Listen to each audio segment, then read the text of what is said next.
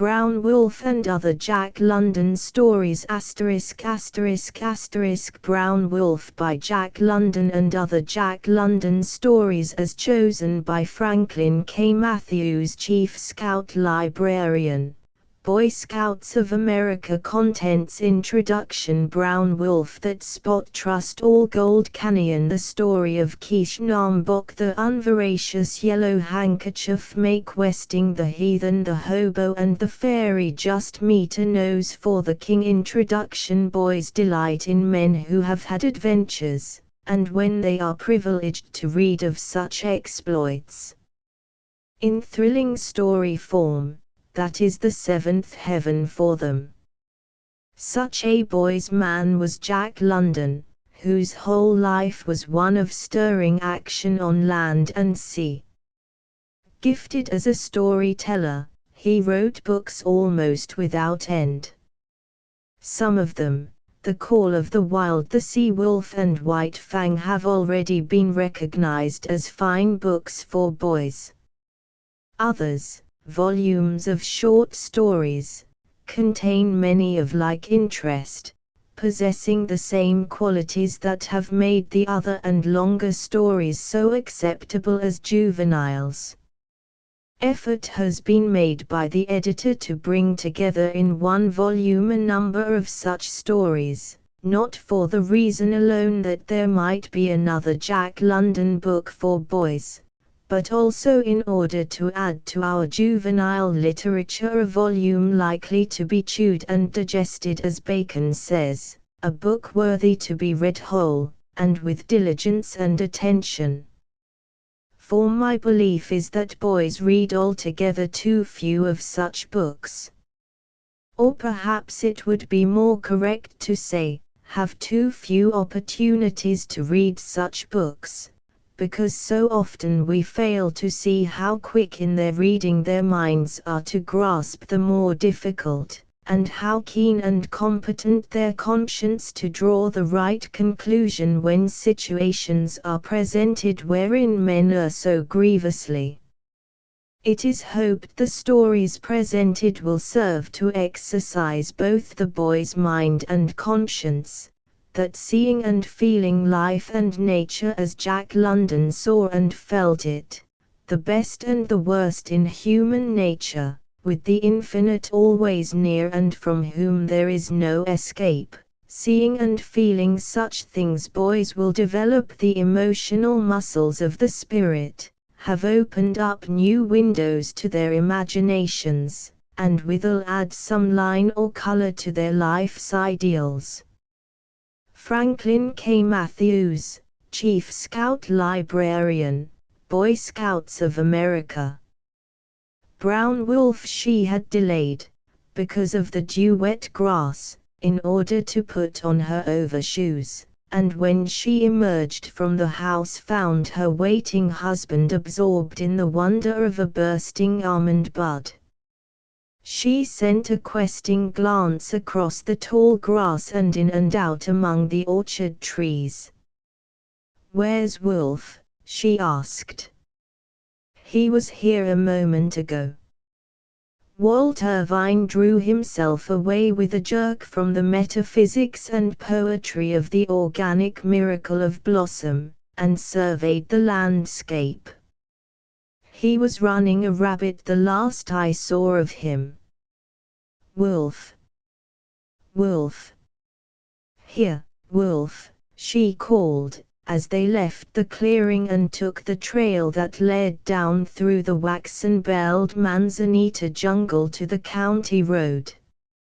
Irvine thrust between his lips the little finger of each hand and lent to her efforts a shrill whistling.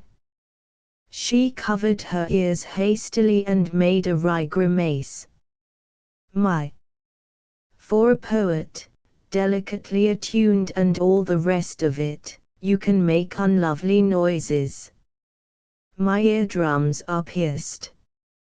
You outwhistle, Orpheus." "I was about to say a street Arab," she concluded severely. "Poesy does not prevent one from being practical, at least it doesn't prevent me." Mine is no futility of genius that can't sell gems to the magazines. He assumed a mock extravagance, and went on, I am no attic singer, no ballroom warbler. And why? Because I am practical. Mine is no squalor of song that cannot transmute itself, with proper exchange value, into a flower-crowned cottage, a sweet mountain meadow, a grove of redwoods, an orchard of 37 trees, one long row of blackberries and 2 short rows of strawberries, to say nothing of a quarter of a mile of gurgling brook. Oh, that all your song transmutations were as successful, she laughed. Name one that wasn't. Those 2 beautiful sonnets that you transmuted into the cow that was accounted the worst milker in the township. She was beautiful, he began. But she didn't give milk, Madge interrupted. But she was beautiful, now, wasn't she? He insisted. And here's where beauty and utility fall out, was her reply. And there's the wolf. From the thicket-covered hillside came a crashing of underbrush, and then, 40 feet above them, on the edge of the sheer wall of rock, appeared a wolf's head and shoulders. His braced forepaws dislodged a pebble, and with sharp-pricked ears and peering eyes he watched the fall of the pebble till it struck at their feet. Then he transferred his gaze and with open mouth laughed down at them. You wolf, you, and you blessed wolf, the man and woman called out to him. The ears flattened back and down at the sound, and the head seemed to snuggle under the caress of an invisible hand. They watched him scramble backward into the thicket, then proceeded on their way. Several minutes later, rounding a turn in the trail where the descent was less precipitous, he joined them in the midst of a miniature avalanche of pebbles and loose soil. He was not demonstrative. A pat and a rub around the ears from the man, and a more prolonged caressing from the woman, and he was away down the trail in front of them, gliding effortless over the ground in true wolf fashion. In build and coat and brush he was a huge timber wolf, but the lie was given to his wolfhood by his color and marking. There the dog unmistakably advertised itself. No wolf was ever colored like him. He was brown, deep brown, red brown, an orgy of browns. Back and shoulders were a warm brown that paled on the sides and underneath to a yellow that was dingy because of the brown that lingered in it. The white of the throat and paws and the spots over the eyes was dirty because of the persistent and ineradicable brown, while the eyes themselves were twin topazes, golden and brown. The man and woman loved the dog very much. Perhaps this was because it had been such a task to win his love. It had been no easy matter when he first drifted in mysteriously out of nowhere to their little mountain cottage. Footsore and famished, he had killed a rabbit under their very noses and under their very windows, and then crawled away and slept by the spring at the foot of the blackberry bushes. When Walt Irvine went down to inspect the intruder, he was snarled at for his pains, and Madge likewise was snarled at when she went down to present, as a peace offering, a large pan of bread and milk. A most unsociable dog he proved to be, resenting all their advances, refusing to let them lay hands on him, menacing them with bared fangs and bristling hair. Nevertheless he remained, sleeping and resting by the spring, and eating the food they gave him after they set it down at a safe distance and retreated. His wretched physical condition explained why he lingered, and when he had recuperated, after several days' sojourn, he disappeared. And this would have been the end of him, so far as Irvine and his wife were concerned, had not Irvine at that particular time been called away into the northern part of the state. Biding along on the train, near to the line between California and Oregon, he chanced to look out of the window and saw his unsociable guest sliding along the wagon road, brown and wolfish, tired yet tireless, dust-covered and soiled with 200 miles of travel. Now Irvine was a man of impulse, a poet. He got off the train at the next station, bought a piece of meat at a butcher shop, and captured the vagrant on the outskirts of the town. The return trip was made in the baggage car, and so Wolf came a second time to the mountain cottage. Here he was tied up for a week and made love to by the man and woman. But it was very circumspect love-making. Remote and alien as a traveler from another planet, he snarled down their soft-spoken love words. He never barked. In all the time they had him he was never known to bark. To win him became a problem. Irvine liked problems. He had a metal plate made, on which was stamped, "Return to Walt Irvine, Glen Ellen, Sonoma County, California." This was riveted to a collar and strapped about the dog's neck. Then he was turned loose, and promptly he disappeared. A day later came a telegram from Mendocino County. In 20 hours he had made over 100 miles to the north, and was still going when captured.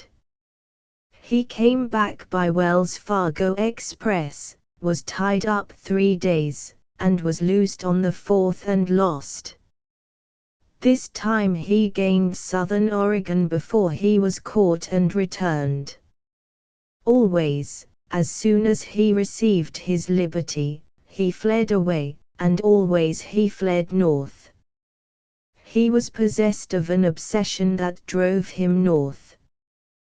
The homing instinct, Irvine called it, after he had expended the selling price of a sonnet in getting the animal back from northern Oregon. Another time the brown wanderer succeeded in traversing half the length of California, all of Oregon, and most of Washington, before he was picked up and returned collect. A remarkable thing was the speed with which he traveled. Fed up and rested, as soon as he was loosed he devoted all his energy to getting over the ground. On the first day's run he was known to cover as high as 150 miles, and after that he would average 100 miles a day until caught. He always arrived back lean and hungry and savage, and always departed fresh and vigorous, cleaving his way northward in response to some prompting of his being that no one could understand. But at last, after a futile year of flight, he accepted the inevitable and elected to remain at the cottage where first he had killed the rabbit and slept by the spring. Even after that, a long time elapsed before the man and woman succeeded in patting him. It was a great victory, for they alone were allowed to put hands on him. He was fastidiously exclusive, and no guest at the cottage ever succeeded in making up to him.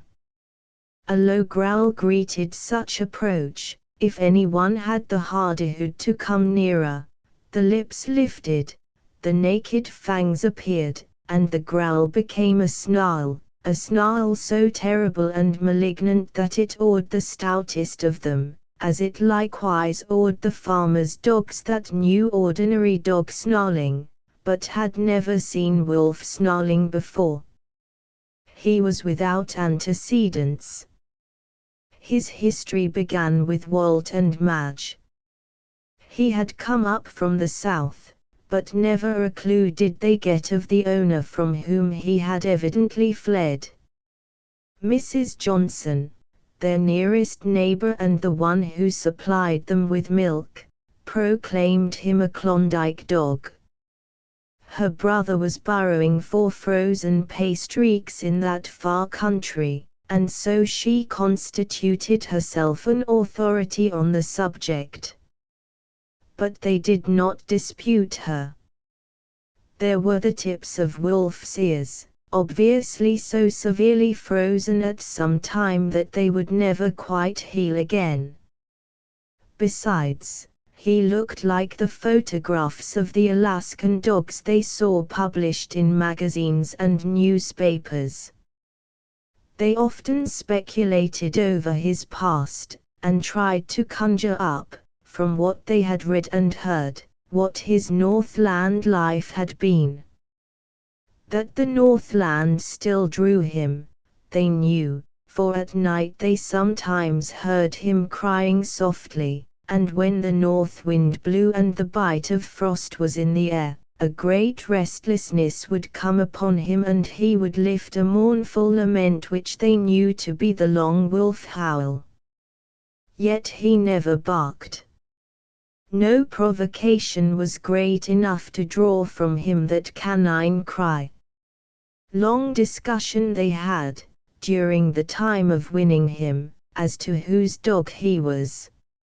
Each claimed him, and each proclaimed loudly any expression of affection made by him. But the man had the better of it at first, chiefly because he was a man. It was patent that Wolf had had no experience with women. He did not understand women.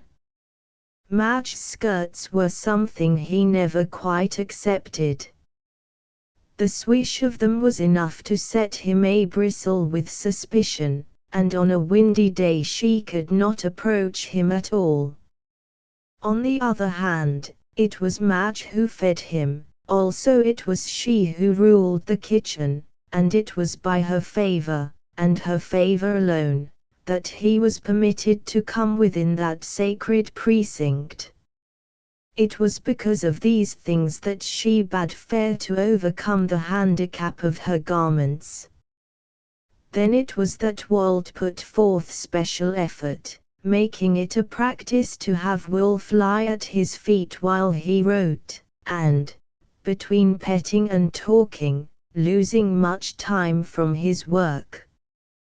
Walt won in the end, and his victory was most probably due to the fact that he was a man, though Madge averred that they would have had another quarter of a mile of gurgling brook, and at least 2 west winds sighing through their redwoods, had Walt properly devoted his energies to song transmutation and left Wolf alone to exercise a natural taste and an unbiased judgment.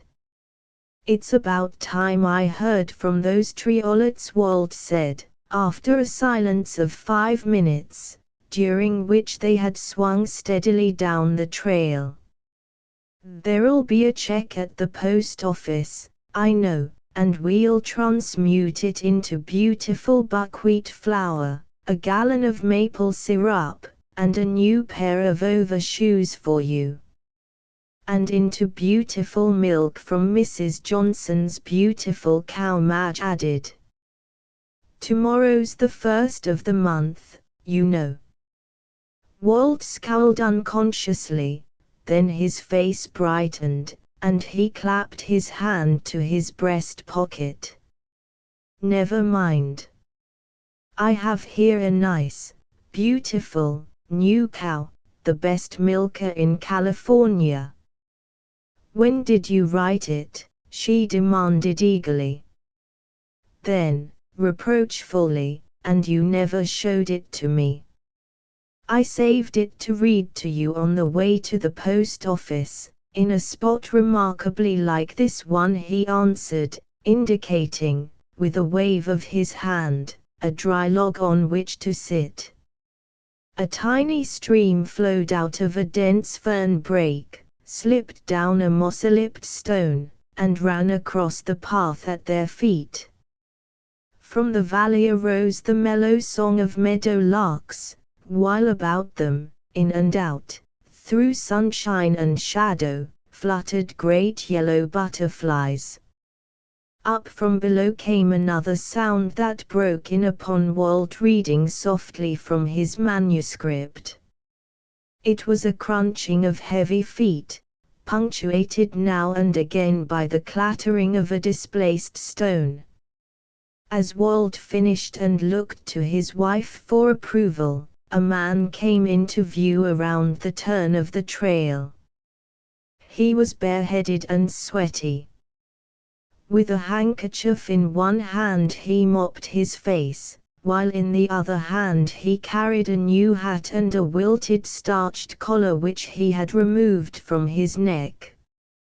He was a well-built man, and his muscles seemed on the point of bursting out of the painfully new and ready-made black clothes he wore. "Warm day," Walt greeted him. Walt believed in country democracy, and never missed an opportunity to practice it. The man paused and nodded. "I guess I ain't used much to the warm," he vouchsafed half apologetically. "I'm more accustomed to zero weather." "You don't find any of that in this country," Walt laughed. "Should say not," the man answered. "And I ain't here looking for it neither. I'm trying to find my sister. Meb you know where she lives." "Her name's Johnson, Mrs. William Johnson." "You're not her Klondike brother?" Madge cried, her eyes bright with interest, "about whom we've heard so much."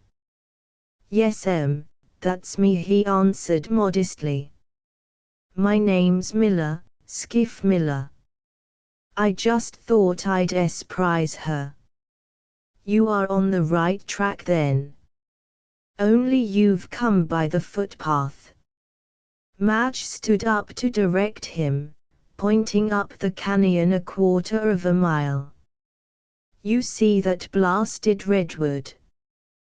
Take the little trail turning off to the right. It's the short cut to her house. You can't miss it." "Yes, thank you," he said. He made tentative efforts to go, but seemed awkwardly rooted to the spot. He was gazing at her with an open admiration of which he was quite unconscious, and which was drowning, along with him, in the rising sea of embarrassment in which he floundered. "We'd like to hear you tell about the Klondike," Madge said. "Mayn't we come over some day while you are at your sister's? Or, better yet, won't you come over and have dinner with us?" "Yes, thank you," he mumbled mechanically. Then he caught himself up and added, "I ain't stoppin' long. I got to be pullin' north again. I go out on tonight's train. You see, I've got a mail contract with the government." When Madge had said that it was too bad, he made another futile effort to go. But he could not take his eyes from her face. He forgot his embarrassment in his admiration, and it was her turn to flush and feel uncomfortable. It was at this juncture, when Walt had just decided it was time for him to be saying something to relieve the strain, that Wolf, who had been away nosing through the brush, trotted wolf-like into view. Skiff Miller's abstraction disappeared. The pretty woman before him passed out of his field of vision. He had eyes only for the dog, and a great wonder came into his face. "Well, I'll be hanged," he enunciated slowly and solemnly. He sat down ponderingly on the log, leaving Madge standing. At the sound of his voice, Wolf's ears had flattened down, then his mouth had opened in a laugh. He trotted slowly up to the stranger and first smelled his hands, then licked them with his tongue. Skiff Miller patted the dog's head, and slowly and solemnly repeated, "Well, I'll be hanged." "Excuse me," he said the next moment, "I was just surprised some, that was all." "We're surprised, too," she answered lightly. "We never saw Wolf make up to a stranger before." "Is that what you call him, Wolf?" the man asked. Madge nodded. "But I can't understand his friendliness toward you, unless it's because you're from the Klondike." "He's a Klondike dog, you know." "Yes," Miller said absently. He lifted one of Wolf's forelegs and examined the footpads, pressing them and denting them with his thumb. "Kind of soft," he remarked. "He ain't been on trail for a long time." "I say," Walt broke in, "it is remarkable the way he lets you handle him." Skiff Miller arose, no longer awkward with admiration of Madge, and in a sharp, businesslike manner asked, "How long have you had him?" But just then the dog, squirming and rubbing against the newcomer's legs, opened his mouth and barked. It was an explosive bark, brief and joyous, but a bark. "That's a new one on me," Skiff Miller remarked. Walt and Madge stared at each other. The miracle had happened. Wolf had barked. "It's the first time he ever barked," Madge said. "First time I ever heard him, too," Miller volunteered. Madge smiled at him. The man was evidently a humorist. "Of course," she said, "since you have only seen him for 5 minutes." Skiff Miller looked at her sharply, seeking in her face the guile her words had led him to suspect. "I thought you understood," he said slowly. "I thought you'd tumbled to it from his marking up to me. He's my dog. His name ain't Wolf. It's Brown." "Oh, Walt," was Madge's instinctive cry to her husband. Walt was on the defensive at once. "How do you know he's your dog?" he demanded. "Because he is," was the reply. "Mere assertion," Walt said sharply. In his slow and pondering way, Skiff Miller looked at him, then asked, with a nod of his head toward Madge, "How do you know she's your wife?" "You just say, because she is, and I'll say it's mere assertion. The dog's mine. I bred and raised and I guess I ought to know. Look here. I'll prove it to you." Skiff Miller turned to the dog. "Brown." His voice rang out sharply, and at the sound the dog's ears flattened down as to a caress. "Gee." The dog made a swinging turn to the right. "Now mush on." And the dog ceased his swing abruptly and started straight ahead, halting obediently at command. "I can do it with whistles," Skiff Miller said proudly. He was my lead dog. But you are not going to take him away with you? Madge asked tremulously. The man nodded. Back into that awful Klondike world of suffering. He nodded and added, "Oh, it ain't so bad as all that. Look at me. Pretty healthy specimen, ain't I? But the dogs. The terrible hardship, the heartbreaking toil, the starvation, the frost. Oh, I've read about it and I know. I nearly ate him once, over on Little Fish River." Miller volunteered grimly. "If I hadn't got a moose that day was all that saved 'em. I'd have died first," Madge cried. "Things is different down here," Miller explained. "You don't have to eat dogs. You think different just about the time you're all in. You've never been all in, so you don't know anything about it." "That's the very point," she argued warmly. "Dogs are not eaten in California. Why not leave him here? He is happy. He'll never want for food, you know that. He'll never suffer from cold and hardship. Here all is softness and gentleness. Neither the human nor nature is savage. He will never know a whiplash again. And as for the weather, why, it never snows here. But it's all fired hot in summer, begging your pardon." Skiff Miller laughed. "But you do not answer," Madge continued passionately. "What have you to offer him in that Northland life?" "Grub, when I've got it, and that's most of the time," came the answer. "And the rest of the time?" "No grub."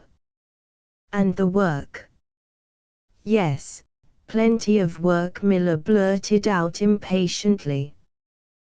"Work without end, and famine, and frost, and all the rest of the miseries. That's what he'll get when he comes with me. But he likes it. He is used to it. He knows that life. He was born to it and brought up to it. And you don't know anything about it. You don't know what you're talking about. That's where the dog belongs, and that's where he'll be happiest." "The dog doesn't go," Walt announced in a determined voice. "So there is no need of further discussion." "What's that?" Skiff Miller demanded, big brows lowering and an obstinate flush of blood reddening his forehead. "I said the dog doesn't go, and that settles it. I don't believe he's your dog. You may have seen him sometime. You may even sometime have driven him for his owner. But his obeying the ordinary driving commands of the Alaskan Trail is no demonstration that he is yours. Any dog in Alaska would obey you as he obeyed. Besides, he is undoubtedly a valuable dog, as dogs go in Alaska, and that is sufficient explanation of your desire to get possession of him. Anyway, you've got to prove property." Skiff Miller, cool and collected, the obstinate flush a trifle deeper on his forehead, his huge muscles bulging under the black cloth of his coat, carefully looked the poet up and down as though measuring the strength of his slenderness. The Klondiker's face took on a contemptuous expression as he said finally, "I reckon there's nothing in sight to prevent me taking the dog right here and now." Walt's face reddened, and the striking muscles of his arms and shoulders seemed to stiffen and grow tense. His wife fluttered apprehensively into the breach. "Maybe Mr. Miller is right," she said. "I am afraid that he is. Wolf does seem to know him, and certainly he answers to the name of Brown. He made friends with him instantly, and you know that's something he never did with anybody before. Besides, look at the way he barked. He was just bursting with joy." "Joy over what?" "Without doubt at finding Mr. Miller." Walt's striking muscles relaxed, and his shoulders seemed to droop with hopelessness. "I guess you're right, Madge," he said. "Wolf isn't Wolf, but Brown, and he must belong to Mr. Miller." "Perhaps Mr. Miller will sell him," she suggested. "We can buy him." Skiff Miller shook his head, no longer belligerent, but kindly, quick to be generous in response to generousness. "I had 5 dogs," he said, casting about for the easiest way to temper his refusal. He was the leader. They was the crack team of Alaska. Nothing could touch 'em. In 1898 I refused $5,000 for the bunch. Dogs was high, then, anyway, but that wasn't what made the fancy price. It was the team itself. Brown was the best in the team. That winter I refused $1,200 for 'em. I didn't sell 'em then, and I ain't a-sellin' 'em now. Besides, I think a mighty lot of that dog. I've been looking for 'em for 3 years. It made me fair sick when I found he'd been stole, not the value of him, but well, I liked 'em so, that's all. I couldn't believe my eyes when I seen 'em just now. I thought I was dreamin'. It was too good to be true. Why, I was his nurse. I put 'em to bed, snug every night.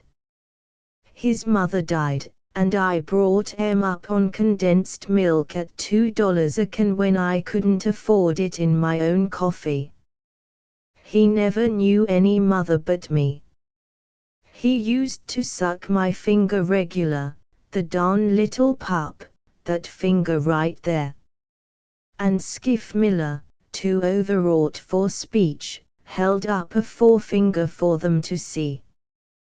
That very finger he managed to articulate, as though it somehow clinched the proof of ownership and the bond of affection. He was still gazing at his extended finger when Madge began to speak. "But the dog," she said. "You haven't considered the dog." Skiff Miller looked puzzled. "Have you thought about him?" she asked. "Don't know what you're driving at," was the response. "Maybe the dog has some choice in the matter," Madge went on. "Maybe he has his likes and desires. You have not considered him.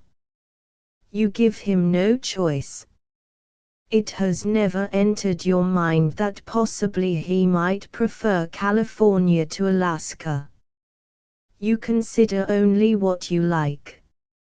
You do with him as you would with a sack of potatoes or a bale of hay." This was a new way of looking at it, and Miller was visibly impressed as he debated it in his mind. Madge took advantage of his indecision. "If you really love him, what would be happiness to him would be your happiness also," she urged. Skiff Miller continued to debate with himself, and Madge stole a glance of exultation to her husband, who looked back warm approval. "What do you think?" the Klondiker suddenly demanded. It was her turn to be puzzled. "What do you mean?" she asked. "Do you think he'd sooner stay in California?" She nodded her head with positiveness. "I am sure of it." Skiff Miller again debated with himself, though this time aloud, at the same time running his gaze in a judicial way over the mooted animal. "He was a good worker. He's done a heap of work for me. He never loafed on me, and he was a Joe dandy at hammering a raw team into shape. He's got a head on him. He can do everything but talk. He knows what you say to him. Look at him now. He knows we're talking about him." The dog was lying at Skiff Miller's feet, head close down on paws, ears erect and listening, and eyes that were quick and eager to follow the sound of speech as it fell from the lips of first one and then the other. "And there's a lot of work in him yet. He's good for years to come. And I do like him." Once or twice after that Skiff Miller opened his mouth and closed it again without speaking. Finally he said, "I'll tell you what I'll do. Your remarks, has some weight in them. The dog's worked hard, and maybe he's earned a soft berth and has got a right to choose. Anyway, we'll leave it up to him. Whatever he says, goes. You people stay right here settin' down. I'll say goodbye and walk off casual like. If he wants to stay, he can stay. If he wants to come with me, let him come. I won't call him to come and don't you call him to come back." He looked with sudden suspicion at Madge, and added, "Only you must play fair. No persuadin' after my back is turned." "We'll play fair," Madge began, but Skiff Miller broke in on her assurances. "I know the ways of women," he announced. "Their hearts is soft. When their hearts is touched they're likely to stack the cards, look at the bottom of the deck, and lie, beggin' your pardon, I'm only discoursin' about women in general." "I don't know how to thank you," Madge quavered. "I don't see as you've got any call to thank me," he replied. "Brown ain't decided yet. Now you won't mind if I go away slow? It's no more 'n fair, seeing I'll be out of sight inside 100 yards. Madge agreed, and added, "And I promise you faithfully that we won't do anything to influence him." "Well, then, I might as well he gettin' along," Skiff Miller said in the ordinary tones of one departing. At this change in his voice, Wolf lifted his head quickly, and still more quickly got to his feet when the man and woman shook hands. He sprang up on his hind legs, resting his forepaws on her hip and at the same time licking Skiff Miller's hand. When the latter shook hands with Walt, Wolf repeated his act, resting his weight on Walt and licking both men's hands. "It ain't no picnic, I can tell you," that were the Klondiker's last words, as he turned and went slowly up the trail. For the distance of 20 feet Wolf watched him go, himself all eagerness and expectancy, as though waiting for the man to turn and retrace his steps. Then, with a quick low whine, Wolf sprang after him, overtook him, caught his hand between his teeth with reluctant tenderness, and strove gently to make him pause. Failing in this, Wolf raced back to where Walt Irvine sat, catching his coat sleeve in his teeth and trying vainly to drag him after the retreating man. Wolf's perturbation began to wax. He desired ubiquity. He wanted to be in two places at the same time, with the old master and the new, and steadily the distance between them was increasing.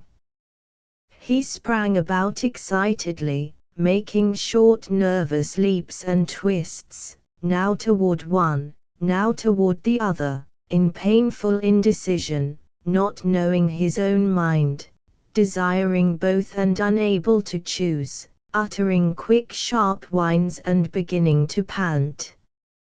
He sat down abruptly on his haunches, thrusting his nose upward, the mouth opening and closing with jerking movements, each time opening wider.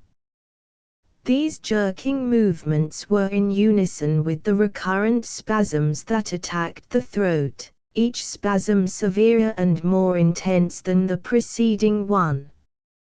And in accord with jerks and spasms the larynx began to vibrate, at first silently, accompanied by the rush of air expelled from the lungs, then sounding a low, deep note, the lowest in the register of the human ear.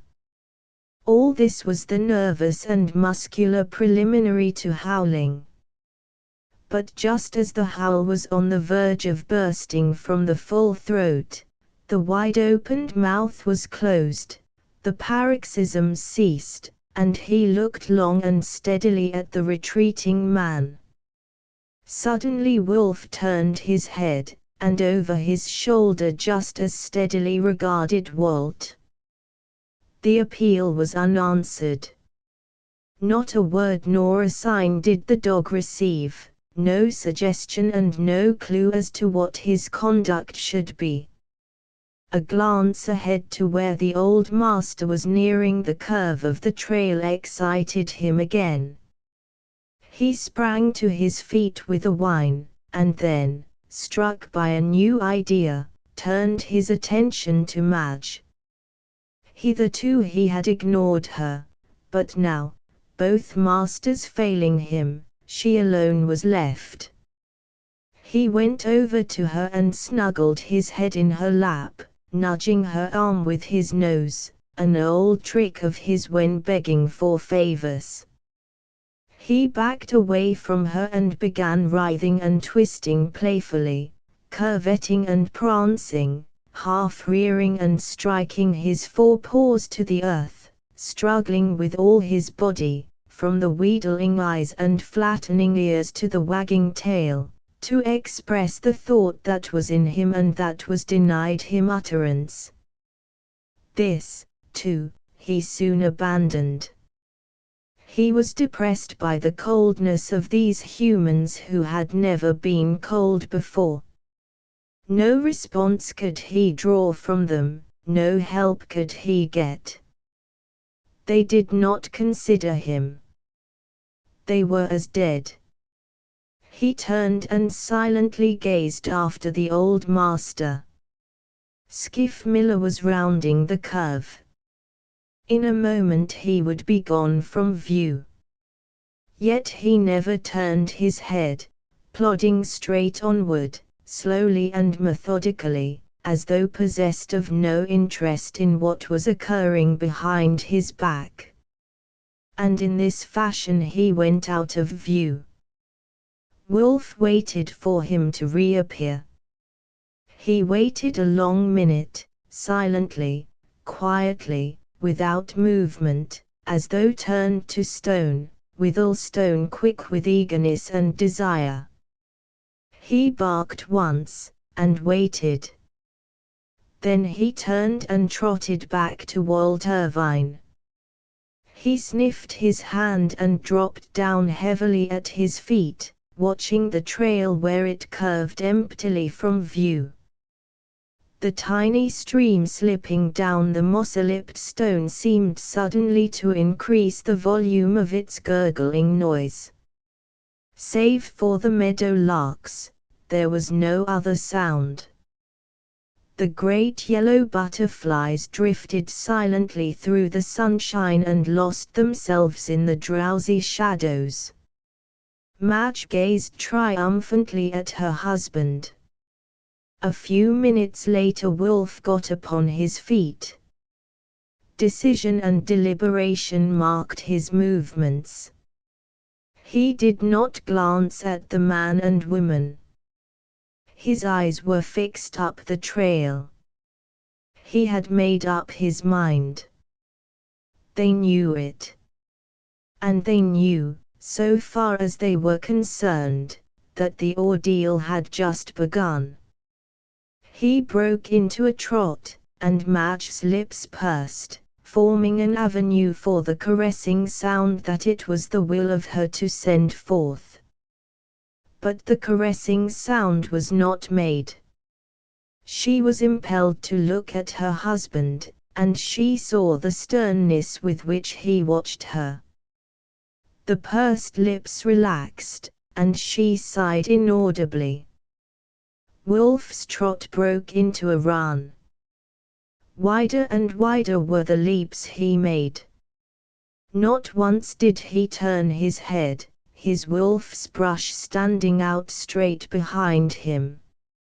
He cut sharply across the curve of the trail and was gone.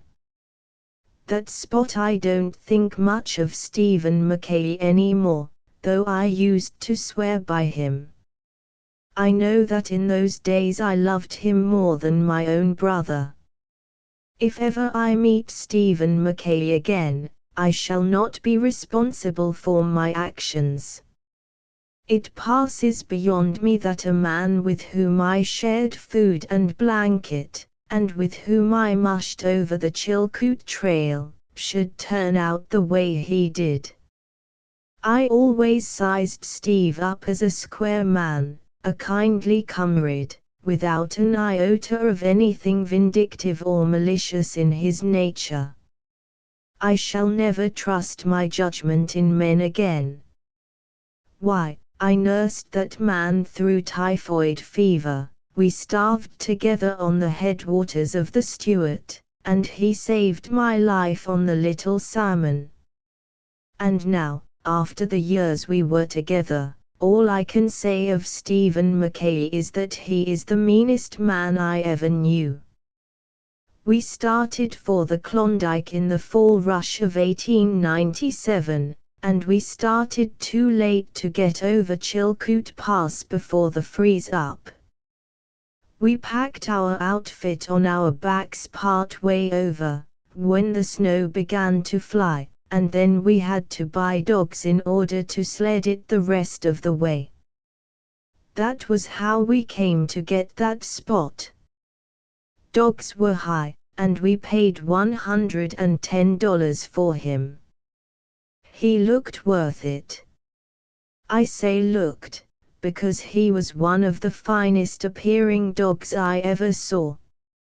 He weighed 60 pounds, and he had all the lines of a good sled animal.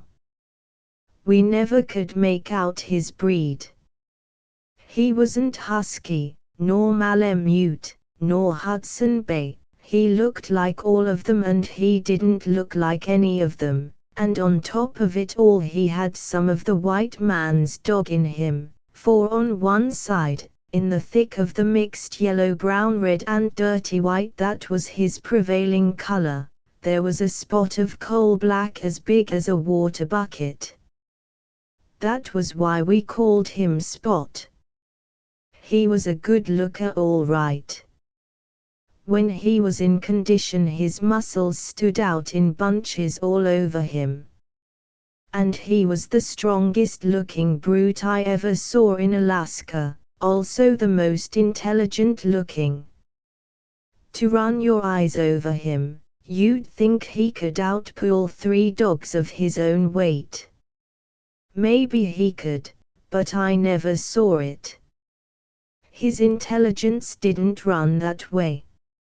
He could steal and forage to perfection, He had an instinct that was positively gruesome for divining when work was to be done and for making a sneak accordingly, and for getting lost and not staying lost he was nothing short of inspired.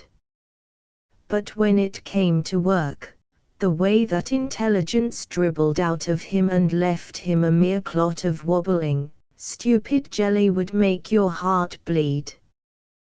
There are times when I think it wasn't stupidity. Maybe, like some men I know, he was too wise to work. I shouldn't wonder if he put it all over us with that intelligence of his. Maybe he figured it all out and decided that a licking now and again and no work was a whole lot better than work all the time and no licking. He was intelligent enough for such a computation. I tell you, I've sat and looked into that dog's eyes till the shivers ran up and down my spine and the marrow crawled like yeast. What of the intelligence I saw shining out? I can't express myself about that intelligence. It is beyond mere words. I saw it, that's all. At times it was like gazing into a human soul, to look into his eyes, and what I saw there frightened me and started all sorts of ideas in my own mind of reincarnation and all the rest. I tell you, I sensed something big in that brute's eyes. There was a message there, but I wasn't big enough myself to catch it. Whatever it was, I know I'm making a fool of myself. Whatever it was, it baffled me. I can't give an inkling of what I saw in that brute's eyes. It wasn't light, it wasn't color, it was something that moved, away back, when the eyes themselves weren't moving. And I guess I didn't see it move, either, I only sensed that it moved. It was an expression, that's what it was, and I got an impression of it. No, it was different from a mere expression, it was more than that. I don't know what it was, but it gave me a feeling of kinship just the same. Oh, no, not sentimental kinship. It was, rather, a kinship of equality. Those eyes never pleaded like a deer's eyes. They challenged. No, it wasn't defiance. It was just a calm assumption of equality. And I don't think it was deliberate. My belief is that it was unconscious on his part. It was there because it was there, and it couldn't help shining out. No, I don't mean shine. It didn't shine, it moved. I know I'm talking rot, but if you'd looked into that animal's eyes the way I have, you'd understand. Steve was affected the same way I was. Why, I tried to kill that Spot once. He was no good for anything, and I fell down on it. I led him out into the brush, and he came along slow and unwilling. He knew what was going on. I stopped in a likely place, put my foot on the rope, and pulled my big Colts. And that dog sat down and looked at me. I tell you, he didn't plead. He just looked. And I saw all kinds of incomprehensible things moving, yes, moving, in those eyes of his. I didn't really see them move, I thought I saw them, for, as I said before, I guess I only sensed them. And I want to tell you right now that it got beyond me. It was like killing a man, a conscious, brave man who looked calmly into your gun as much as to say, "Who's afraid?" Then, too, the message seemed so near that, Instead of pulling the trigger quick, I stopped to see if I could catch the message. There it was, right before me, glimmering all around in those eyes of his. And then it was too late. I got scared. I was trembly all over, and my stomach generated a nervous palpitation that made me seasick. I just sat down and looked at that dog, and he looked at me, till I thought I was going crazy. Do you want to know what I did? I threw down the gun and ran back to camp with the fear of God in my heart. Steve laughed at me. But I noticed that Steve led Spot into the woods, a week later, for the same purpose, and that Steve came back alone, and a little later Spot drifted back, too. At any rate, Spot wouldn't work. We paid $110 for him from the bottom of our sack, and he wouldn't work. He wouldn't even tighten the traces. Steve spoke to him the first time we put him in harness, and he sort of shivered, that was all. Not an ounce on the traces. He just stood still and wobbled, like so much jelly. Steve touched him with the whip. He yelped, but not an ounce. Steve touched him again, a bit harder, and he howled, the regular long wolf howl. Then Steve got mad and gave him half a dozen, and I came on the run from the tent. I told Steve he was brutal with the animal, and we had some words, the first we'd ever had. He threw the whip down in the snow, and walked away mad. I picked it up and went to it. That Spot trembled and wobbled and cowered before ever I swung the lash, and with the first bite of it he howled like a lost soul. Next he lay down in the snow. I started the rest of the dogs, and they dragged him along while I threw the whip into him. He rolled over on his back and bumped along, his forelegs waving in the air, himself howling as though he was going through a sausage machine. Steve came back and laughed at me, and I apologized for what I'd said. There was no getting any work out of that Spot, and to make up for it, he was the biggest pig glutton of a dog I ever saw. On top of that, he was the cleverest thief. There was no circumventing him.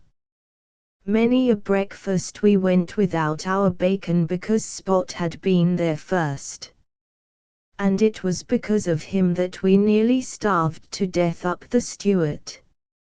He figured out the way to break into our meat cache, and what he didn't eat, the rest of the team did. But he was impartial.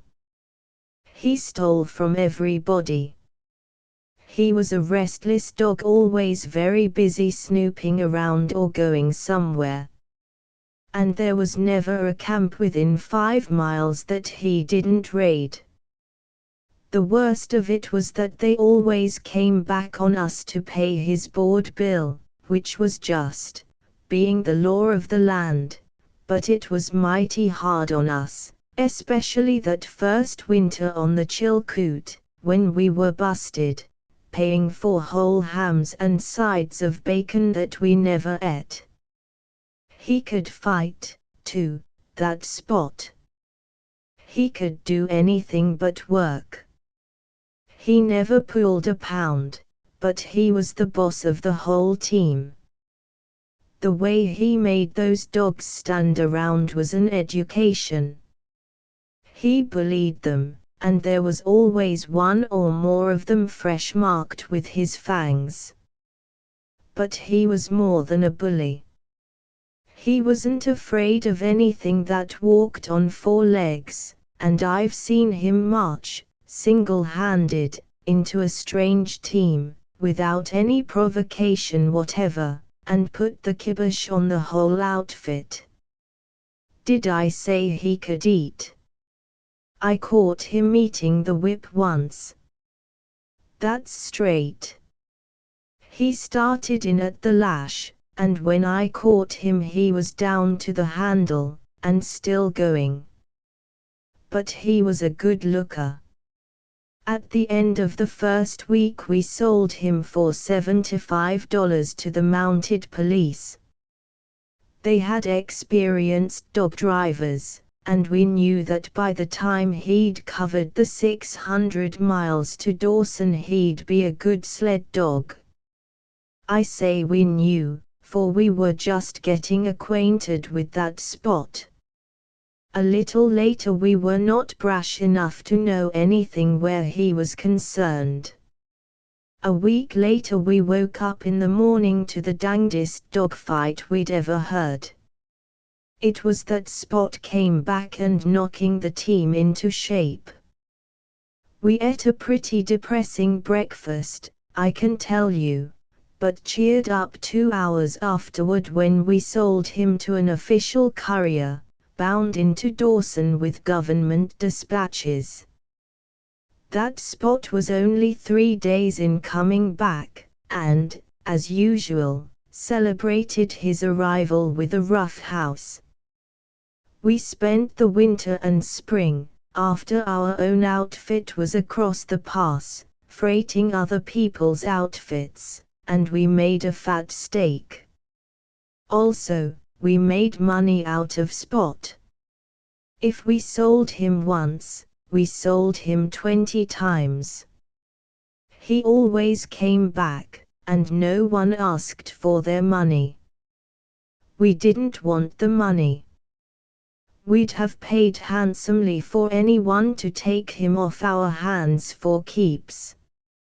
We had to get rid of him, and we couldn't give him away, for that would have been suspicious. But he was such a fine looker that we never had any difficulty in selling him.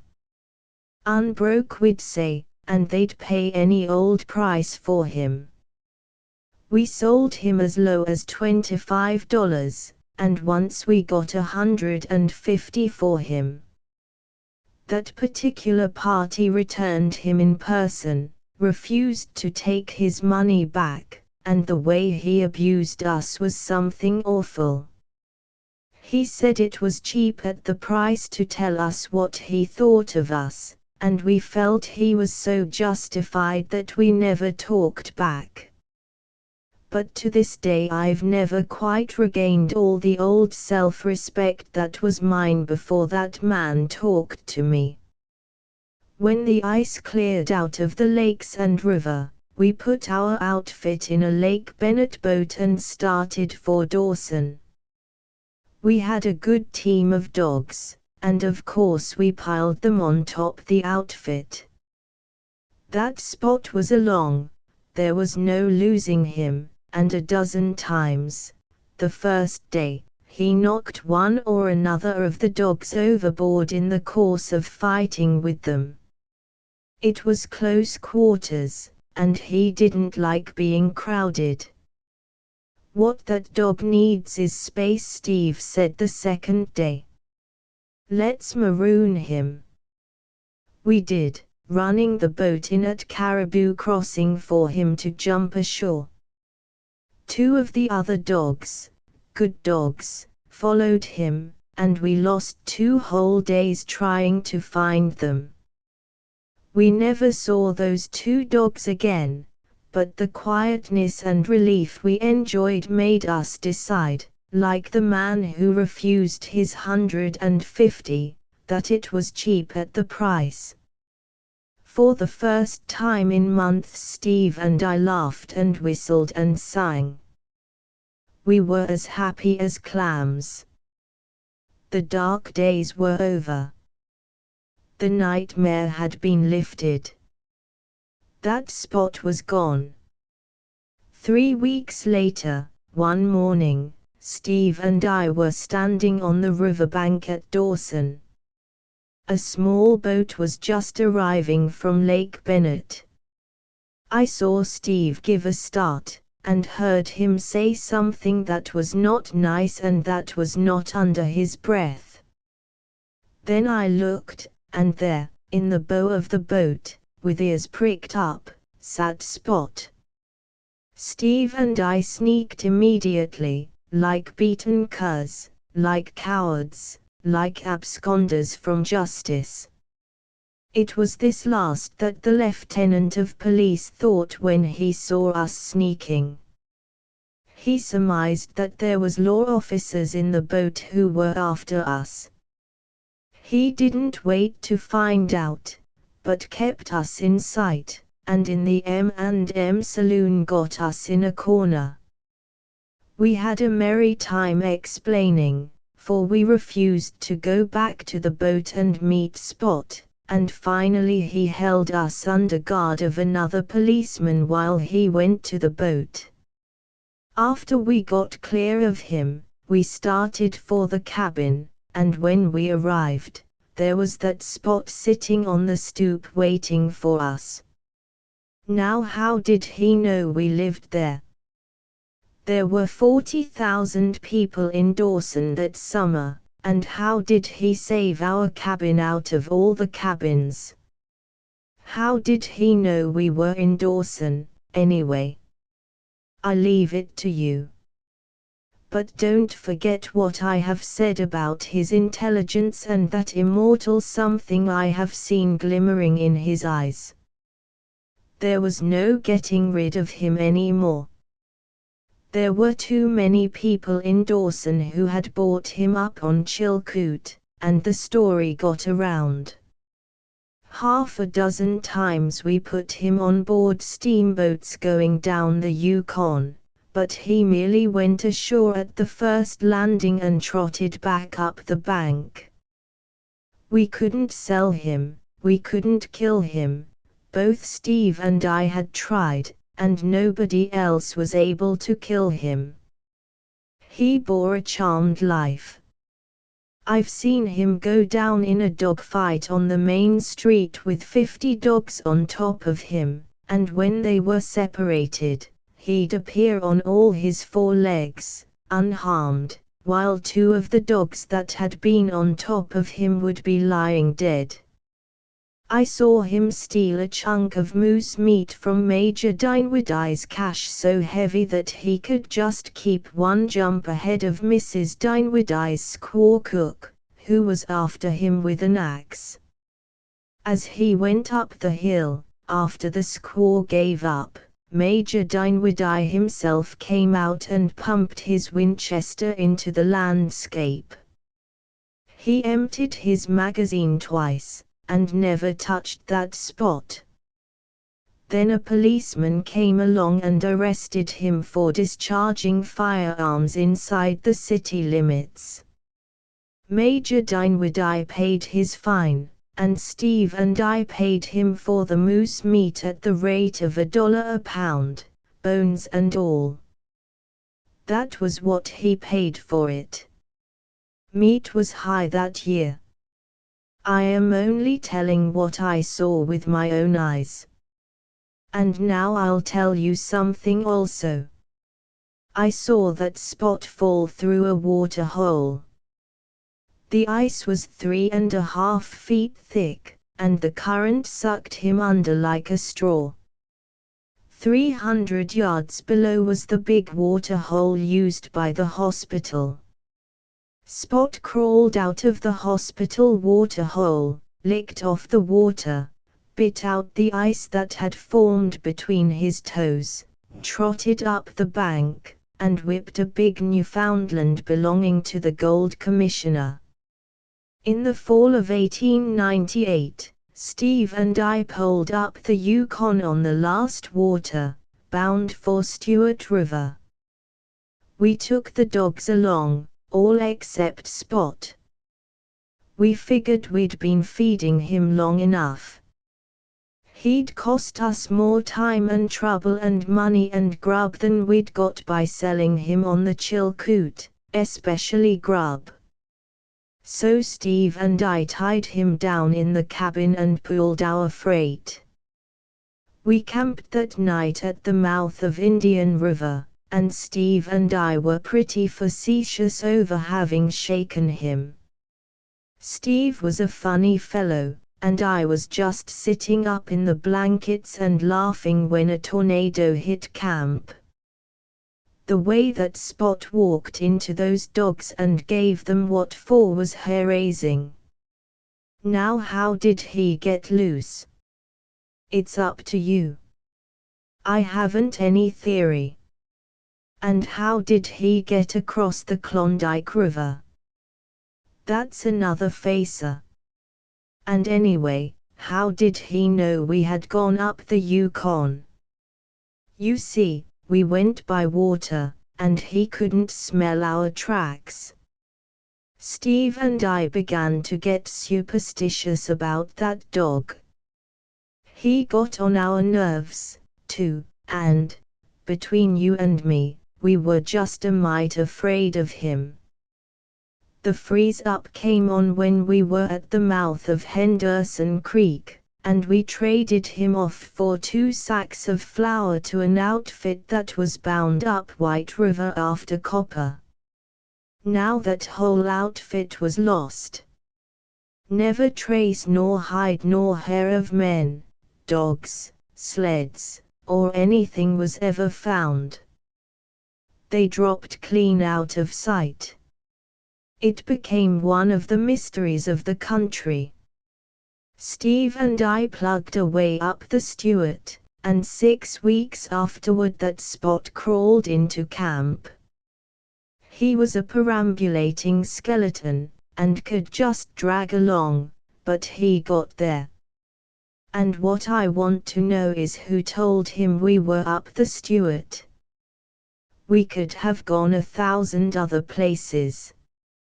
How did he know? You tell me, and I'll tell you. No losing him. At the Mayo he started a row with an Indian dog. The buck who owned the dog took a swing at Spot with an axe, missed him, and killed his own dog. Talk about magic and turning bullets aside, I, for one, consider it a blamed sight harder to turn an axe aside with a big buck at the other end of it. And I saw him do it with my own eyes. That buck didn't want to kill his own dog. You've got to show me. I told you about Spot breaking into our meat cache. It was nearly the death of us. There wasn't any more meat to be killed and meat was all we had to live on. The moose had gone back several 100 miles and the Indians with them. There we were. Spring was on and we had to wait for the river to break. We got pretty thin before we decided to eat the dogs, and we decided to eat Spot first. Do you know what that dog did? He sneaked. Now how did he know our minds were made up to eat him? We sat up nights laying for him, but he never came back, and we ate the other dogs. We ate the whole team. And now for the sequel. You know what it is when a big river breaks up and a few billion tons of ice go out, jamming and milling and grinding. Just in the thick of it, when the Stewart went out, rumbling and roaring, we sighted Spot out in the middle. He'd got caught as he was trying to cross up above somewhere.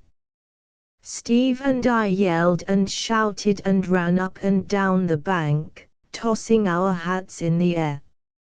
Sometimes we'd stop and hug each other, we were that boisterous, for we saw Spot's finish. He didn't have a chance in a million. He didn't have any chance at all. After the ice run, we got into a canoe and paddled down to the Yukon, and down the Yukon to Dawson, stopping to feed up for a week at the cabins at the mouth of Henderson Creek. And as we came into the bank at Dawson, there sat that Spot, waiting for us, his ears pricked up, his tail wagging, his mouth smiling, extending a hearty welcome to us. Now how did he get out of that ice? How did he know we were coming to Dawson, to the very hour and minute, to be out there on the bank waiting for us? The more I think of that Spot, the more I am convinced that there are things in this world that go beyond science. On no scientific grounds can that Spot be explained.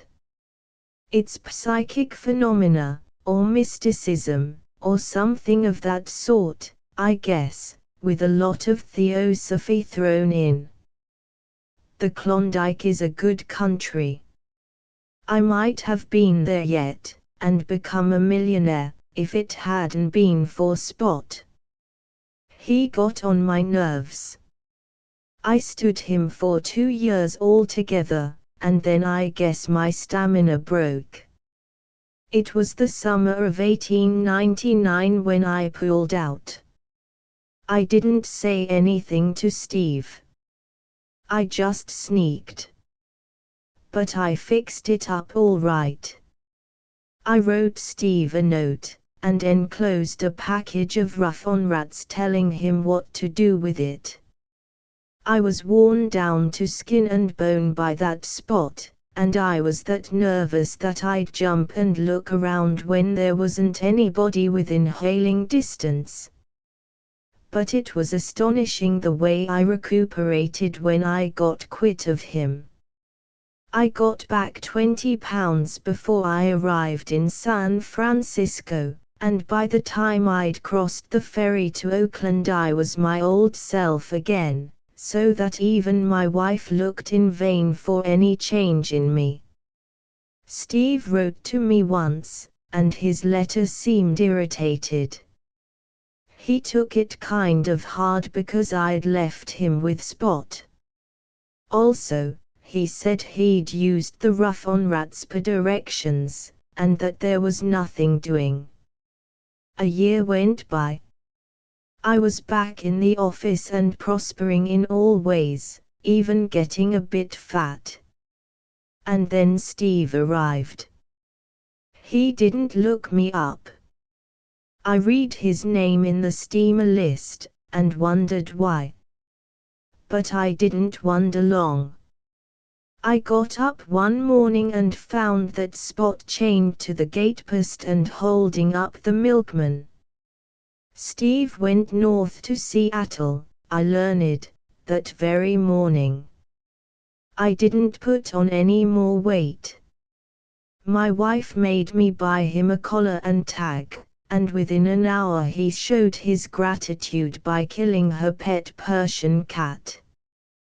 There is no getting rid of that Spot. He will be with me until I die, for he'll never die. My appetite is not so good since he arrived, and my wife says I am looking peaked. Last night that Spot got into Mr. Harvey's hen house. Harvey is my next door neighbor, and killed 19 of his fancy-bred chickens. I shall have to pay for them. My neighbors on the other side quarreled with my wife and then moved out. Spot was the cause of it. And that is why I am disappointed in Stephen Mackay. I had no idea he was so mean a man. Trust all lines had been cast off, and the Seattle No. 4 was pulling slowly out from the shore. Her decks were piled high with freight and baggage, and swarmed with a heterogeneous company of Indians, dogs, and dog mushers, prospectors, traders, and homeward-bound gold seekers. A goodly portion of Dawson was lined up on the bank, saying goodbye. As the gangplank came in and the steamer nosed into the stream, the clamor of farewell became deafening. Also, in that 11th moment, everybody began to remember final farewell messages and to shout them back and forth across the widening stretch of water. Louis Bondel, curling his yellow mustache with one hand and languidly waving the other hand to his friends on shore, suddenly remembered something and sprang to the rail. "Oh, Fred," he bawled. "Oh, Fred." The Fred desired thrust a strapping pair of shoulders through the forefront of the crowd on the bank and tried to catch Louis Bondel's message. The latter grew red in the face with vain vociferation.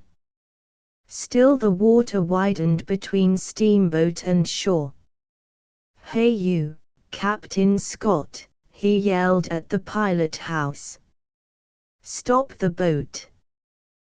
The gongs clanged, and the big stern wheel reversed, then stopped. All hands on steamboat and on bank took advantage of this respite to exchange final, new, and imperative farewells.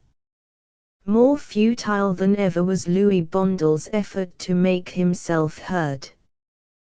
The Seattle No. 4 lost way and drifted downstream, and Captain Scott had to go ahead and reverse a second time. His head disappeared inside the pilot house, coming into view a moment later behind a big megaphone. Now Captain Scott had a remarkable voice, and the "shut up" he launched at the crowd on deck and on shore could have been heard at the top of Moosehide Mountain and as far as Klondike City. This official remonstrance from the pilot house spread a film of silence over the tumult. "Now, what do you want to say?" Captain Scott demanded. "Tell Fred Churchill, he's on the bank there, tell him to go to McDonald. It's in his safe, a small gripsack of mine. Tell him to get it and bring it out when he comes." In the silence Captain Scott bellowed the message ashore through the megaphone: "You, Fred Churchill, go to McDonald, in his safe, small gripsack, belongs to Louis Bondel, important. Bring it out when you come. Got it?" Churchill waved his hand in token that he had got it. In truth, had MacDonald, half a mile away, opened his window, he'd have got it, too. The tumult of farewell rose again, the gongs clanged, and the Seattle No. 4 went ahead, swung out into the stream, turned on her heel, and headed down the Yukon. Bondel and Churchill waving farewell and mutual affection to the last. That was in midsummer. In the fall of the year, the W.H. Willis started up the Yukon with 200 homeward-bound pilgrims on board. Among them was Churchill. In his stateroom, in the middle of a clothes bag, was Louis Bondel's grip. It was a small, stout leather affair, and its weight of 40 pounds always made Churchill nervous when he wandered too far from it. The man in the adjoining stateroom had a treasure of gold dust hidden similarly in a clothes bag, and the pair of them ultimately arranged to stand watch and watch. While one went down to eat, the other kept an eye on the two stateroom doors. When Churchill wanted to take a hand at whist, the other man mounted guard, and when the other man wanted to relax his soul, Churchill read 4-month-old newspapers on a camp stool between the two doors. There were signs of an early winter, and the question that was discussed from dawn till dark, and far into the dark, was whether they would get out before the freeze-up or be compelled to abandon the steamboat and tramp out over the ice.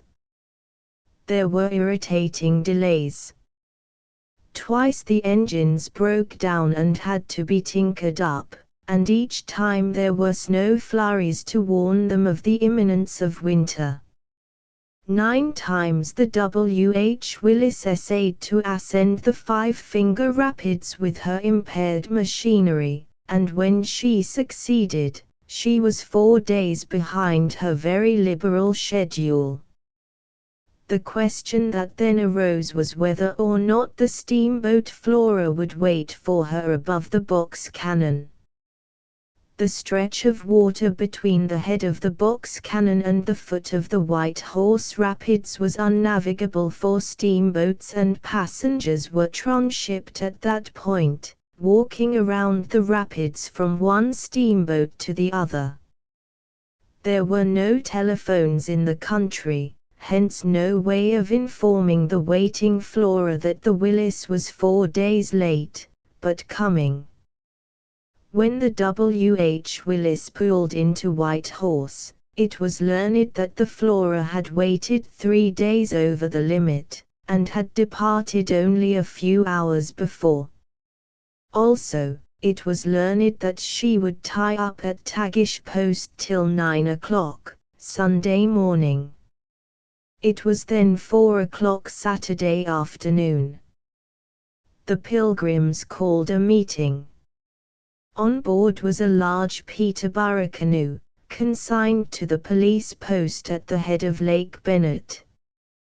They agreed to be responsible for it and to deliver it. Next, they called for volunteers. 2 men were needed to make a race for the Flora. A score of men volunteered on the instant. Among them was Churchill, such being his nature that he volunteered before he thought of Bondle's gripsack. When this thought came to him, he began to hope that he would not be selected, but a man who had made a name as captain of a college football 11, as a president of an athletic club, as a dog musher and a stampeder in the Yukon, and, moreover, who possessed such shoulders as he, had no right to avoid the honor. It was thrust upon him and upon a gigantic German, Nick Antonsen.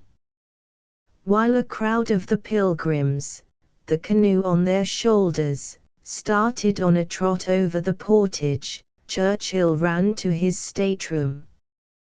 He turned the contents of the clothes bag on the floor and caught up the grip with the intention of entrusting it to the man next door. Then the thought smote him that it was not his grip, and that he had no right to let it out of his own possession. So he dashed ashore with it and ran up the portage, changing it often from one hand to the other, and wondering if it really did not weigh more than 40 pounds. It was 4:30 in the afternoon when the 2 men started. The current of the 30-mile river was so strong that rarely could they use the paddles. It was out on one bank with a tow line over the shoulders, stumbling over the rocks, forcing a way through the underbrush, slipping at times and falling into the water, wading often up to the knees and waist, and then, when an insurmountable bluff was encountered, it was into the canoe, out paddles, and a wild and losing dash across the current to the other bank, in paddles, over the side, and out tow line again. It was exhausting work. Antonsen toiled like the giant he was, uncomplaining, persistent, but driven to his utmost by the powerful body and indomitable brain of Churchill. They never paused for rest. It was go, go, and keep on going. A crisp wind blew down the river, freezing their hands and making it imperative, from time to time, to beat the blood back into the numb fingers. As night came on, they were compelled to trust to luck. They fell repeatedly on the untraveled banks and tore their clothing to shreds in the underbrush they could not see.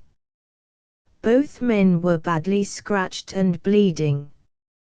A dozen times, in their wild dashes from bank to bank, they struck snags and were capsized. The first time this happened, Churchill dived and groped in 3 feet of water for the gripsack. He lost half an hour in recovering it, and after that it was carried securely lashed to the canoe.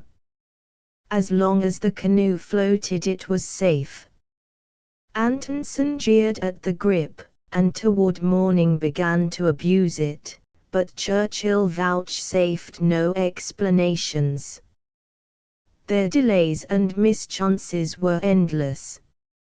On one swift bend, around which poured a healthy young rapid, they lost 2 hours, making a score of attempts and capsizing twice. At this point, on both banks, were precipitous bluffs, rising out of deep water, and along which they could neither tow nor pole, while they could not gain with the paddles against the current. At each attempt they strained to the utmost with the paddles, and each time, with hearts nigh to bursting from the effort, they were played out and swept back. They succeeded finally by an accident. In the swiftest current, near the end of another failure, a freak of the current sheared the canoe out of Churchill's control and flung it against the bluff. Churchill made a blind leap at the bluff and landed in a crevice.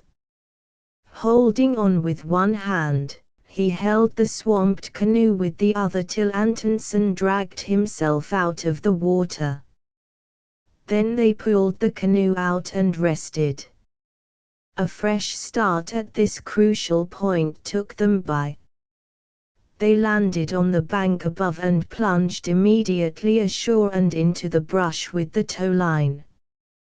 Daylight found them far below Tagish Post. At 9 o'clock Sunday morning they could hear the Flora whistling her departure. And when, at 10 o'clock, they dragged themselves into the post, they could just barely see the Flora's smoke far to the southward. It was a pair of worn-out tatterdemalions that Captain Jones of the Mounted Police welcomed and fed, and he afterward averred that they possessed 2 of the most tremendous appetites he had ever observed. They lay down and slept in their wet rags by the stove. At the end of 2 hours Churchill got up, carried Bondle's grip, which he had used for a pillow, down to the canoe, kicked Antonsen awake, and started in pursuit of the Flora. There's no telling what might happen, machinery breakdown or something, was his reply to Captain Jones's expostulations. I'm going to catch that steamer and send her back for the boys.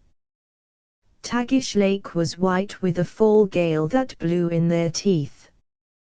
Big, swinging seas rushed upon the canoe, compelling one man to bail and leaving one man to paddle. Headway could not be made. They ran along the shallow shore and went overboard, one man ahead on the tow line, the other shoving on the canoe. They fought the gale up to their waists in the icy water, often up to their necks, often over their heads and buried by the big, crested waves. There was no rest, never a moment's pause from the cheerless, heart-breaking battle. That night, at the head of Tagish Lake, in the thick of a driving snow squall, they overhauled the Flora. Antonsen fell on board, lay where he had fallen, and snored. Churchill looked like a wild man. His clothes barely clung to him. His face was iced up and swollen from the protracted effort of 24 hours, while his hands were so swollen that he could not close the fingers. As for his feet, it was an agony to stand upon them. The captain of the Flora was loath to go back to Whitehorse. Churchill was persistent and imperative, the captain was stubborn. He pointed out finally that nothing was to be gained by going back, because the only ocean steamer at Dyea, the Athenian, was to sail on Tuesday morning, and that he could not make the back trip to Whitehorse and bring up the stranded pilgrims in time to make the connection. "What time does the Athenian sail?" Churchill demanded. 7 o'clock, Tuesday morning. "All right," Churchill said, at the same time kicking a tattoo on the ribs of the snoring Antonsen. "You go back to Whitehorse. We'll go ahead and hold the Athenian." Antonsen, stupid with sleep, not yet clothed in his waking mind, was bundled into the canoe, and did not realize what had happened till he was drenched with the icy spray of a big sea, and heard Churchill snarling at him through the darkness, "Paddle, can't you? Do you want to be swamped?" Daylight found them at Caribou Crossing, the wind dying down, and Antonsen too far gone to dip a paddle. Churchill grounded the canoe on a quiet beach, where they slept. He took the precaution of twisting his arm under the weight of his head. Every few minutes the pain of the pent circulation aroused him, whereupon he would look at his watch and twist the other arm under his head. At the end of 2 hours he fought with Antonsen to rouse him. Then they started. Lake Bennett, 30 miles in length, was like a mill pond, but, halfway across, a gale from the south smote them and turned the water white. Hour after hour they repeated the struggle on Tagish, over the side, pulling and shoving on the canoe, up to their waists and necks, and over their heads, in the icy water. Toward the last the good-natured giant played completely out. Churchill drove him mercilessly, but when he pitched forward and bade fair to drown in 3 feet of water, the other dragged him into the canoe. After that, Churchill fought on alone, arriving at the police post at the head of Bennett in the early afternoon. He tried to help Antonsen out of the canoe, but failed. He listened to the exhausted man's heavy breathing, and envied him when he thought of what he himself had yet to undergo. Antonsen could lie there and sleep, but he, behind time, must go on over mighty Chilkoot and down to the sea. The real struggle lay before him, and he almost regretted the strength that resided in his frame because of the torment it could inflict upon that frame. Churchill pulled the canoe up on the beach, seized Bondle's grip, and started on a limping dog trot for the police post. "There's a canoe down there, consigned to you from Dawson," he hurled at the officer who answered his knock. "And there's a man in it pretty near dead. Nothing serious, only played out. Take care of him. I've got to rush. Goodbye." "Want to catch the Athenian?" A mile portage connected Lake Bennett and Lake Lindeman, and his last words he flung back after him as he resumed the trot. It was a very painful trot, but he clenched his teeth and kept on, forgetting his pain most of the time in the fervent heat with which he regarded the gripsack. It was a severe handicap. He swung it from one hand to the other, and back again. He tucked it under his arm. He threw one hand over the opposite shoulder, and the bag bumped and pounded on his back as he ran along. He could scarcely hold it in his bruised and swollen fingers, and several times he dropped it. Once, in changing from one hand to the other, it escaped his clutch and fell in front of him, tripped him up, and threw him violently to the ground. At the far end of the portage he bought an old set of pack straps for $1, and in them he swung the grip. Also, he chartered a launch to run him the 6 miles to the upper end of Lake Lindeman, where he arrived at 4 in the afternoon. The Athenian was to sail from Dia next morning at 7. Dia was 28 miles away, and between towered Chilkoot. He sat down to adjust his footgear for the long climb, and woke up. He had dozed the instant he sat down, though he had not slept 30 seconds. He was afraid his next doze might be longer, so he finished fixing his footgear standing up. Even then he was overpowered for a fleeting moment. He experienced the flash of unconsciousness, becoming aware of it, in midair, as his relaxed body was sinking to the ground, and as he caught himself together, he stiffened his muscles with a spasmodic wrench, and escaped the fall. The sudden jerk back to consciousness left him sick and trembling. He beat his head with the heel of his hand, knocking wakefulness into the numb brain. Jack Burns's pack train was starting back light for Crater Lake, and Churchill was invited to a mule. Burns wanted to put the gripsack on another animal, but Churchill held onto it, carrying it on his saddle pommel. But he dozed, and the grip persisted in dropping off the pommel, one side or the other, each time wakening him with a sickening start. Then, in the early darkness, Churchill's mule brushed him against a projecting branch that laid his cheek open. To cap it, the mule blundered off the trail and fell, throwing rider and gripsack out upon the rocks. After that, Churchill walked, or stumbled, rather, over the apology for a trail, leading the mule. Stray and awful odors, drifting from each side the trail, told of the horses that had died in the rush for gold. But he did not mind. He was too sleepy. By the time Long Lake was reached, however, he had recovered from his sleepiness, and at Deep Lake he resigned the gripsack to Burns.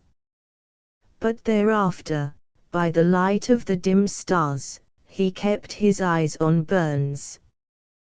There were not going to be any accidents with that bag. At Crater Lake the pack train went into camp, and Churchill, slinging the grip on his back, started the steep climb for the summit. For the first time, on that precipitous wall, he realized how tired he was. He crept and crawled like a crab, burdened by the weight of his limbs. A distinct and painful effort of will was required each time he lifted a foot.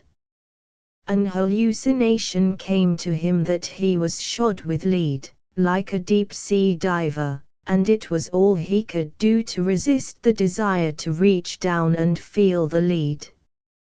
As for Bondle's gripsack, it was inconceivable that 40 pounds could weigh so much. It pressed him down like a mountain, and he looked back with unbelief to the year before, when he had climbed that same pass with 150 pounds on his back. If those loads had weighed 150 pounds, then Bondle's grip weighed 500. The first rise of the divide from Crater Lake was across a small glacier. Here was a well-defined trail. But above the glacier, which was also above timberline, was naught but a chaos of naked rock and enormous boulders. There was no way of seeing the trail in the darkness, and he blundered on, paying thrice the ordinary exertion for all that he accomplished. He won the summit in the thick of howling wind and driving snow, providentially stumbling upon a small, deserted tent, into which he crawled. There he found and bolted some ancient fried potatoes and half a dozen raw eggs. When the snow ceased and the wind eased down, he began the almost impossible descent. There was no trail, and he stumbled and blundered, often finding himself, at the last moment, on the edge of rocky walls and steep slopes the depth of which he had no way of judging. Part way down, the stars clouded over again, and in the consequent obscurity he slipped and rolled and slid for 100 feet, landing bruised and bleeding on the bottom of a large shallow hole. From all about him arose the stench of dead horses. The hole was handy to the trail, and the packers had made a practice of tumbling into it their broken and dying animals.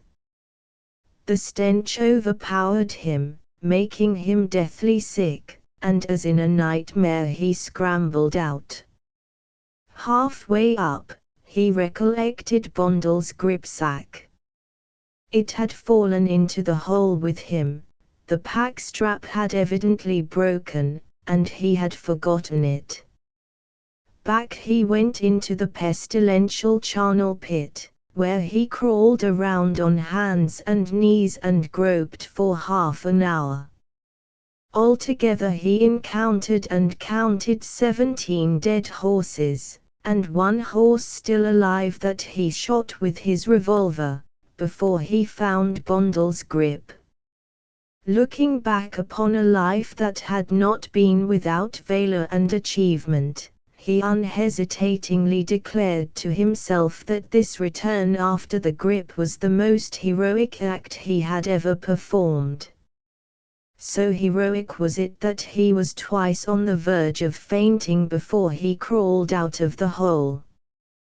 By the time he had descended to the scales, the steep pitch of Chilkoot was past, and the way became easier. Not that it was an easy way, however, in the best of places, but it became a really possible trail, along which he could have made good time if he had not been worn out, if he had had light with which to pick his steps, and if it had not been for Bondle's gripsack. To him, in his exhausted condition, it was the last straw. Having barely strength to carry himself along, the additional weight of the grip was sufficient to throw him nearly every time he tripped or stumbled. And when he escaped tripping, branches reached out in the darkness, hooked the grip between his shoulders, and held him back. His mind was made up that if he missed the Athenian it would be the fault of the gripsack. In fact, only two things remained in his consciousness, Bondle's grip and the steamer. He knew only those two things, and they became identified, in a way, with some stern mission upon which he had journeyed and toiled for centuries.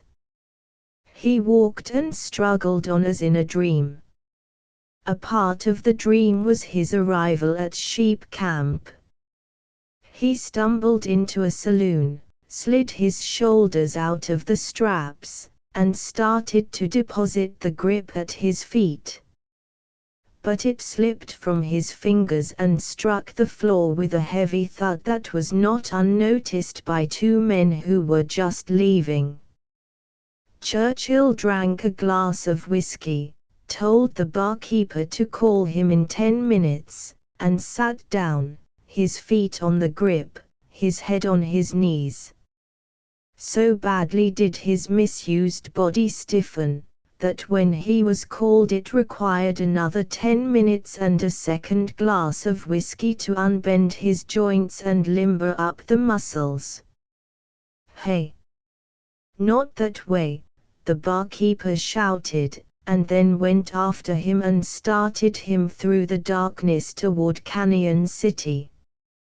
Some little husk of inner consciousness told Churchill that the direction was right, and, still as in a dream, he took the Canyon Trail. He did not know what warned him, but after what seemed several centuries of traveling, he sensed danger and drew his revolver. Still in the dream, he saw two men step out and heard them hold him. His revolver went off 4 times, and he saw the flashes and heard the explosions of their revolvers. Also, he was aware that he had been hit in the thigh. He saw one man go down, and, as the other came for him, he smashed him a straight blow with the heavy revolver full in the face. Then he turned and ran. He came from the dream shortly afterward, to find himself plunging down the trail at a limping lope. His first thought was for the gripsack. It was still on his back. He was convinced that what had happened was a dream till he felt for his revolver and found it gone. Next he became aware of a sharp stinging of his thigh, and after investigating, he found his hand warm with blood. It was a superficial wound, but it was incontestable. He became wider awake, and kept up the lumbering run to Canyon City.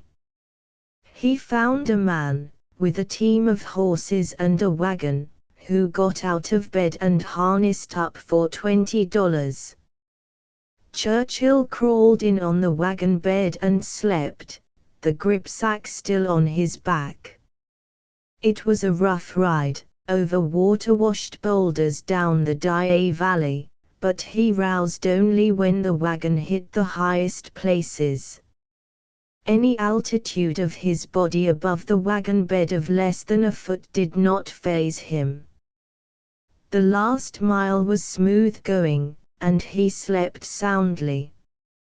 He came to in the grey dawn, the driver shaking him savagely and howling into his ear that the Athenian was gone. Churchill looked blankly at the deserted harbour. "There's a smoke over at Skagway," the man said. Churchill's eyes were too swollen to see that far, but he said, "It's she. Get me a boat." The driver was obliging, and found a skiff and a man to row it for $10, payment in advance. Churchill paid, and was helped into the skiff. It was beyond him to get in by himself. It was 6 miles to Skagway, and he had a blissful thought of sleeping those 6 miles. But the man did not know how to row, and Churchill took the oars and toiled for a few more centuries. He never knew 6 longer and more excruciating miles. A snappy little breeze blew up the inlet and held him back. He had a gone feeling at the pit of the stomach, and suffered from faintness and numbness. At his command, The man took the bailer and threw salt water into his face. The Athenian's anchor was up and down when they came alongside, and Churchill was at the end of his last remnant of strength. "Stop her! Stop her!" he shouted hoarsely. "Important message! Stop her!" Then he dropped his chin on his chest and slept. When half a dozen men started to carry him up the gangplank, he awoke, reached for the grip, and clung to it like a drowning man. On deck he became a center of horror and curiosity. The clothing in which he had left White Horse was represented by a few rags, and he was as frayed as his clothing. He had traveled for 55 hours at the top notch of endurance. He had slept 6 hours in that time, and he was 20 pounds lighter than when he started. Face and hands and body were scratched and bruised, and he could scarcely see. He tried to stand up, but failed, sprawling out on the deck, hanging on to the gripsack, and delivering his message. "Now, put me to bed," he finished. "I'll eat when I wake up." They did him honor, carrying him down in his rags and dirt and depositing him and Bondle's grip in the bridal chamber, which was the biggest and most luxurious stateroom in the ship. Twice he slept the clock around, and he had bathed and shaved and eaten and was leaning over the rail smoking a cigar when the 200 pilgrims from White Horse came alongside.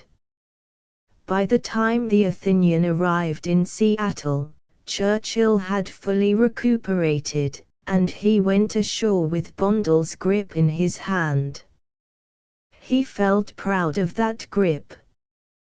To him it stood for achievement and integrity and trust. "I've delivered the goods" was the way he expressed these various high terms to himself. It was early in the evening, and he went straight to Bondle's home. Louis Bondle was glad to see him, shaking hands with both hands at the same time and dragging him into the house. "Oh, thanks, old man, it was good of you to bring it out," Bondle said when he received the gripsack. He tossed it carelessly upon a couch, and Churchill noted with an appreciative eye the rebound of its weight from the springs. Bondle was volleying him with questions. "How did you make out? How are the boys? What became of Bill Smithers? Is Del Bishop still with Pierce? Did he sell my dogs? How did Sulphur Bottom show up? You're looking fine. What steamer did you come out on?" To all of which Churchill gave answer, till half an hour had gone by and the first lull in the conversation had arrived. "Hadn't you better take a look at it?" he suggested, nodding his head at the gripsack. "Oh, it's all right," Bondle answered. "Did Mitchell's dump turn out as much as he expected?" "I think you'd better look at it," Churchill insisted. "When I deliver a thing, I want to be satisfied that it's all right. There's always the chance that somebody might have got into it when I was asleep, or something." "It's nothing important, old man," Bondle answered, with a laugh. "Nothing important," Churchill echoed in a faint, small voice. Then he spoke with decision. "Louis, what's in that bag? I want to know." Louis looked at him curiously, then left the room and returned with a bunch of keys. He inserted his hand and drew out a heavy .44 Colt's revolver. Next came out a few boxes of ammunition for the revolver and several boxes of Winchester cartridges. Churchill took the gripsack and looked into it. Then he turned it upside down and shook it gently. "The gun's all rusted," Bondel said. "Must have been out in the rain." "Yes," Churchill answered. "Too bad it got wet.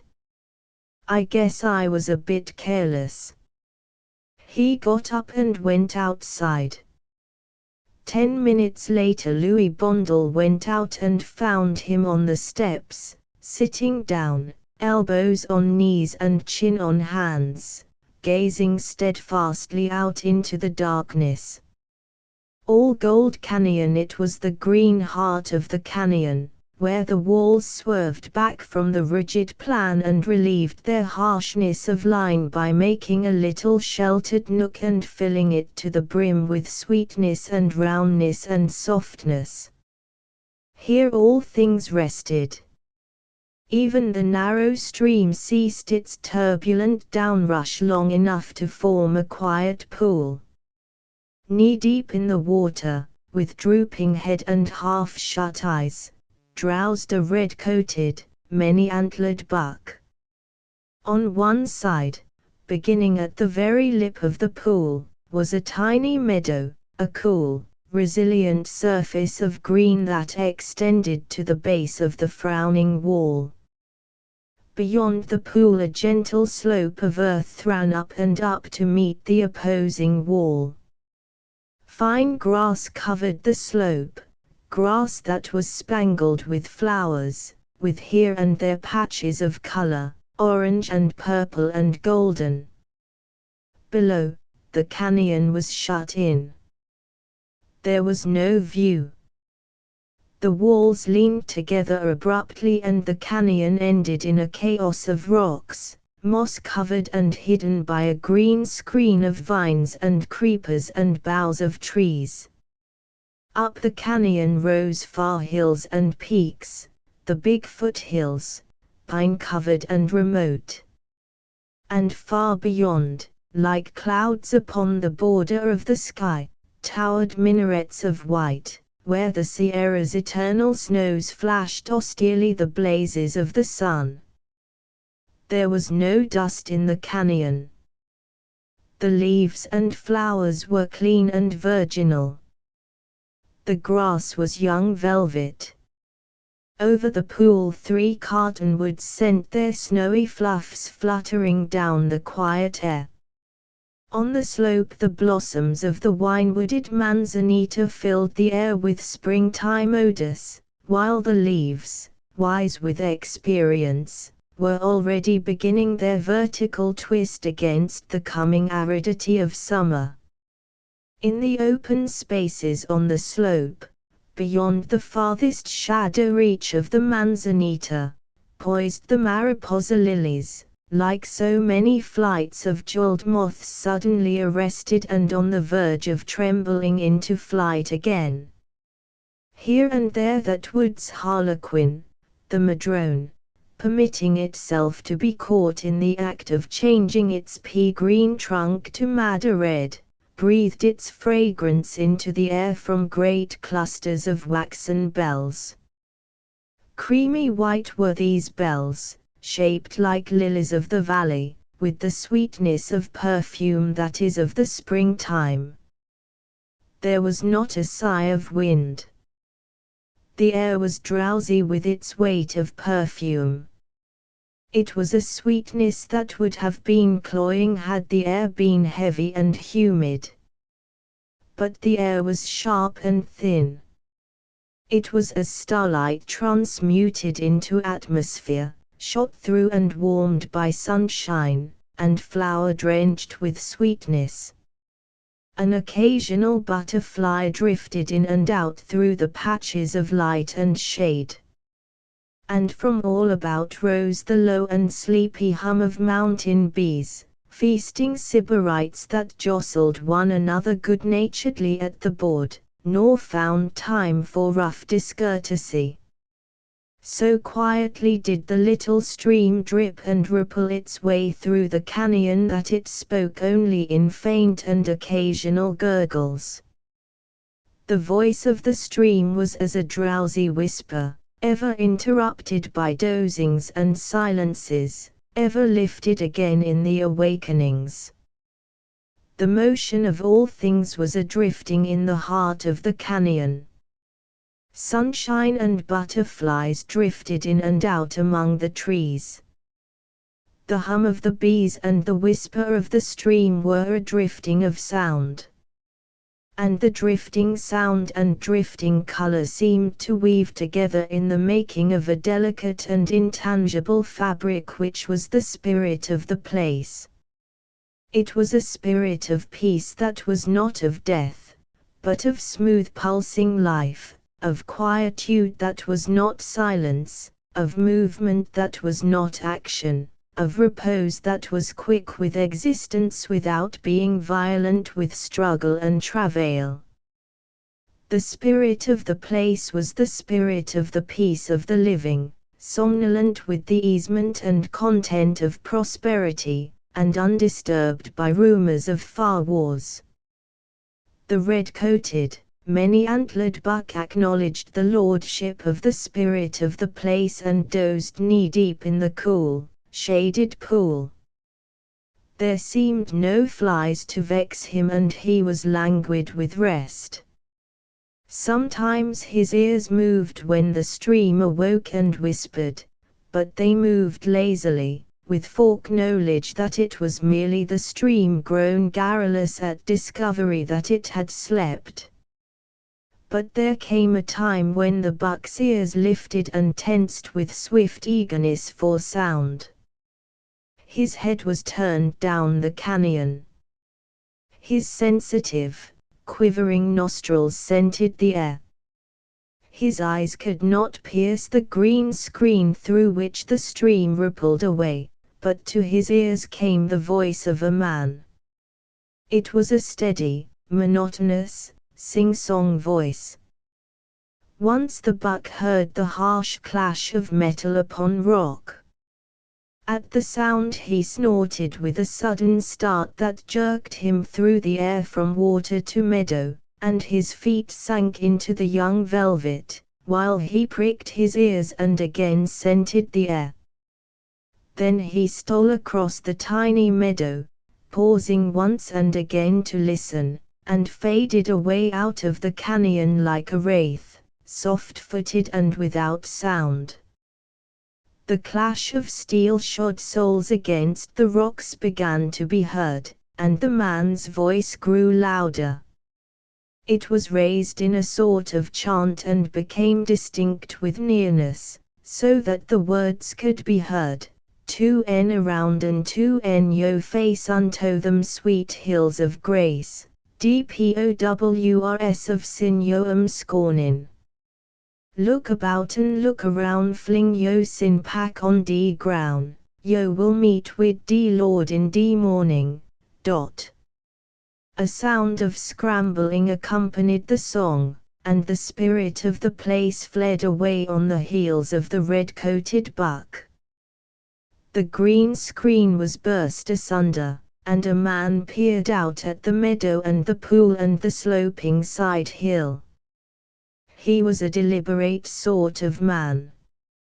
He took in the scene with one embracing glance, then ran his eyes over the details to verify the general impression. Then, and not until then, did he open his mouth in vivid and solemn approval, smoke of life and snakes of purgatory. Will you just look at that? Wood and water and grass and a side hill. A pocket hunter's delight and a kios's paradise. Cool green for tired eyes. Pink pills for pale people ain't in it. A secret pasture for prospectors and a resting place for tired burros. It's just beautiful. He was a sandy-complexioned man in whose face geniality and humor seemed the salient characteristics. It was a mobile face, quick changing to inward mood and thought. Thinking was in him a visible process. Ideas chased across his face like wind flaws across the surface of a lake. His hair, sparse and unkempt of growth, was as indeterminate and colorless as his complexion. It would seem that all the color of his frame had gone into his eyes, for they were startlingly blue. Also, they were laughing and merry eyes, within them much of the knived and wonder of the child, and yet, in an unassertive way, they contained much of calm self-reliance and strength of purpose founded upon self-experience and experience of the world. From out the screen of vines and creepers he flung ahead of him a miner's pick and shovel and gold pan. Then he crawled out himself into the open. He was clad in faded overalls and black cotton shirt, with hobnailed brogans on his feet, and on his head a hat whose shapelessness and stains advertised the rough usage of wind and rain and sun and camp smoke. He stood erect, seeing wide-eyed the secrecy of the scene and sensuously inhaling the warm, sweet breath of the canyon garden through nostrils that dilated and quivered with delight. His eyes narrowed to laughing slits of blue, his face wreathed itself in joy, and his mouth curled in a smile as he cried aloud, "Jumping dandelions and happy hollyhocks, but that smells good to me. Talk about your attar o' roses and cologne factories. They ain't in it." He had the habit of soliloquy. His quick-changing facial expressions might tell every thought and mood, but the tongue, perforce, ran hard after, repeating, like a second Boswell. The man lay down on the lip of the pool and drank long and deep of its water. "Tastes good to me," he murmured, lifting his head and gazing across the pool at the side hill, while he wiped his mouth with the back of his hand. The side hill attracted his attention. Still lying on his stomach, he studied the hill formation long and carefully. It was a practiced eye that traveled up the slope to the crumbling canyon wall and back and down again to the edge of the pool. He scrambled to his feet and favored the side hill with a second survey. "Looks good to me," he concluded, picking up his pick and shovel and gold pan. He crossed the stream below the pool, stepping agilely from stone to stone. Where the side hill touched the water he dug up a shovelful of dirt and put it into the gold pan. He squatted down, holding the pan in his two hands, and partly immersing it in the stream. Then he imparted to the pan a deft circular motion that sent the water sluicing in and out through the dirt and gravel. The larger and the lighter particles worked to the surface, and these, by a skillful dipping movement of the pan, he spilled out and over the edge. Occasionally, to expedite matters, he rested the pan and with his fingers raked out the large pebbles and pieces of rock. The contents of the pan diminished rapidly until only fine dirt and the smallest bits of gravel remained. At this stage he began to work very deliberately and carefully. It was fine washing, and he washed fine and finer, with a keen scrutiny and delicate and fastidious touch. At last the pan seemed empty of everything but water, but with a quick semicircular flirt that sent the water flying over the shallow rim into the stream, he disclosed a layer of black sand on the bottom of the pan. So thin was this layer that it was like a streak of paint. He examined it closely. In the midst of it was a tiny golden speck. He dribbled a little water in over the depressed edge of the pan. With a quick flirt he sent the water sluicing across the bottom, turning the grains of black sand over and over.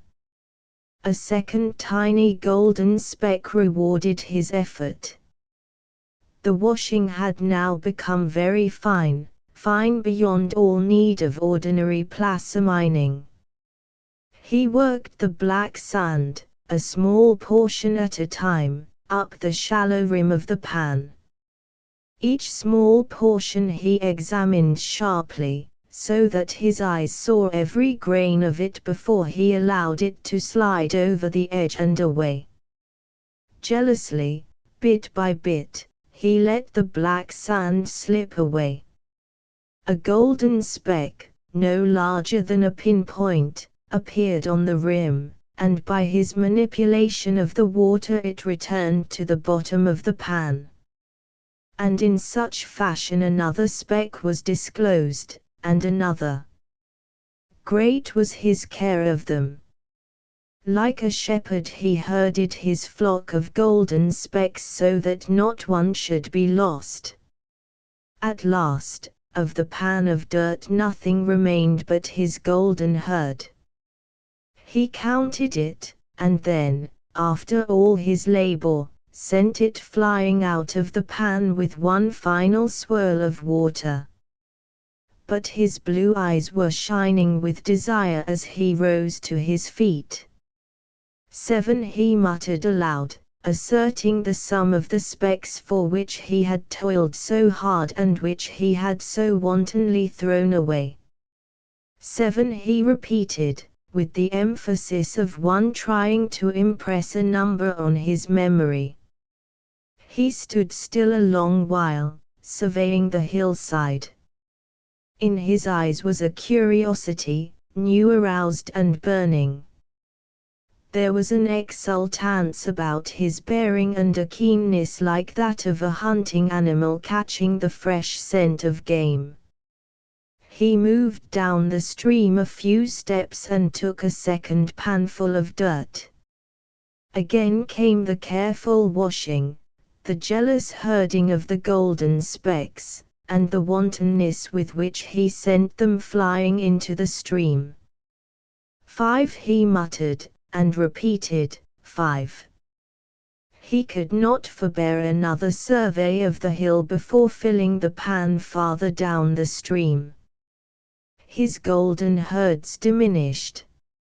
4, 3, 2, 2, 1 were his memory tabulations as he moved down the stream. When but one speck of gold rewarded his washing, he stopped and built a fire of dry twigs. Into this he thrust the gold pan and burned it till it was blue-black. He held up the pan and examined it critically. Then he nodded approbation. Against such a color background he could defy the tiniest yellow speck to elude him. Still moving down the stream, he panned again. A single speck was his reward. A third pan contained no gold at all. Not satisfied with this, he panned 3 times again, taking his shovels of dirt within a foot of one another. Each pan proved empty of gold, and the fact, instead of discouraging him, seemed to give him satisfaction. His elation increased with each barren washing, until he arose, exclaiming jubilantly, "If it ain't the real thing, may God knock off my head with sour apples." Returning to where he had started operations, he began to pan up the stream. At first his golden herds increased prodigiously. 14, 18, 21, 26 ran his memory tabulations. Just above the pool he struck his richest pan, 35 colors. Almost enough to save, he remarked regretfully as he allowed the water to sweep them away. The sun climbed to the top of the sky. The man worked on. Pan by pan, he went up the stream, the tally of results steadily decreasing. It's just beautiful, the way it peters out, he exulted when a shovelful of dirt contained no more than a single speck of gold. And when no specks at all were found in several pans, he straightened up and favored the hillside with a confident glance. "Ah, ha! Mr. Pocket," he cried out, as though to an auditor hidden somewhere above him beneath the surface of the slope. "Ah, ha! Mr. Pocket! I'm a coming, and I'm surely gwine to get your. You hear me, Mr. Pocket? I'm gwine to get your as sure as pumpkins ain't cauliflowers." He turned and flung a measuring glance at the sun poised above him in the azure of the cloudless sky. Then he went down the canyon, following the line of shovel holes he had made in filling the pans. He crossed the stream below the pool and disappeared through the green screen. There was little opportunity for the spirit of the place to return with its quietude and repose, for the man's voice, raised in ragtime song, still dominated the canyon with possession. After a time, with a greater clashing of steel-shod feet on rock, he returned. The green screen was tremendously agitated. It surged back and forth in the throes of a struggle. There was a loud grating and clanging of metal. The man's voice leaped to a higher pitch and was sharp with imperativeness. A large body plunged and panted. There was a snapping and ripping and rending, and amid a shower of falling leaves a horse burst through the screen. On its back was a pack, and from this trailed broken vines and torn creepers. The animal gazed with astonished eyes at the scene into which it had been precipitated, then dropped its head to the grass and began contentedly to graze.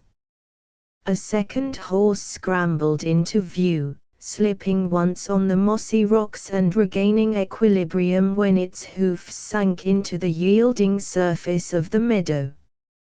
It was riderless, though on its back was a high-horned Mexican saddle, scarred and discolored by long usage. The man brought up the rear. He threw off pack and saddle, with an eye to cavalcation, and gave the animals their freedom to graze.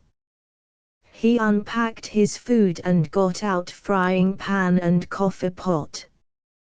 He gathered an armful of dry wood, and with a few stones made a place for his fire.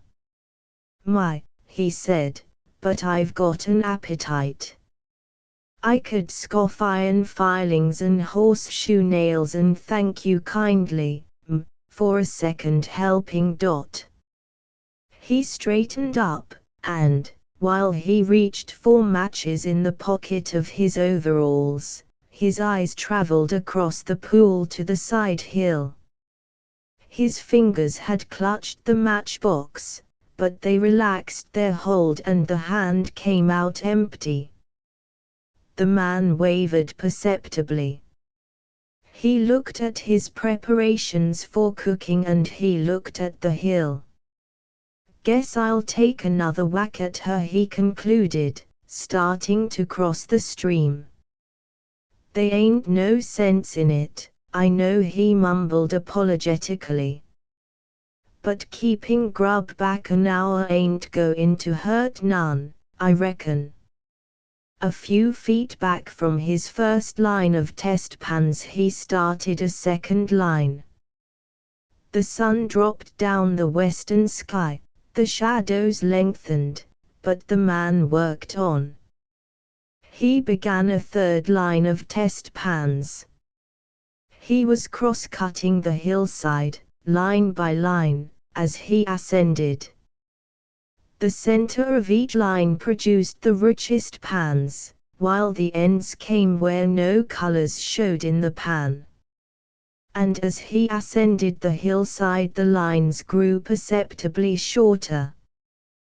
The regularity with which their length diminished served to indicate that somewhere up the slope the last line would be so short as to have scarcely length at all, and that beyond could come only a point. The design was growing into an inverted V. The converging sides of this V marked the boundaries of the gold-bearing dirt. The apex of the V was evidently the man's goal. Often he ran his eye along the converging sides and on up the hill, trying to divine the apex, the point where the gold-bearing dirt must cease. Here resided Mr. Pocket, for so the man familiarly addressed the imaginary point above him on the slope, crying out, "Come down out o' that, Mr. Pocket. Be right smart and agreeable, and come down." "All right," he would add later, in a voice resigned to determination. "All right, Mr. Pocket. It's plain to me I got to come right up and snatch you out bald-headed. And I'll do it. I'll do it," he would threaten still later. Each pan he carried down to the water to wash, and as he went higher up the hill the pans grew richer, until he began to save the gold in an empty baking powder can which he carried carelessly in his hip pocket. So engrossed was he in his toil that he did not notice the long twilight of oncoming night. It was not until he tried vainly to see the gold colors in the bottom of the pan that he realized the passage of time. He straightened up abruptly. An expression of whimsical wonderment and awe overspread his face as he drawled, "Gosh darn my buttons! If I didn't plumb forget dinner." He stumbled across the stream in the darkness and lighted his long-delayed fire.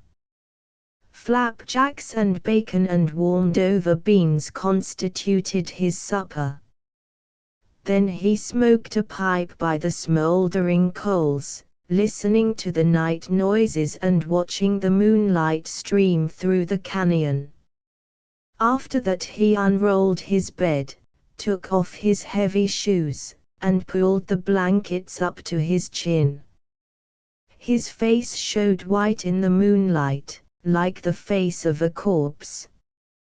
But it was a corpse that knew its resurrection, for the man rose suddenly on one elbow and gazed across at his hillside. "Good night, Mr. Pocket," he called sleepily. "Good night." He slept through the early gray of morning until the direct rays of the sun smote his closed eyelids, when he awoke with a start and looked about him until he had established the continuity of his existence and identified his present self with the days previously lived. To dress, he had merely to buckle on his shoes. He glanced at his fireplace and at his hillside, wavered, but fought down the temptation and started the fire. "Keep your shirt on, Bill, keep your shirt on," he admonished himself. "What's the good of rushin'? No use in gettin' all het up and sweaty. Mr. Pocket'll wait for you. He ain't running away before you can get your breakfast. Now, what you want, Bill, is something fresh in your bill o' fare.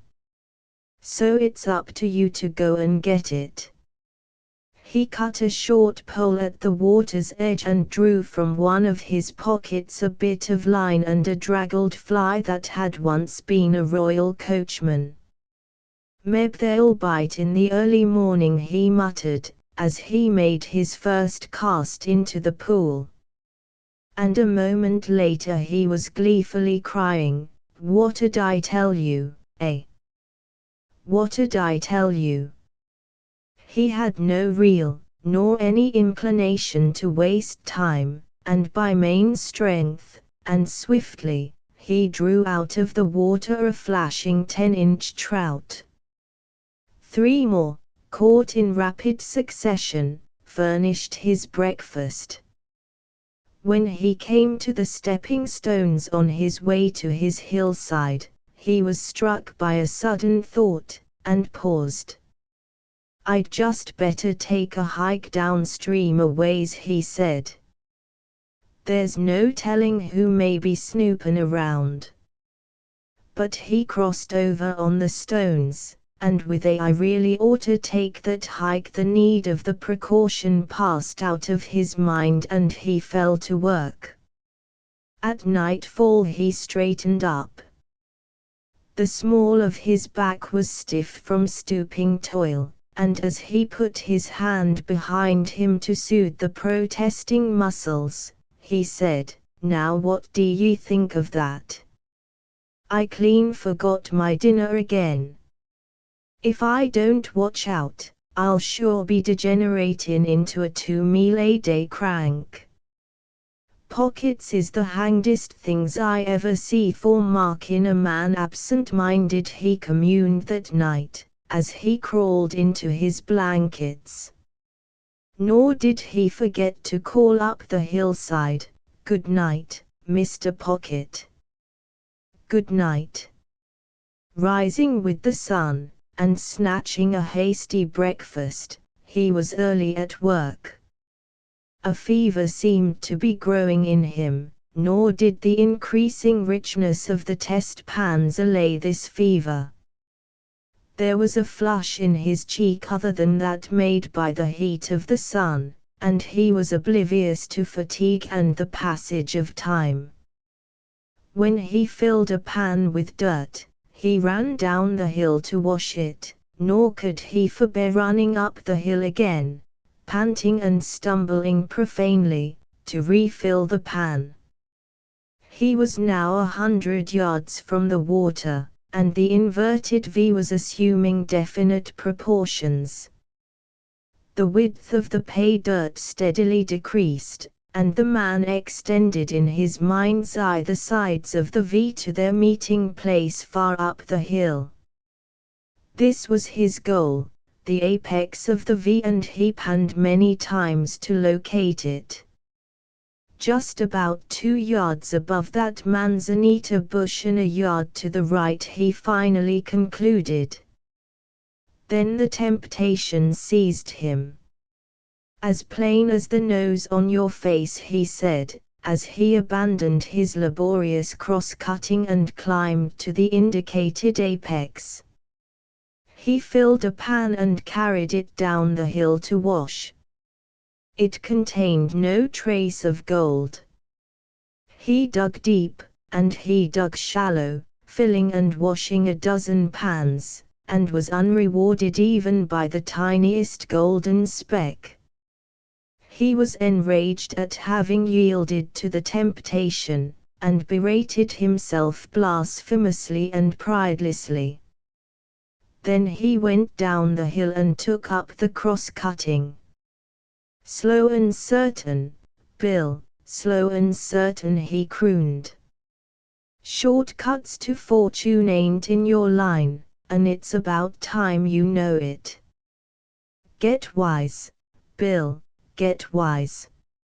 Slow and certain's the only hand you can play, so go to it, and keep to it, too." As the crosscuts decreased, showing that the sides of the V were converging, the depth of the V increased. The gold trace was dipping into the hill. It was only at 30 inches beneath the surface that he could get colors in his pan. The dirt he found at 25 inches from the surface, and at 35 inches yielded barren pans. At the base of the V by the water's edge, he had found the gold colors at the grass roots.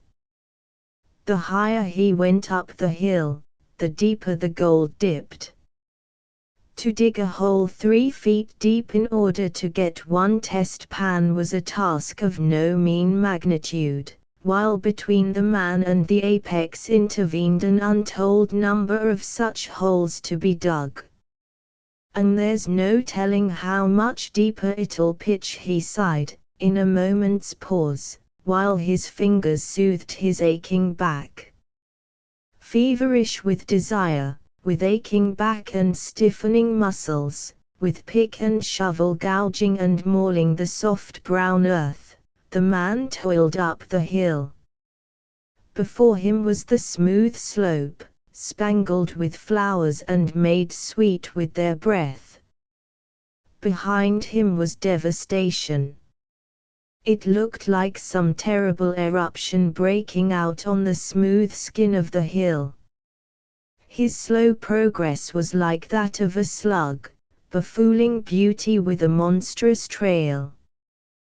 Though the dipping gold trace increased the man's work, he found consolation in the increasing richness of the pans. 20 cents, 30 cents, 50 cents, 60 cents, were the values of the gold found in the pans, and at nightfall he washed his banner pan, which gave him $1 worth of gold dust from a shovelful of dirt. I'll just bet it's my luck to have some inquisitive one come butt in here on my pasture, he mumbled sleepily that night as he pulled the blankets up to his chin. Suddenly he sat upright. Bill, he called sharply. Now, listen to me, Bill, do ye hear? It's up to you, tomorrow morning, to mosey round and see what you can see. Understand? Tomorrow morning, and don't you forget it. He yawned and glanced across at his side hill. Good night, Mr. Pocket, he called. In the morning he stole a march on the sun, for he had finished breakfast when its first rays caught him, and he was climbing the wall of the canyon where it crumbled away and gave footing. From the outlook at the top he found himself in the midst of loneliness. As far as he could see, chain after chain of mountains heaved themselves into his vision. To the east his eyes, leaping the miles between range and between many ranges, brought up at last against the white-peaked Sierras, the main crest, where the backbone of the western world reared itself against the sky. To the north and south he could see more distinctly the cross systems that broke through the main trend of the sea of mountains. To the west the ranges fell away, one behind the other, diminishing and fading into the gentle foothills that, in turn, descended into the great valley which he could not see. And in all that mighty sweep of earth he saw no sign of man nor of the handiwork of man, save only the torn bosom of the hillside at his feet. The man looked long and carefully. Once, far down his own canyon, he thought he saw in the air a faint hint of smoke. He looked again and decided that it was the purple haze of the hills made dark by a convolution of the canyon wall at its back. "Hey, you, Mr. Pocket," he called down into the canyon. stand out from under. I'm a coming, Mr. Pocket. I'm a coming. The heavy brogans on the man's feet made him appear clumsy-footed, but he swung down from the giddy height as lightly and airily as a mountain goat. A rock, turning under his foot on the edge of the precipice, did not disconcert him. He seemed to know the precise time required for the turn to culminate in disaster, and in the meantime he utilized the false footing itself for the momentary earth contact necessary to carry him on into safety. Where the earth sloped so steeply that it was impossible to stand for a second upright, the man did not hesitate.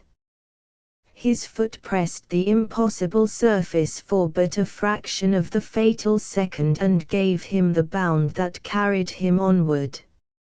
Again, where even the fraction of a second's footing was out of the question, he would swing his body past by a moment's hand grip on a jutting knob of rock, a crevice, or a precariously rooted shrub. At last, with a wild leap and yell, he exchanged the face of the wall for an earth slide and finished the descent in the midst of several tons of sliding earth and gravel. His first pan of the morning washed out over $2 in coarse gold. It was from the center of the V. To either side the diminution in the values of the pans was swift. His lines of cross-cutting holes were growing very short. The converging sides of the inverted V were only a few yards apart. Their meeting point was only a few yards above him. But the pay streak was dipping deeper and deeper into the earth.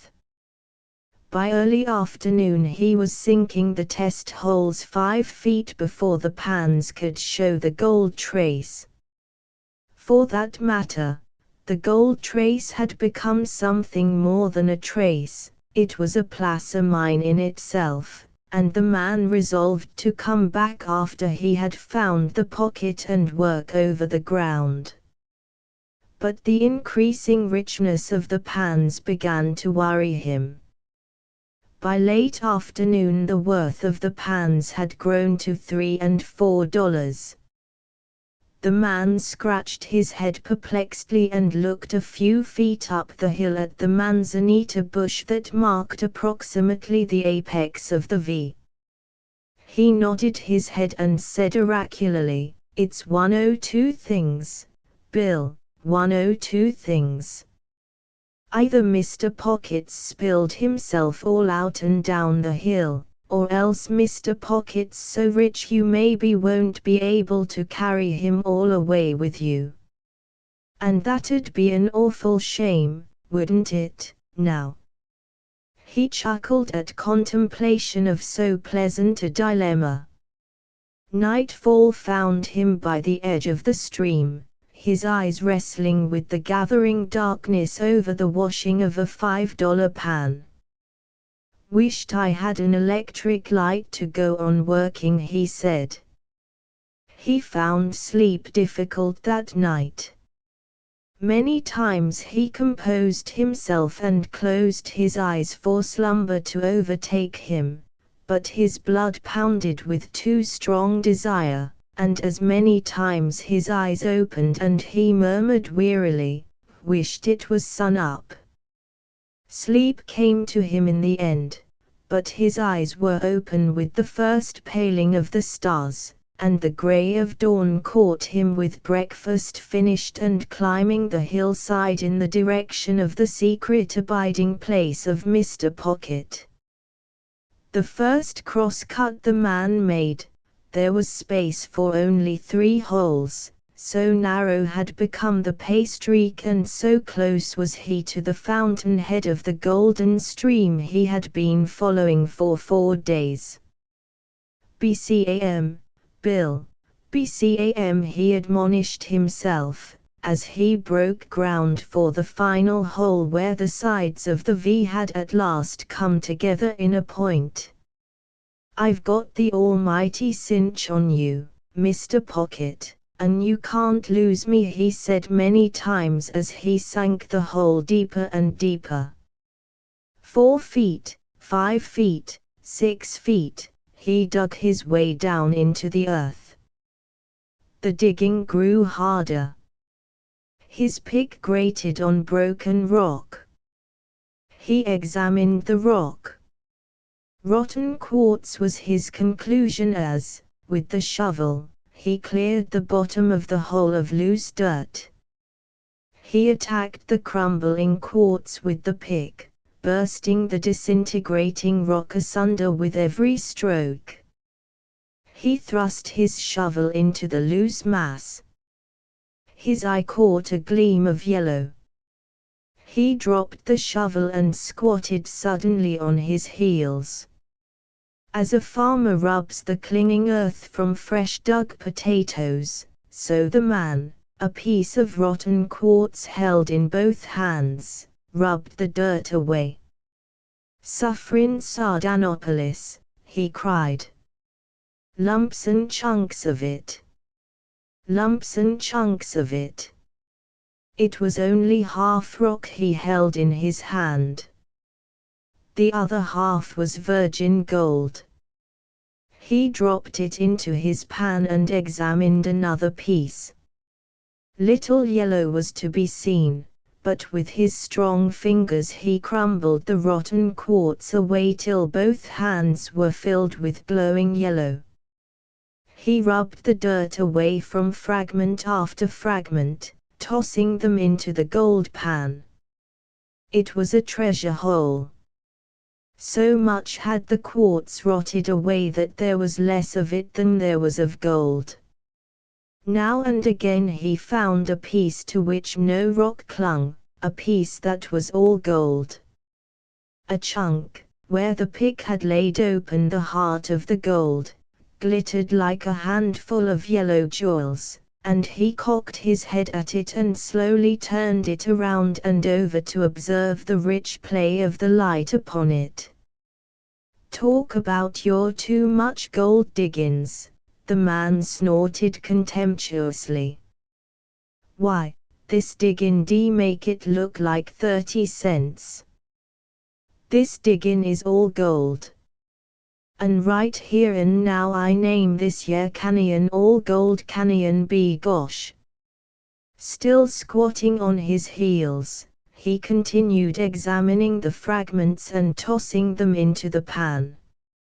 Suddenly there came to him a premonition of danger. It seemed a shadow had fallen upon him. But there was no shadow. His heart had given a great jump up into his throat and was choking him. Then his blood slowly chilled and he felt the sweat of his shirt cold against his flesh. He did not spring up nor look around. He did not move. He was considering the nature of the premonition he had received, trying to locate the source of the mysterious force that had warned him, striving to sense the imperative presence of the unseen thing that threatened him. There is an aura of things hostile, made manifest by messengers too refined for the senses to know, and this aura he felt, but knew not how he felt it. His was the feeling as when a cloud passes over the sun. It seemed that between him and life had passed something dark and smothering and menacing, a gloom, as it were, that swallowed up life and made for death, his death. Every force of his being impelled him to spring up and confront the unseen danger, but his soul dominated the panic, and he remained squatting on his heels, in his hands a chunk of gold. He did not dare to look around, but he knew by now that there was something behind him and above him. He made believe to be interested in the gold in his hand.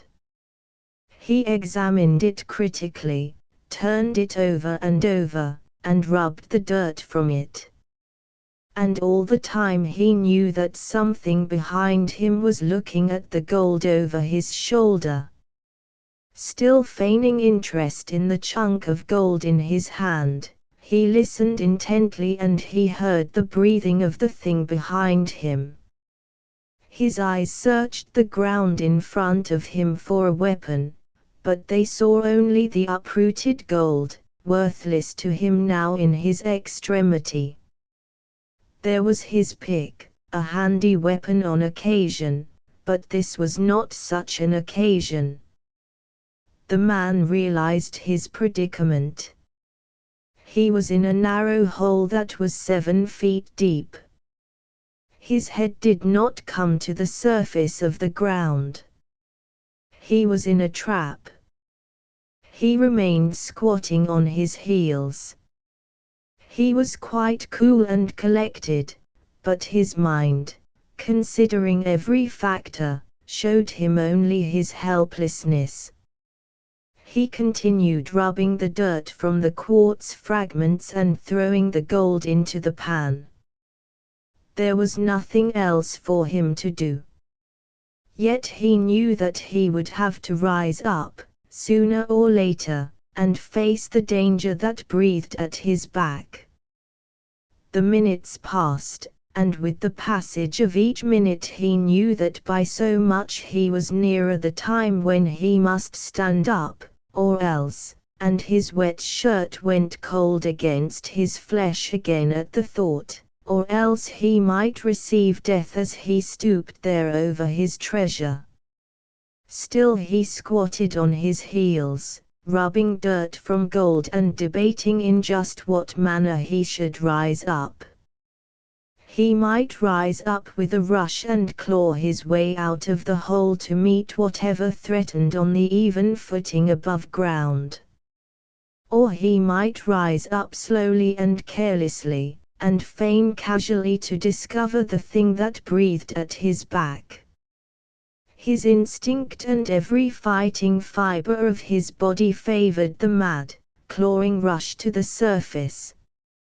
His intellect, and the craft thereof, favored the slow and cautious meeting with the thing that menaced and which he could not see. And while he debated, a loud, crashing noise burst on his ear. At the same instant he received a stunning blow on the left side of the back, and from the point of impact felt a rush of flame through his flesh. He sprang up in the air, but halfway to his feet collapsed. His body crumpled in like a leaf withered in sudden heat, and he came down, his chest across his pan of gold, his face in the dirt and rock, his legs tangled and twisted because of the restricted space at the bottom of the hole. His legs twitched convulsively several times. His body was shaken as with a mighty ague. There was a slow expansion of the lungs, accompanied by a deep sigh. Then the air was slowly, very slowly, exhaled, and his body as slowly flattened itself down into inertness. Above, revolver in hand, a man was peering down over the edge of the hole. He peered for a long time at the prone and motionless body beneath him. After a while the stranger sat down on the edge of the hole so that he could see into it, and rested the revolver on his knee. Reaching his hand into a pocket, he drew out a wisp of brown paper. Into this he dropped a few crumbs of tobacco. The combination became a cigarette, brown and squat, with the ends turned in. Not once did he take his eyes from the body at the bottom of the hole. He lighted the cigarette and drew its smoke into his lungs with a caressing intake of the breath. He smoked slowly. Once the cigarette went out and he relighted it. And all the while he studied the body beneath him. In the end he tossed the cigarette stub away and rose to his feet. He moved to the edge of the hole. Spanning it, a hand resting on each edge, and with the revolver still in the right hand, he muscled his body down into the hole. While his feet were yet a yard from the bottom, he released his hands and dropped down. At the instant his feet struck bottom, he saw the pocket miner's arm leap out, and his own legs knew a swift, jerking grip that overthrew him. In the nature of the jump, his revolver hand was above his head. Swiftly as the grip had flashed about his legs, just as swiftly he brought the revolver down. He was still in the air, his fall in process of completion, when he pulled the trigger. The explosion was deafening in the confined space. The smoke filled the hole so that he could see nothing. He struck the bottom on his back, and like a cat's the pocket miner's body was on top of him. Even as the miner's body passed on top, the stranger crooked in his right arm to fire, and even in that instant the miner, with a quick thrust of elbow, struck his wrist.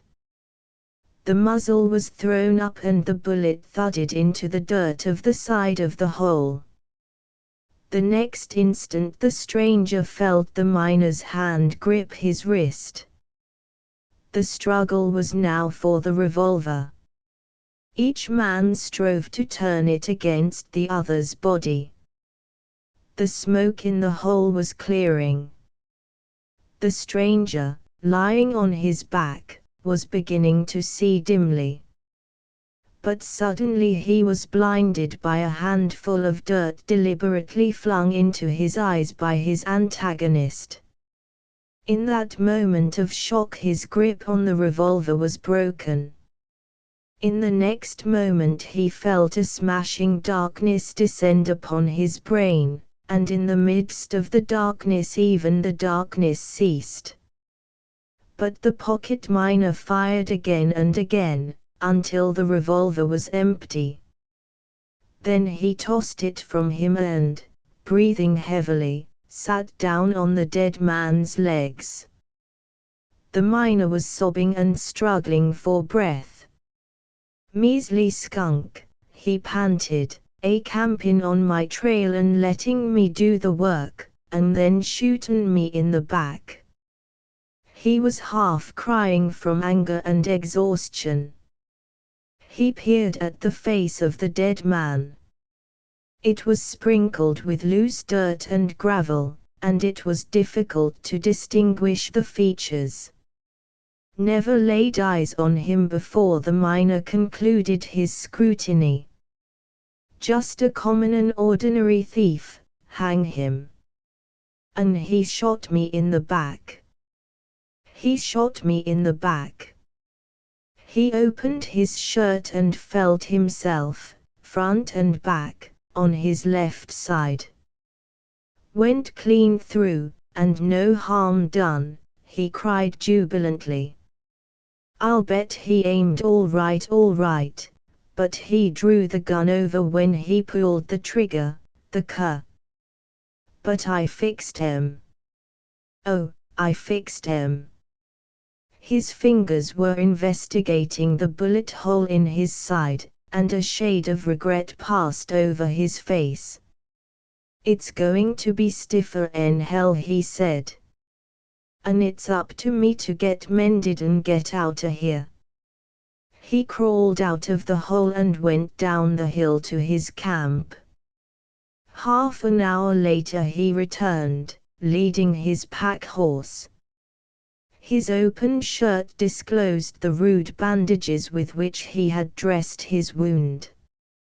He was slow and awkward with his left-hand movements, but that did not prevent his using the arm.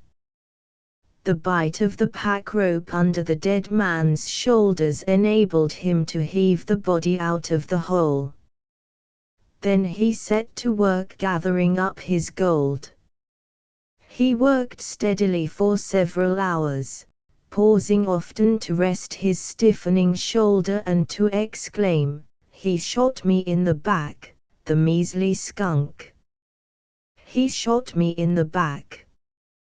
When his treasure was quite cleaned up and wrapped securely into a number of blanket-covered parcels, he made an estimate of its value. £400, or I'm a Hottentot, he concluded. Say 200 in quartz and dirt, that leaves £200 of gold. Bill, wake up. £200 of gold. $40,000. And it's yen, all yen. He scratched his head delightedly and his fingers blundered into an unfamiliar groove. They quested along it for several inches. It was a crease through his scalp where the second bullet had ploughed. He walked angrily over to the dead man. "You would you?" he bullied. "You would, eh? Well, I fixed you good and plenty, and I'll give you decent burial, too. That's more'n you'd have done for me." He dragged the body to the edge of the hole and toppled it in. It struck the bottom with a dull crash. On its side, the face twisted up to the light. The miner peered down at it. "And you shot me in the back," he said accusingly. With pick and shovel he filled the hole. Then he loaded the gold on his horse. It was too great a load for the animal, and when he had gained his camp he transferred part of it to his saddle horse. Even so, he was compelled to abandon a portion of his outfit, pick and shovel and gold pan, extra food and cooking utensils, and divers odds and ends. The sun was at the zenith when the man forced the horses at the screen of vines and creepers. To climb the huge boulders the animals were compelled to uprear and struggle blindly through the tangled mass of vegetation. Once the saddle horse fell heavily and the man removed the pack to get the animal on its feet. After it started on its way again, the man thrust his head out from among the leaves and peered up at the hillside. "The measly skunk," he said, and disappeared. There was a ripping and tearing of vines and boughs. The trees surged back and forth, marking the passage of the animals through the midst of them. There was a clashing of steel-shod hoofs on stone, and now and again a sharp cry of command. Then the voice of the man was raised in song, "2N around and 2N yo face unto them sweet hills of grace, DPOWRS of sin yo scornin'. Look about and look around, fling yo sin pack on de ground. Yo will meet wid de Lord in de morning."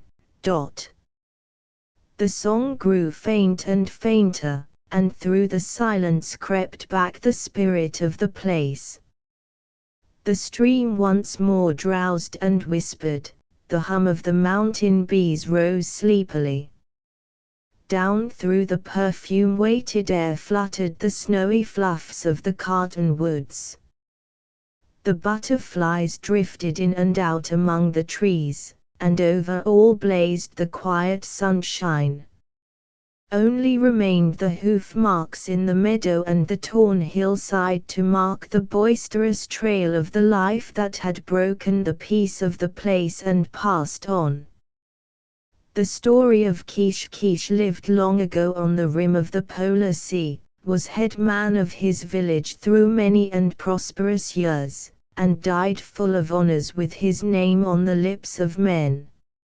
So long ago did he live that only the old men remember his name and the tale, which they got from the old men before them, and which the old men to come will tell to their children and their children's children down to the end of time. And the winter darkness, when the north gales make their long sweep across the ice pack, and the air is filled with flying white, and no man may venture forth, is the chosen time for the telling of how Kish, from the poorest igloo in the village, rose to power and place over them all. He was a bright boy, so the tale runs, healthy and strong, and he had seen 13 sons, in their way of reckoning time. For each winter the sun leaves the land in darkness, and the next year a new sun returns so that they may be warm again and look upon one another's faces.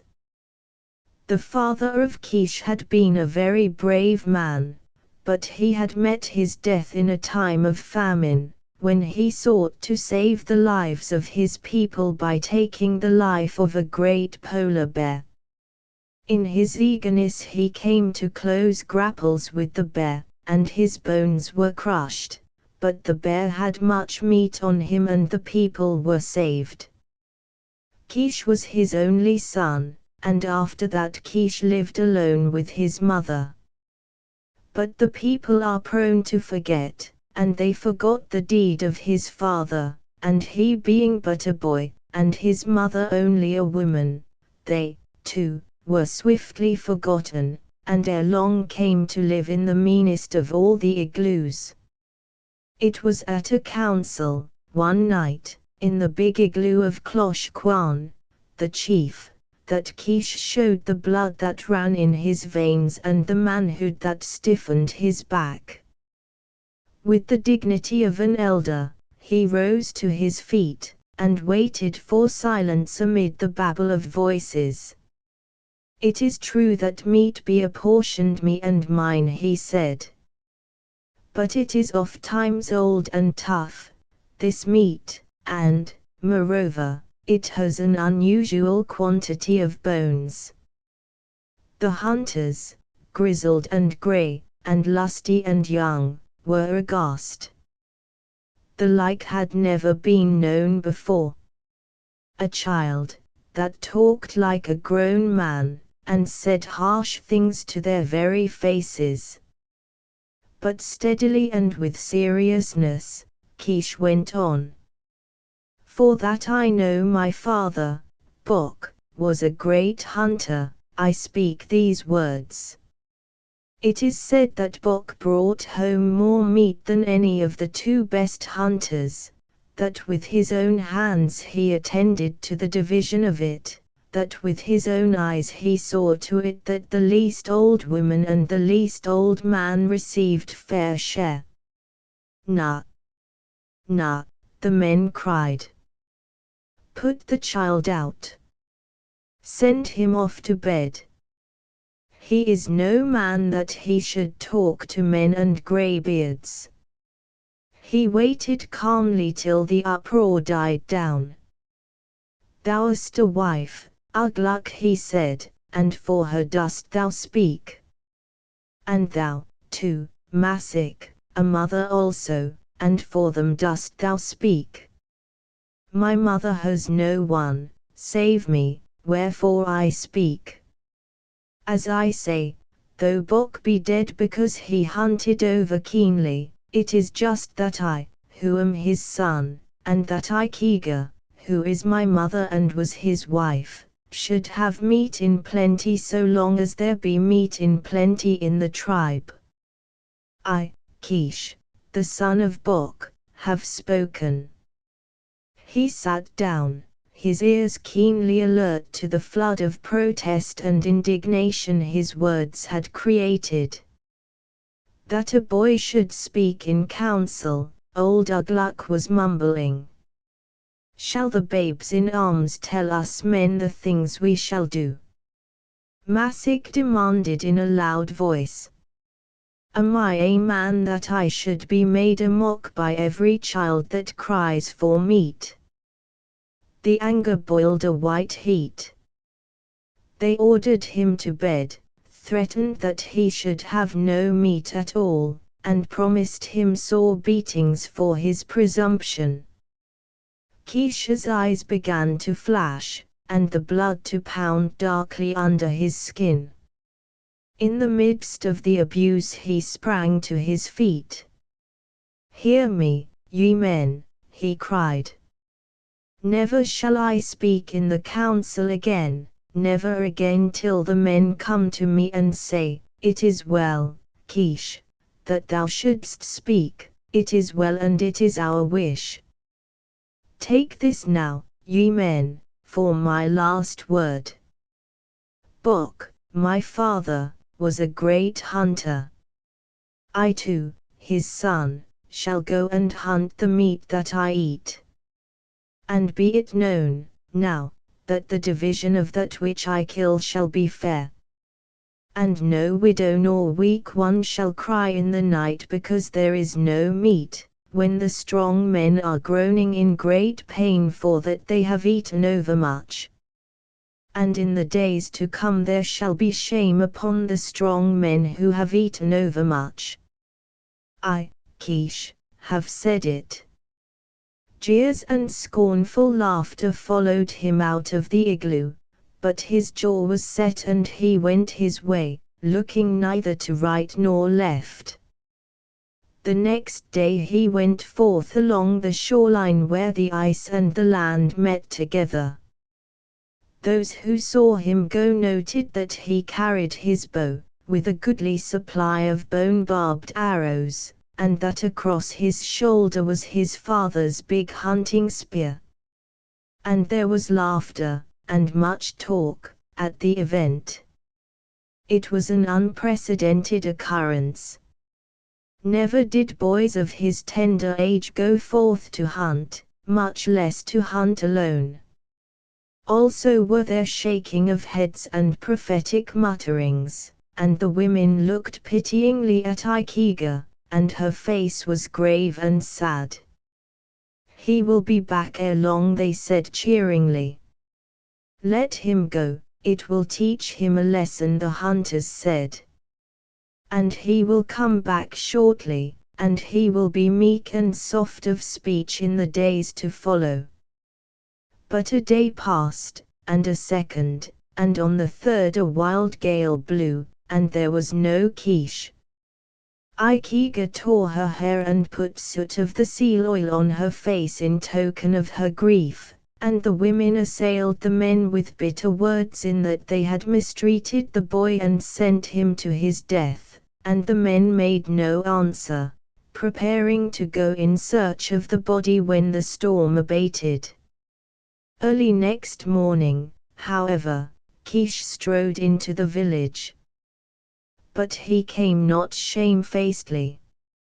Across his shoulders he bore a burden of fresh killed meat. And there was importance in his step and arrogance in his speech. "Go, ye men, with the dogs and sledges, and take my trail for the better part of a day's travel," he said. "There is much meat on the ice, a she-bear and 2 half-grown cubs." Ikiga was overcome with joy, but he received her demonstrations in manlike fashion, saying, "Come, Ikiga, let us eat. And after that I shall sleep, for I am weary." And he passed into their igloo and ate profoundly, and after that slept for 20 running hours. There was much doubt at first, much doubt and discussion. The killing of a polar bear is very dangerous, but thrice dangerous is it, and 3 times thrice, to kill a mother bear with her cubs. The men could not bring themselves to believe that the boy Kish, single-handed, had accomplished so great a marvel. But the women spoke of the fresh killed meat he had brought on his back, and this was an overwhelming argument against their unbelief. So they finally departed, grumbling greatly that in all probability, if the thing were so, he had neglected to cut up the carcasses. Now in the north it is very necessary that this should be done as soon as a kill is made. If not, the meat freezes so solidly as to turn the edge of the sharpest knife, and a 300-pound bear, frozen stiff, is no easy thing to put upon a sled and haul over the rough ice. But arrived at the spot, they found not only the kill which they had doubted, but that Kish had quartered the beasts in true hunter fashion, and removed the entrails. Thus began the mystery of Kish, a mystery that deepened and deepened with the passing of the days. His very next trip he killed a young bear, nearly full grown, and on the trip following, a large male bear and his mate. He was ordinarily gone from 3 to 4 days, though it was nothing unusual for him to stay away a week at a time on the ice field. Always he declined company on these expeditions, and the people marveled. How does he do it? They demanded of one another. Never does he take a dog with him, and dogs are of such great help, too. Why dost thou hunt only bear? Klosh Kwan once ventured to ask. And Kish made fitting answer. It is well known that there is more meat on the bear, he said. But there was also talk of witchcraft in the village. He hunts with evil spirits, some of the people contended, wherefore his hunting is rewarded. How else can it be, save that he hunts with evil spirits? Mayhap they be not evil, but good, these spirits, others said. It is known that his father was a mighty hunter. May not his father hunt with him so that he may attain excellence and patience and understanding? Who knows? Nonetheless, his success continued, and the less skillful hunters were often kept busy hauling in his meat. And in the division of it he was just. As his father had done before him, he saw to it that the least old woman and the last old man received a fair portion, keeping no more for himself than his needs required. And because of this, and of his merit as a hunter, he was looked upon with respect, and even awe, and there was talk of making him chief after old Klosh Kwan. Because of the things he had done, they looked for him to appear again in the council, but he never came, and they were ashamed to ask. I am minded to build me an igloo, he said one day to Klosh Kwan and a number of the hunters. It shall be a large igloo, wherein Ikega and I can dwell in comfort. They nodded gravely. But I have no time. My business is hunting, and it takes all my time. So it is but just that the men and women of the village who eat my meat should build me my igloo. And the igloo was built accordingly, on a generous scale which exceeded even the dwelling of Klosh Kwan. Kish and his mother moved into it, and it was the first prosperity she had enjoyed since the death of Bok. Nor was material prosperity alone hers, for, because of her wonderful son and the position he had given her, she came to be looked upon as the first woman in all the village, and the women were given to visiting her, to asking her advice, and to quoting her wisdom when arguments arose among themselves or with the men. But it was the mystery of Kish's marvelous hunting that took chief place in all their minds. And one day Ugluck taxed him with witchcraft to his face. It is charged, Ugluck said ominously, that thou dealest with evil spirits, wherefore thy hunting is rewarded. Is not the meat good? Kish made answer. Has one in the village yet to fall sick from the eating of it? How dost thou know that witchcraft be concerned? Or dost thou guess, in the dark, merely because of the envy that consumes thee? And Ugluck withdrew discomfited, the women laughing at him as he walked away. But in the council one night, after long deliberation, it was determined to put spies on his track when he went forth to hunt, so that his methods might be learned. So, on his next trip, Bim and Born, 2 young men, and of hunters the craftiest, followed after him, taking care not to be seen. After 5 days they returned, their eyes bulging and their tongues a-tremble to tell what they had seen. The council was hastily called in Cloche Quan's dwelling, and Bim took up the tale. Brothers, as commanded, we journeyed on the trail of Kish, and cunningly we journeyed, so that he might not know. And midway of the first day he picked up with a great he-bear. It was a very great bear. None greater Born corroborated, and went on himself. Yet was the bear not inclined to fight, for he turned away and made off slowly over the ice. This we saw from the rocks of the shore, and the bear came toward us, and after him came Kish, very much unafraid. And he shouted harsh words after the bear, and waved his arms about, and made much noise. Then did the bear grow angry, and rise up on his hind legs, and growl. But Kish walked right up to the bear. Bim continued the story. Right up to the bear Kish walked. And the bear took after him, and Kish ran away. But as he ran he dropped a little round ball on the ice. And the bear stopped and smelled of it, and then swallowed it up. And Kish continued to run away and drop little round balls, and the bear continued to swallow them up. Exclamations and cries of doubt were being made, and Ugluck expressed open unbelief.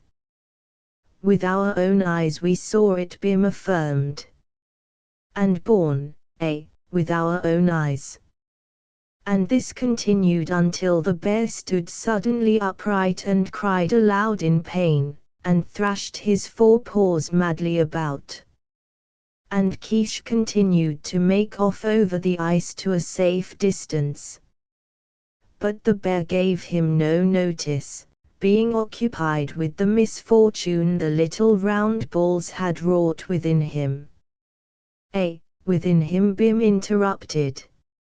For he did claw at himself, and leap about over the ice like a playful puppy, save from the way he growled and squealed it was plain it was not play but pain. Never did I see such a sight.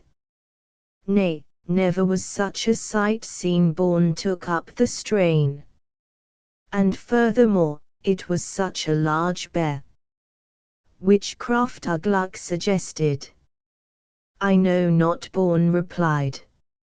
I tell only of what my eyes beheld.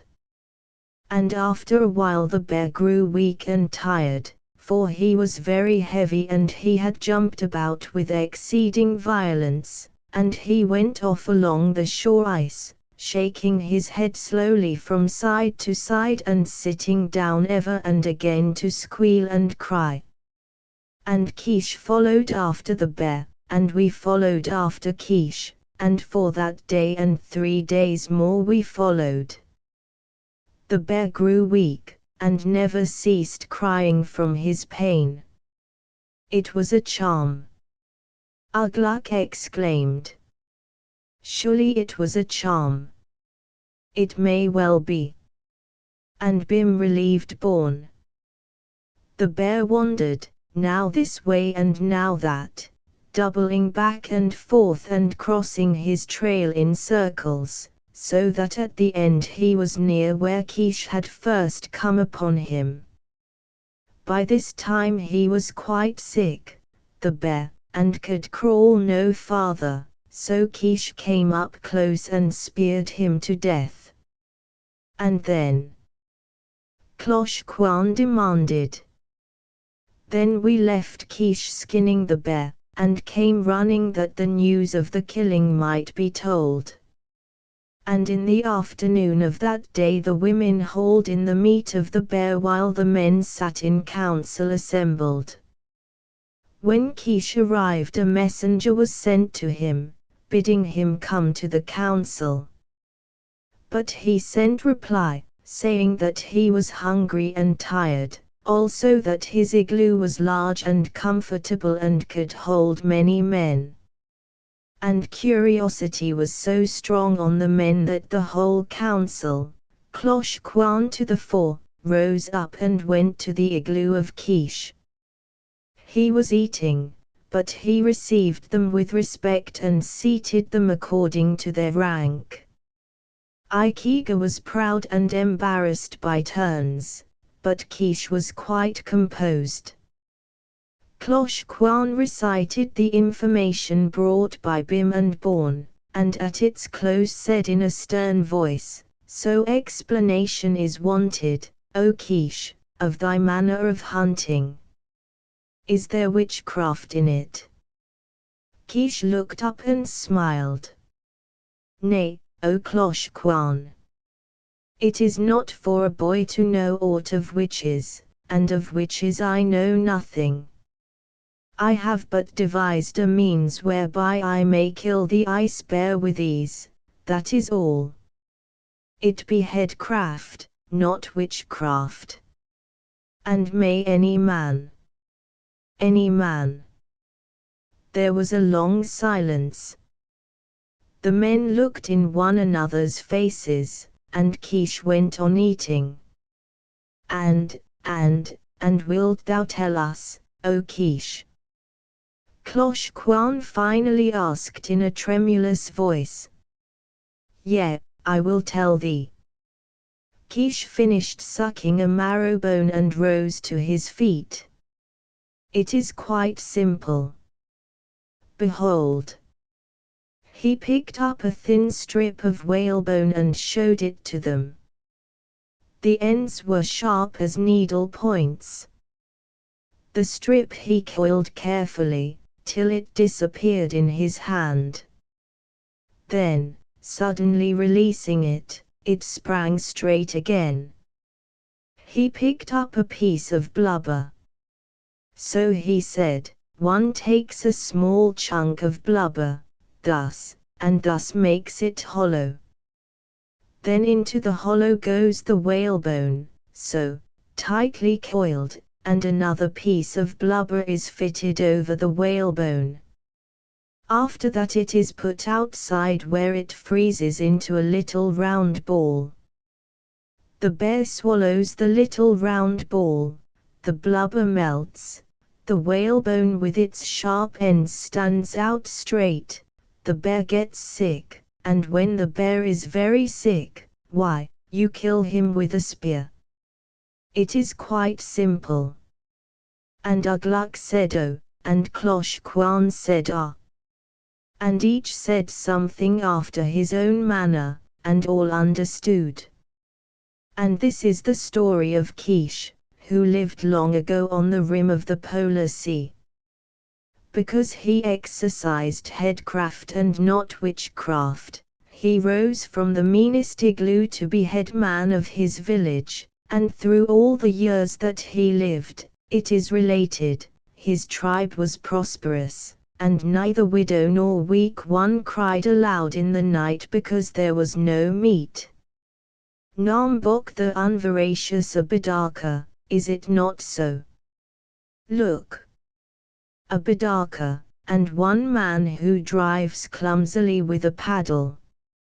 Old Baskwawan rose to her knees, trembling with weakness and eagerness, and gazed out over the sea.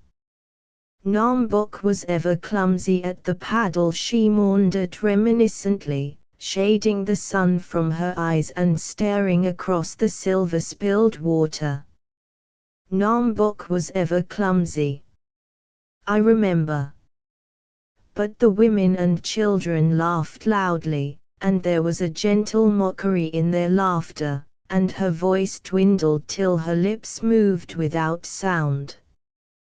Cougar lifted his grizzled head from his bone carving and followed the path of her eyes. Except when wide yawns took it off its course, a Bidaka was heading in for the beach. Its occupant was paddling with more strength than dexterity, and made his approach along the zigzag line of most resistance.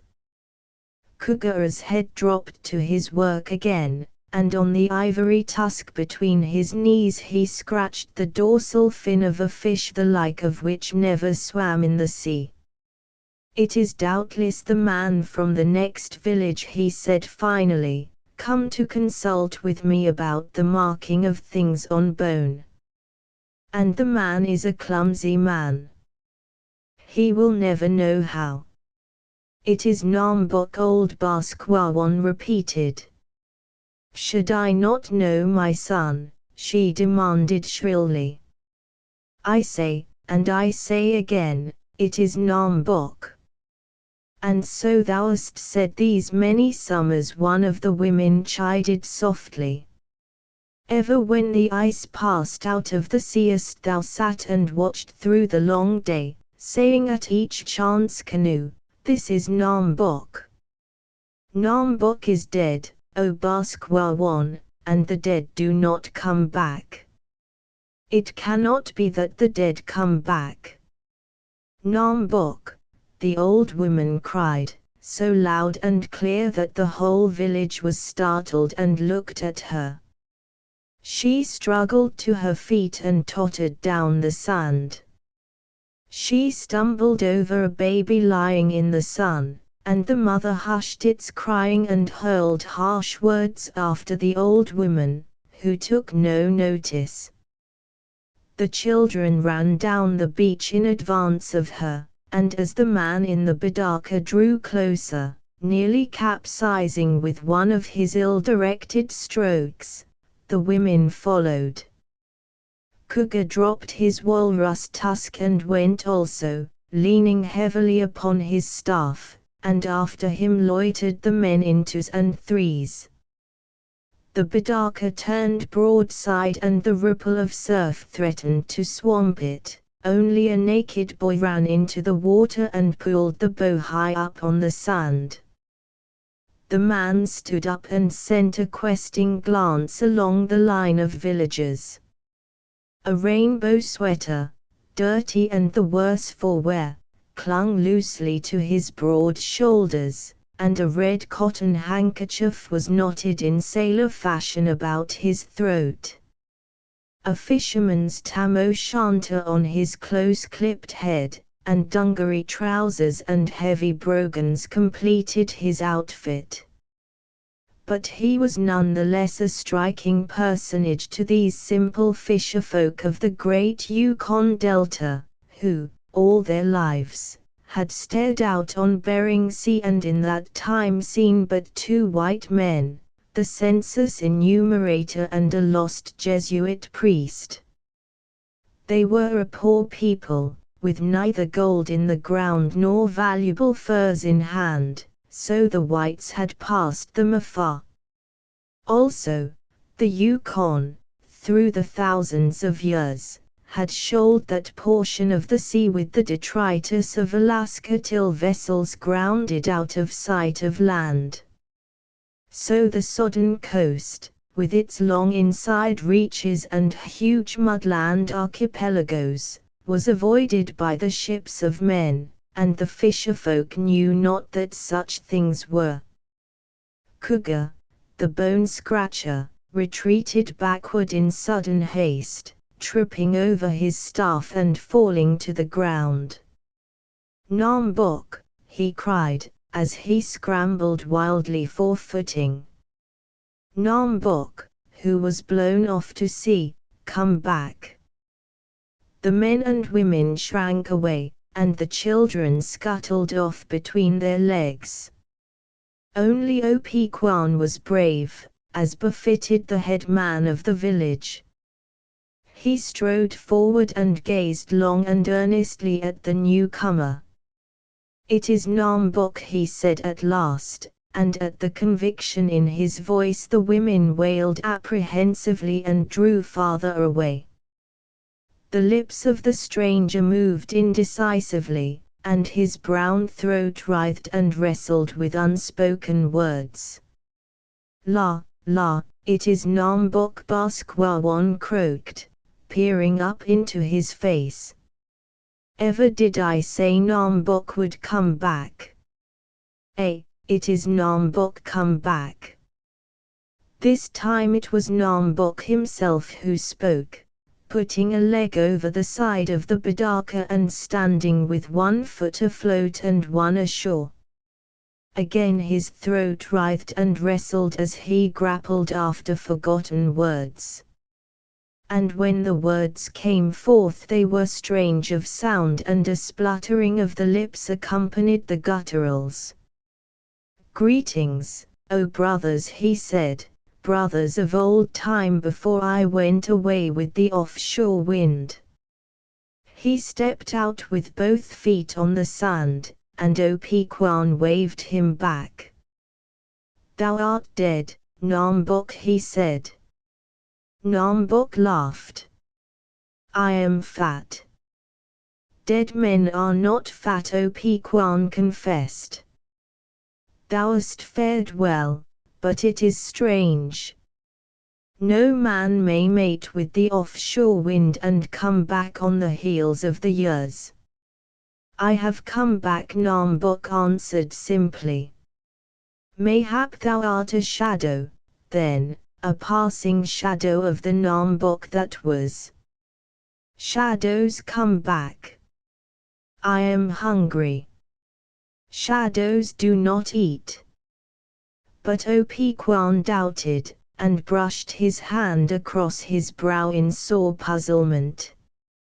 Nombok was likewise puzzled, and as he looked up and down the line found no welcome in the eyes of the fisherfolk.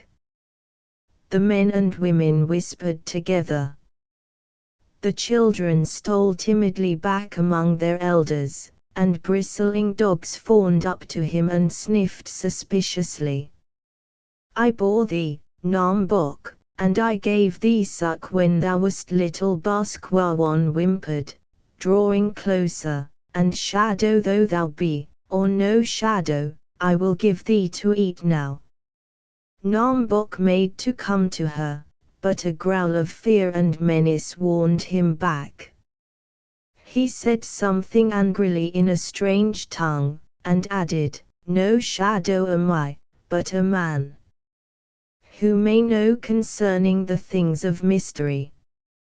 Opequan demanded, half of himself and half of his tribe's people. "We are, and in a breath we are not. If the man may become shadow, may not the shadow become man? Nombok was, but is not. This we know, but we do not know if this be Nombok or the shadow of Nombok." Nombok cleared his throat and made answer.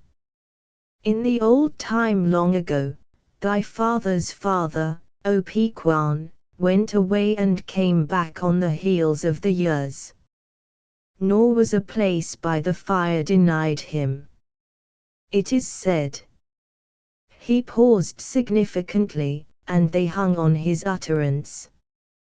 "It is said," he repeated, driving his point home with deliberation, "that Sip Sip, his klooch, bore him 2 sons after he came back.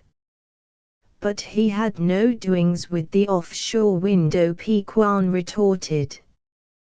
He went away into the heart of the land, and it is in the nature of things that a man may go on and on into the land, and likewise the sea. But that is neither here nor there. It is said, that thy father's father told strange tales of the things he saw.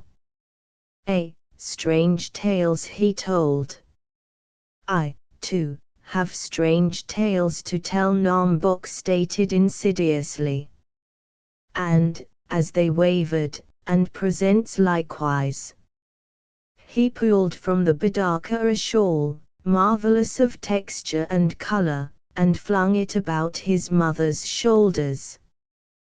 The women voiced a collective sigh of admiration, and old Basquawan ruffled the gay material and patted it and crooned in childish joy. He has tales to tell, Cougar muttered. And presents a woman seconded. And Opequan knew that his people were eager, and further, he was aware himself of an itching curiosity concerning those untold tales. The fishing has been good, he said judiciously, and we have oil in plenty. So come, Nombok, let us feast. 2 of the men hoisted the Bidaka on their shoulders and carried it up to the fire. Nombok walked by the side of Opequan, and the villagers followed after, save those of the women who lingered a moment to lay caressing fingers on the shawl. There was little talk while the feast went on, though many and curious were the glances stolen at the son of Basquawan. This embarrassed him, not because he was modest of spirit, however, but for the fact that the stench of the seal oil had robbed him of his appetite, and that he keenly desired to conceal his feelings on the subject. Eat, thou art hungry, Opequan commanded, and Nombok shut both his eyes and shoved his fist into the big pot of putrid fish. La la, be not ashamed. The seal were many this year, and strong men are ever hungry. And Basquawan sopped a particularly offensive chunk of salmon into the oil and passed it fondly and dripping to her son. In despair, when premonitory symptoms warned him that his stomach was not so strong as of old, he filled his pipe and struck up a smoke. The people fed on noisily and watched. Few of them could boast of intimate acquaintance with the precious weed, though now and again small quantities and abominable qualities were obtained in trade from the Eskimos to the northward. Cougar, sitting next to him, indicated that he was not averse to taking a draw, and between 2 mouthfuls, with the oil thick on his lips, sucked away at the amber stem. And thereupon Nombok held his stomach with a shaky hand and declined the proffered return. Cougar could keep the pipe, he said, for he had intended so to honor him from the first. And the people licked their fingers and approved of his liberality. Opequan rose to his feet. And now, O Nombok, the feast is ended, and we would listen concerning the strange things you have seen. The fisherfolk applauded with their hands, and gathering about them their work, prepared to listen.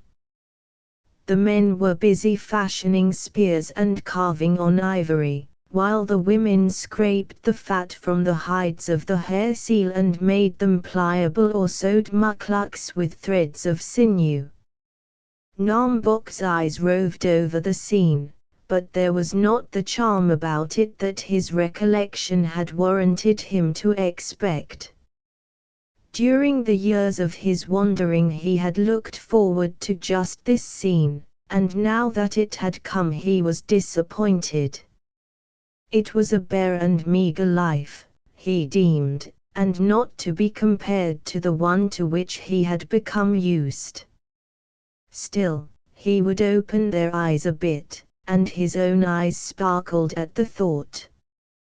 "Brothers," he began, with the smug complacency of a man about to relate the big things he has done, "it was late summer of many summers back, with much such weather as this promises to be, when I went away. You all remember the day, when the gulls flew low, and the wind blew strong from the land, and I could not hold my bidarka against it. I tied the covering of the bidarka about me so that no water could get in, and all of the night I fought with the storm. And in the morning there was no land, only the sea, and the offshore wind held me close in its arms and bore me along. 3 such nights whitened into dawn and showed me no land, and the offshore wind would not let me go. And when the 4th day came, I was as a madman. I could not dip my paddle for want of food, and my head went round and round, what of the thirst that was upon me. But the sea was no longer angry, and the soft south wind was blowing, and as I looked about me I saw a sight that made me think I was indeed mad. Nambok paused to pick away a sliver of salmon lodged between his teeth, and the men and women, with idle hands and heads craned forward, waited. It was a canoe, a big canoe. If all the canoes I have ever seen were made into one canoe, it would not be so large. There were exclamations of doubt, and Cougar, whose years were many, shook his head. If each bidarka were as a grain of sand, Nambok defiantly continued, and if there were as many bidarkas as there be grains of sand in this beach, still would they not make so big a canoe as this I saw on the morning of the 4th day. It was a very big canoe, and it was called a schooner. I saw this thing of wonder, this great schooner, coming after me, and on it I saw men. Hold, O Nambok! O Pequan broke in. What manner of men were they? Big men? Nay, mere men like you and me. Did the big canoe come fast? Eh? The sides were tall, the men short. O Pequan stated the premises with conviction. And did these men dip with long paddles? Nambok grinned. There were no paddles, he said. Mouths remained open, and a long silence dropped down. Pequan borrowed Cougar's pipe for a couple of contemplative sucks. One of the younger women giggled nervously and drew upon herself angry eyes. There were no paddles. Pequan asked softly, returning the pipe. The south wind was behind, Nambok explained. But the wind drift is slow. The schooner had wings, thus. He sketched a diagram of masts and sails in the sand, and the men crowded around and studied it. The wind was blowing briskly, and for more graphic elucidation he seized the corners of his mother's shawl and spread them out till it bellied like a sail. Basquawan scolded and struggled, but was blown down the breach for a score of feet and left breathless and stranded in a heap of driftwood. The men uttered sage grunts of comprehension, but Cougar suddenly tossed back his hoary head. Ho! Ho! He laughed. A foolish thing, this big canoe. a most foolish thing. The plaything of the wind. Wheresoever the wind goes, it goes too. No man who journeys therein may name the landing beach, for always he goes with the wind, and the wind goes everywhere, but no man knows where. It is so, Opequan supplemented gravely.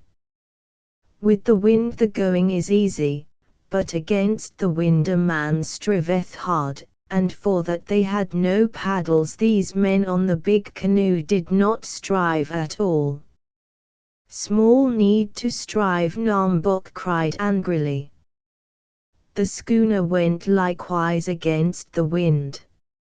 And what said you made the SCH, schooner go? Cougar asked, tripping craftily over the strange word. The wind was the impatient response. Then the wind made the SCH, schooner go against the wind. Old Cougar dropped an open leer to Opequan, and, the laughter growing around him, continued, the wind blows from the south and blows the schooner south. The wind blows against the wind. The wind blows one way and the other at the same time. It is very simple. We understand, Nombok. We clearly understand. Thou art a fool. Truth falls from thy lips, Cougar answered meekly. I was overlong in understanding, and the thing was simple. But Nombok's face was dark, and he said rapid words which they had never heard before. Bone scratching and skin scraping were resumed, but he shut his lips tightly on the tongue that could not be believed. This SCH, schooner, Cougar imperturbably asked. It was made of a big tree. It was made of many trees, Nombok snapped shortly.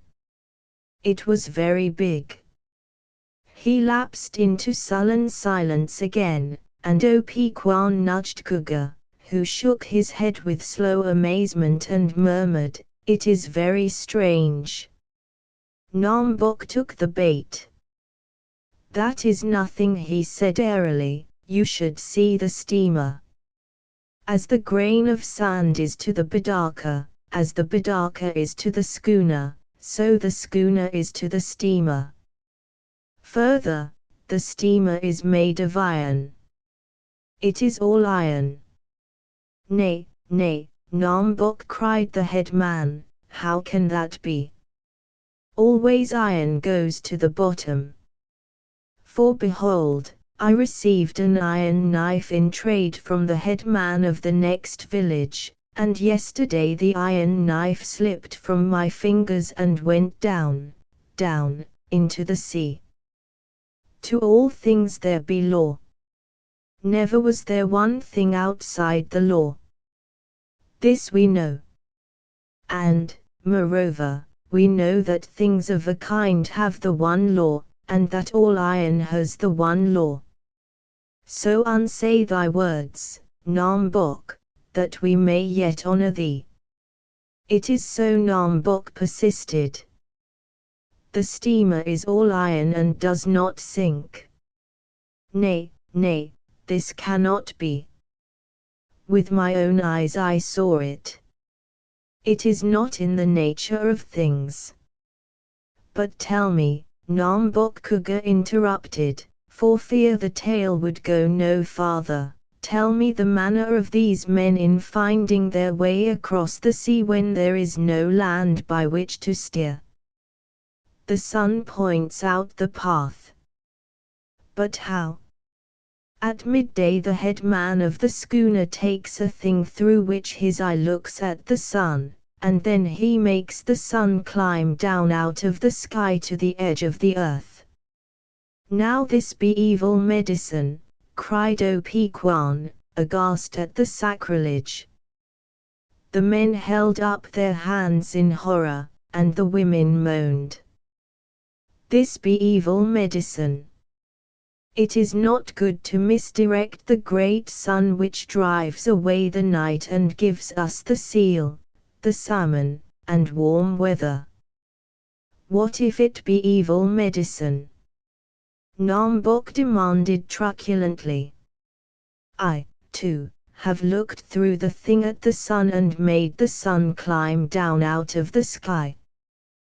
Those who were nearest drew away from him hurriedly, and a woman covered the face of a child at her breast so that his eye might not fall upon it. But on the morning of the fourth day, O Nombok Kuga suggested, on the morning of the fourth day when the SCH schooner came after thee. I had little strength left in me and could not run away. So I was taken on board and water was poured down my throat and good food given me. Twice, my brothers, you have seen a white man. These men were all white and as many as have I fingers and toes. And when I saw they were full of kindness, I took heart, and I resolved to bring away with me report of all that I saw. And they taught me the work they did, and gave me good food and a place to sleep.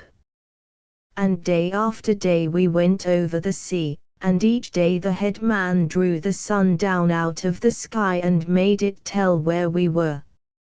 And when the waves were kind, we hunted the fur seal and I marveled much, for always did they fling the meat and the fat away and save only the skin. Opequan's mouth was twitching violently, and he was about to make denunciation of such waste when Kuga kicked him to be still.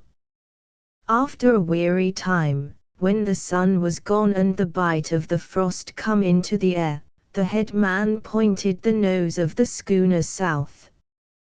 South and east we travelled for days upon days, with never the land in sight. And we were near to the village from which hailed the men. How did they know they were near? Opequan, unable to contain himself longer, demanded. There was no land to see. Nombok glowered on him wrathfully. Did I not say the head man brought the sun down out of the sky? Kuga interposed, and Nombok went on. As I say, when we were near to that village a great storm blew up, and in the night we were helpless and knew not where we were. Thou'st just said the head man knew, oh, peace, Opequan. Thou art a fool and cannot understand. As I say, we were helpless in the night, when I heard, above the roar of the storm, the sound of the sea on the beach. And next we struck with a mighty crash and I was in the water, swimming. It was a rock-bound coast, with one patch of beach in many miles, and the law was that I should dig my hands into the sand and draw myself clear of the surf. The other men must have pounded against the rocks, for none of them came ashore but the head man, and him I knew only by the ring on his finger. When day came, there being nothing of the schooner, I turned my face to the land and journeyed into it that I might get food and look upon the faces of the people.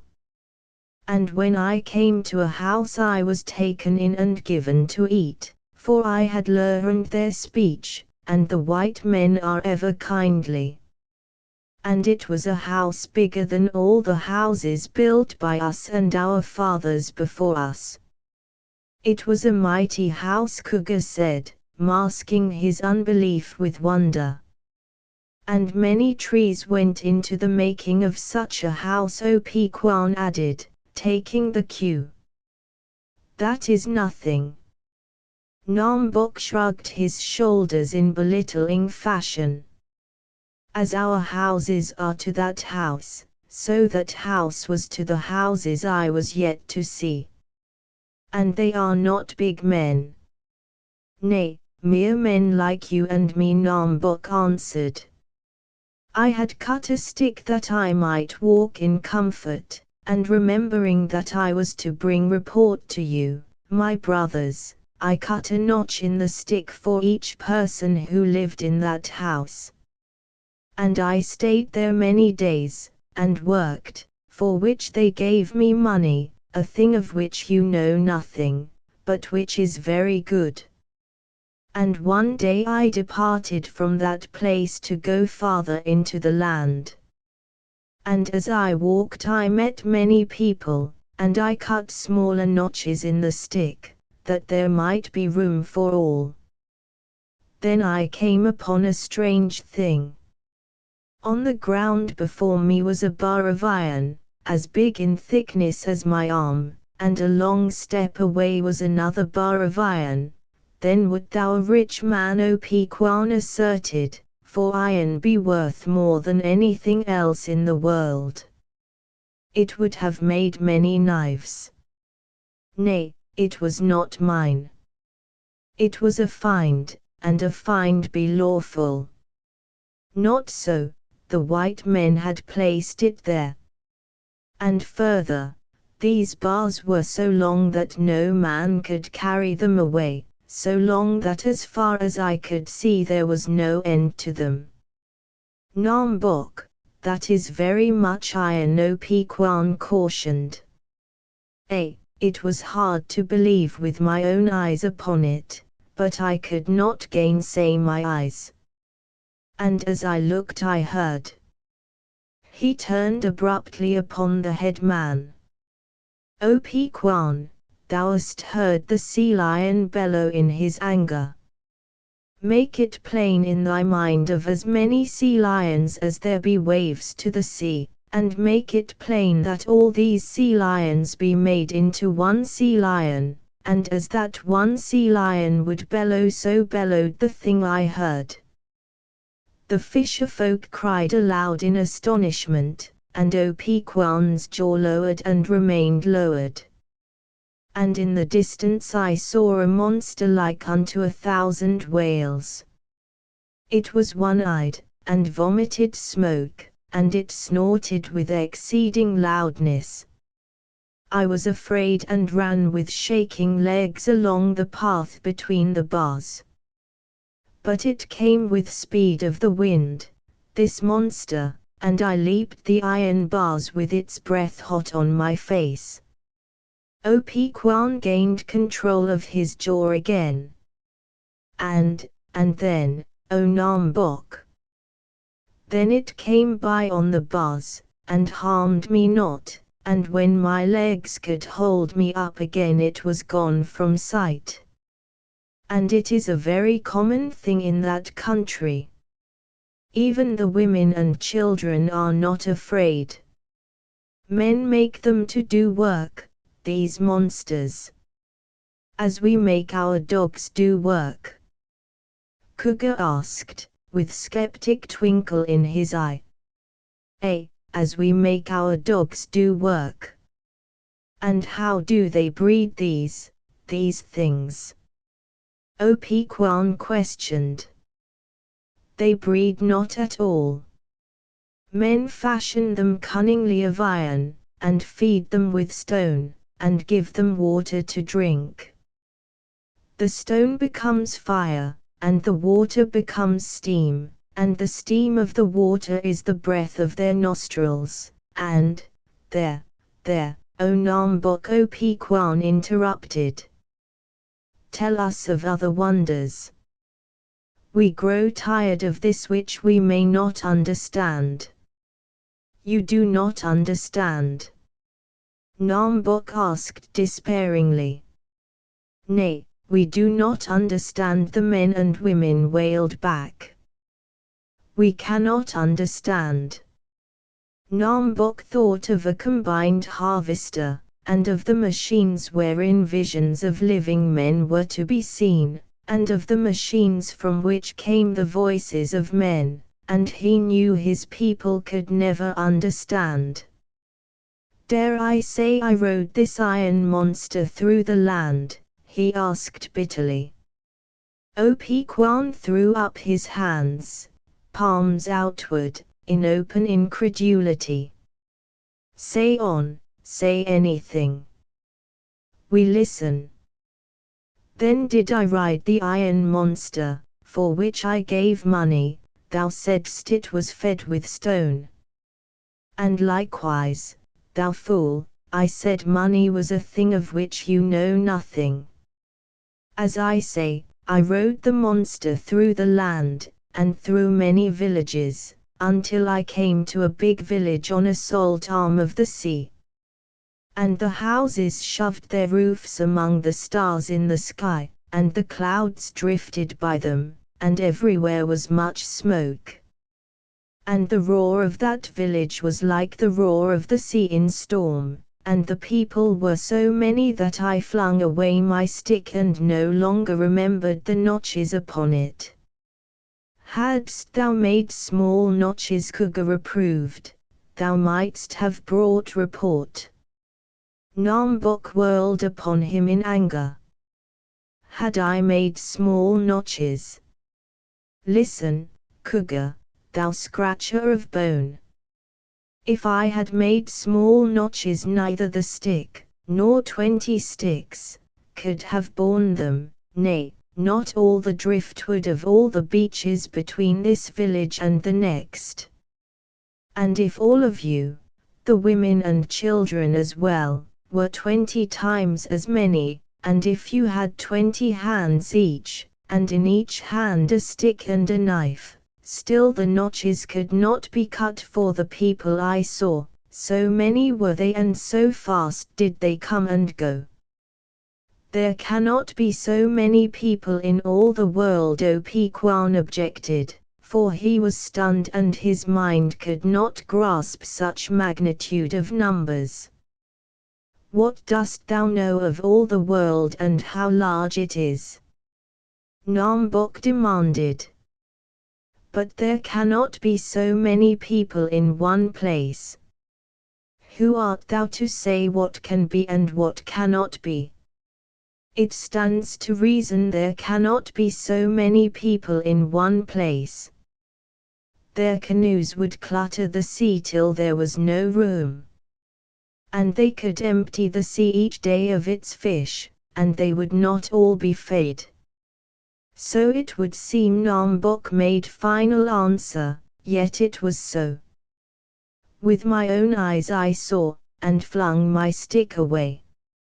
He yawned heavily and rose to his feet. I have paddled far. The day has been long, and I am tired. Now I will sleep, and tomorrow we will have further talk upon the things I have seen. Baskwawan, hobbling fearfully in advance, proud indeed, yet awed by her wonderful son, led him to her igloo and stowed him away among the greasy, ill-smelling furs. But the men lingered by the fire, and a council was held wherein was there much whispering and low-voiced discussion. An hour passed, and a second, and Nambok slept, and the talk went on. The evening sun dipped toward the northwest, and at 11 at night was nearly due north. Then it was that the head man and the bone scratcher separated themselves from the council and aroused Nambok. He blinked up into their faces and turned on his side to sleep again. Kwan gripped him by the arm and kindly but firmly shook his senses back into him. Come, Nambok, arise, he commanded. It be time. Another feast. Nambok cried. Nay, I am not hungry. Go on with the eating and let me sleep. Time to be gone. Cougar thundered. But Kwan spoke more softly. Thou wast bedarkamate with me when we were boys, he said. Together we first chased the seal and drew the salmon from the traps. And thou didst drag me back to life, Nambok, when the sea closed over me and I was sucked down to the black rocks. Together we hungered and bore the chill of the frost, and together we crawled beneath the one fur and lay close to each other.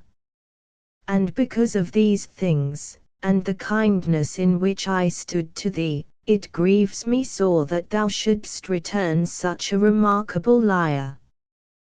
We cannot understand, and our heads be dizzy with the things thou hast spoken. It is not good, and there has been much talk in the council.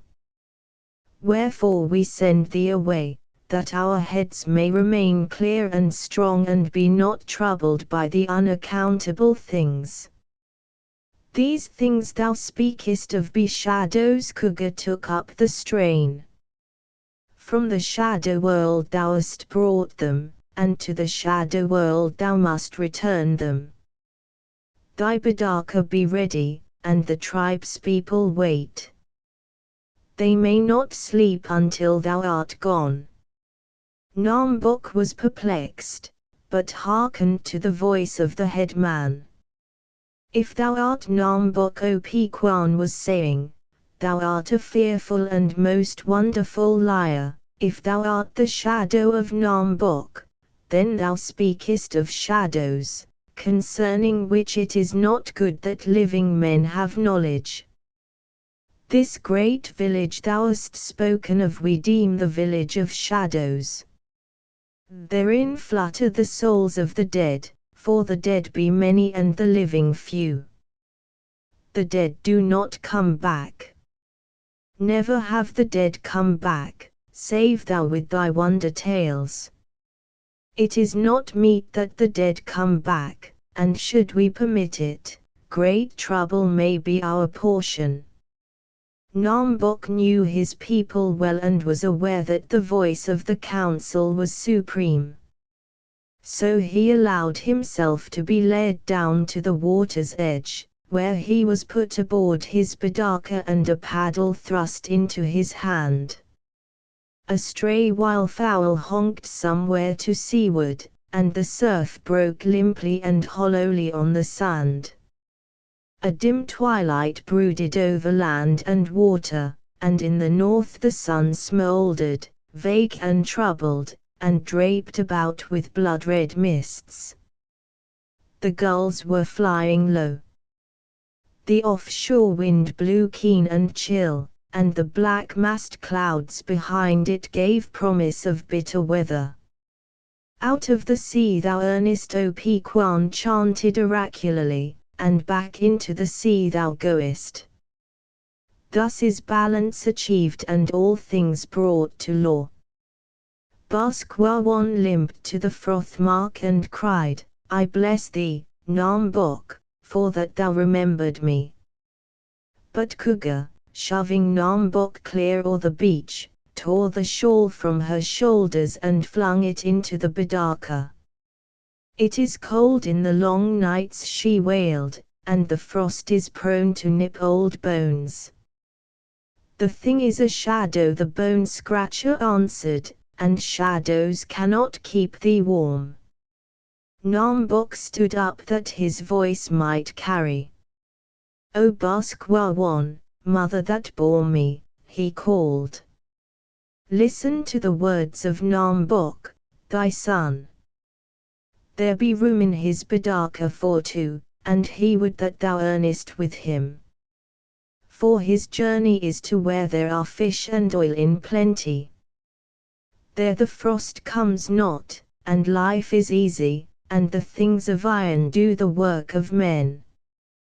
Wilt thou come, O Basquawan? She debated a moment, while the Bidaka drifted swiftly from her, then raised her voice to a quavering treble.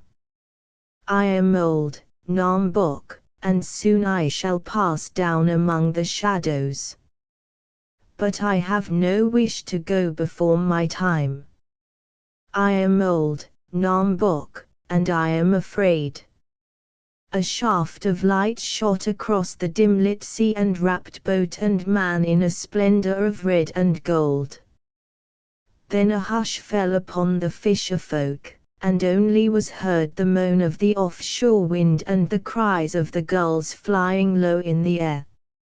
"Yellow Handkerchief, I'm not wanting to dictate to you, lad," Charlie said, "but I'm very much against your making a last raid. You've gone safely through rough times with rough men, and it would be a shame to have something happen to you at the very end." "But how can I get out of making a last raid?" I demanded, with the cocksureness of youth. "There always has to be a last, you know, to anything." Charlie crossed his legs, leaned back, and considered the problem. "Very true. But why not call the capture of Demetrios Kontos the last?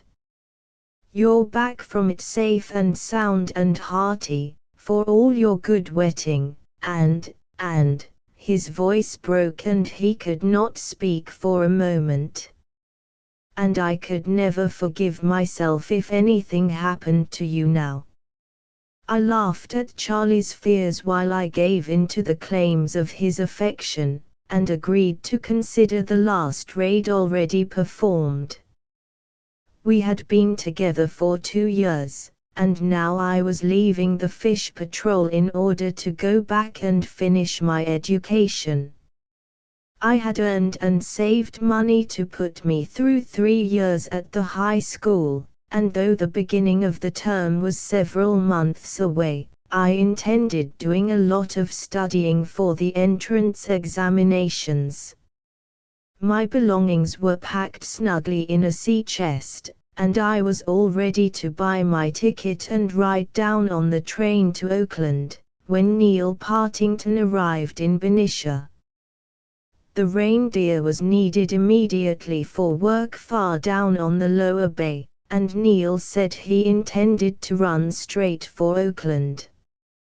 As that was his home and as I was to live with his family while going to school, he saw no reason, he said, why I should not put my chest aboard and come along. So the chest went aboard, and in the middle of the afternoon we hoisted the Reindeer's big mainsail and cast off. It was tantalizing fall weather. The sea breeze, which had blown steadily all summer, was gone, and in its place were capricious winds and murky skies which made the time of arriving anywhere extremely problematical. We started on the first of the ebb, and as we slipped down the Carquinez Straits, I looked my last for some time upon Benicia and the Bight at Turner's shipyard, where we had besieged the Lancashire Queen, and had captured Big Alec, the king of the Greeks. And at the mouth of the straits I looked with not a little interest upon the spot where a few days before I should have drowned but for the good that was in the nature of Demetrios Kontos.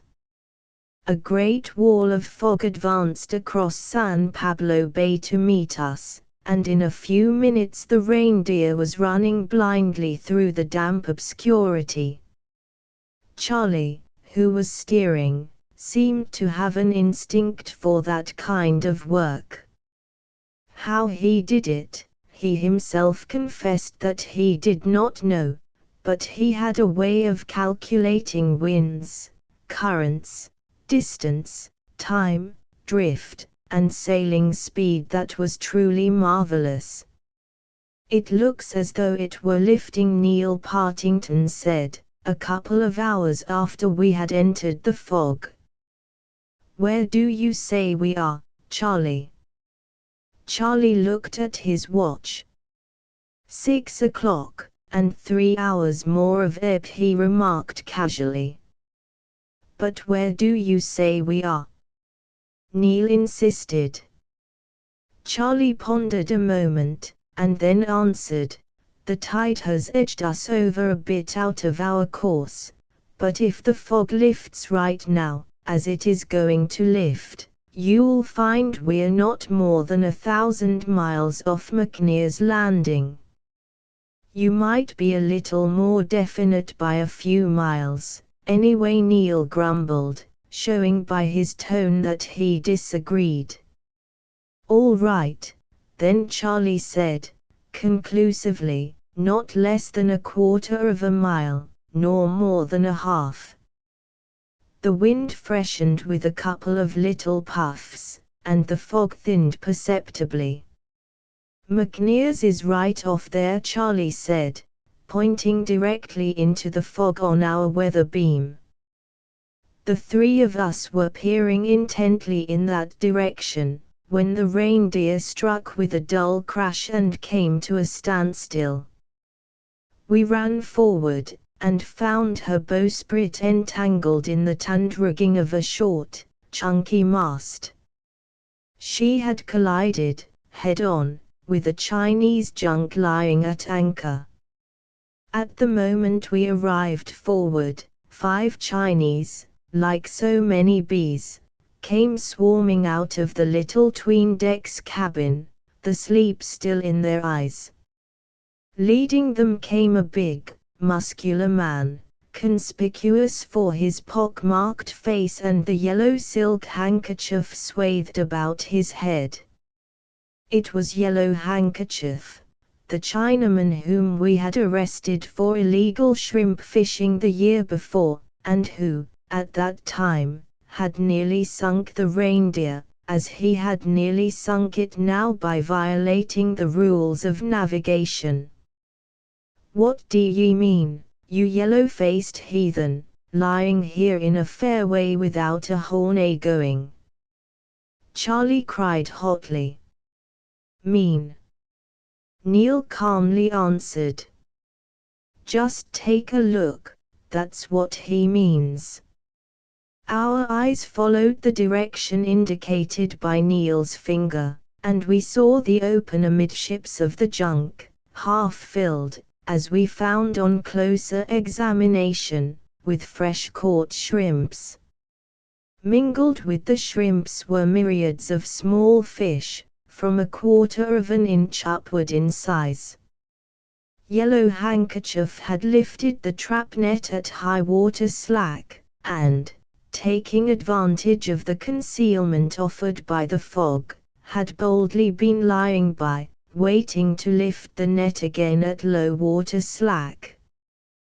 "Well," Neil hummed and hawed, "in all my varied and extensive experience as a fish patrolman, I must say this is the easiest capture I ever made." "What'll we do with them, Charlie?" "Tow the junk into San Rafael," of course came the answer. Charlie turned to me. "You stand by the junk, lad, and I'll pass you a towing line. If the wind doesn't fail us, we'll make the creek before the tide gets too low, sleep at San Rafael, and arrive in Oakland tomorrow by midday." So saying, Charlie and Neil returned to the reindeer and got under way, the junk towing astern. I went aft and took charge of the prize, steering by means of an antiquated tiller and a rudder with large, diamond-shaped holes, through which the water rushed back and forth. By now the last of the fog had vanished, and Charlie's estimate of our position was confirmed by the sight of Mathiews Landing a short half-mile away. Following, along the west shore, we rounded Point Pedro in plain view of the Chinese shrimp villages, and a great to-do was raised when they saw one of their junks towing behind the familiar fish patrol sloop. The wind, coming off the land, was rather puffy and uncertain, and it would have been more to our advantage had it been stronger. San Rafael Creek, up which we had to go to reach the town and turn over our prisoners to the authorities, ran through wide-stretching marshes, and was difficult to navigate on a falling tide, while at low tide it was impossible to navigate at all. So, with the tide already half-ebbed, it was necessary for us to make time.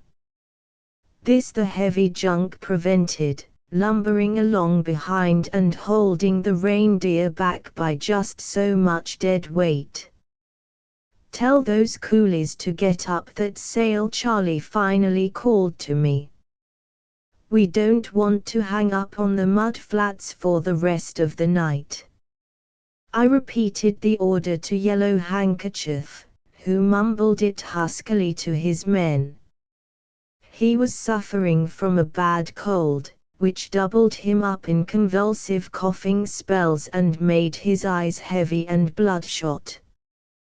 This made him more evil-looking than ever, and when he glared viciously at me I remembered with a shiver the close shave I had had with him at the time of his previous arrest. His crew sullenly tailed onto the halyards, and the strange, outlandish sail, lateen in rig and dyed a warm brown, rose in the air. We were sailing on the wind, and when Yellow Handkerchief flattened down the sheet the junk forged ahead and the towline went slack. Fast as the Reindeer could sail, the junk outsailed her, and to avoid running her down I hauled a little closer on the wind. But the junk likewise outpointed, and in a couple of minutes I was abreast of the Reindeer and to windward. The towline had now tautened, at right angles to the two boats, and the predicament was laughable. "Cast off!" I shouted.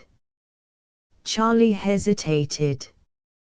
"It's all right," I added. "Nothing can happen. We'll make the creek on this tack, and you'll be right behind me all the way up to San Rafael." At this Charlie cast off, and Yellow Handkerchief sent one of his men forward to haul in the line. In the gathering darkness I could just make out the mouth of San Rafael Creek, and by the time we entered it I could barely see its banks.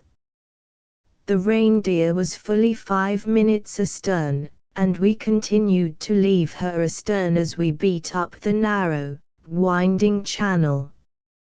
With Charlie behind us, it seemed I had little to fear from my 5 prisoners, but the darkness prevented my keeping a sharp eye on them, so I transferred my revolver from my trousers pocket to the side pocket of my coat, where I could more quickly put my hand on it. Yellow Handkerchief was the one I feared, and that he knew it and made use of it, subsequent events will show. He was sitting a few feet away from me, on what then happened to be the weather side of the junk. I could scarcely see the outlines of his form, but I soon became convinced that he was slowly, very slowly, edging closer to me. I watched him carefully. Steering with my left hand, I slipped my right into my pocket and got hold of the revolver. I saw him shift along for a couple of inches, and I was just about to order him back. The words were trembling on the tip of my tongue, when I was struck with great force by a heavy figure that had leaped through the air upon me from the lee side. It was one of the crew. He pinioned my right arm so that I could not withdraw my hand from my pocket, and at the same time clapped his other hand over my mouth. Of course, I could have struggled away from him and freed my hand or gotten my mouth clear so that I might cry an alarm, but in a trice Yellow Handkerchief was on top of me. I struggled around to no purpose in the bottom of the junk, while my legs and arms were tied and my mouth securely bound in what I afterward found to be a cotton shirt. Then I was left lying in the bottom. Yellow Handkerchief took the tiller, issuing his orders in whispers, and from our position at the time, and from the alteration of the sail, which I could dimly make out above me as a blot against the stars, I knew the junk was being headed into the mouth of a small slough which emptied at that point into San Rafael Creek. In a couple of minutes we ran softly alongside the bank, and the sail was silently lowered. The Chinese kept very quiet. Yellow Handkerchief sat down in the bottom alongside of me, and I could feel him straining to repress his raspy, hacking cough. Possibly 7 or 8 minutes later I heard Charlie's voice as the reindeer went past the mouth of the slough. I can't tell you how relieved I am. I could plainly hear him saying to Neil that the lad has finished with the fish patrol without accident. Here Neil said something which I could not catch, and then Charlie's voice went on. The youngster takes naturally to the water, and if when he finishes high school he takes a course in navigation and goes deep sea, I see no reason why he shouldn't rise to be master of the finest and biggest ship afloat. It was all very flattering to me, but lying there, bound and gagged by my own prisoners, with the voices growing faint and fainter as the reindeer slipped on through the darkness toward San Rafael, I must say I was not in quite the proper situation to enjoy my smiling future. With the reindeer went my last hope. What was to happen next I could not imagine, for the Chinese were a different race from mine, and from what I knew I was confident that fair play was no part of their make-up. After waiting a few minutes longer, the crew hoisted the lateen sail, and Yellow Handkerchief steered down toward the mouth of San Rafael Creek. The tide was getting lower, and he had difficulty in escaping the mud banks. I was hoping he would run aground, but he succeeded in making the bay without accident. As we passed out of the creek a noisy discussion arose, which I knew related to me. Yellow Handkerchief was vehement, but the other 4 as vehemently opposed him. It was very evident that he advocated doing away with me and that they were afraid of the consequences. I was familiar enough with the Chinese character to know that fear alone restrained them. But what plan they offered in place of Yellow Handkerchief's murderous one, I could not make out. My feelings, as my fate hung in the balance, may be guessed.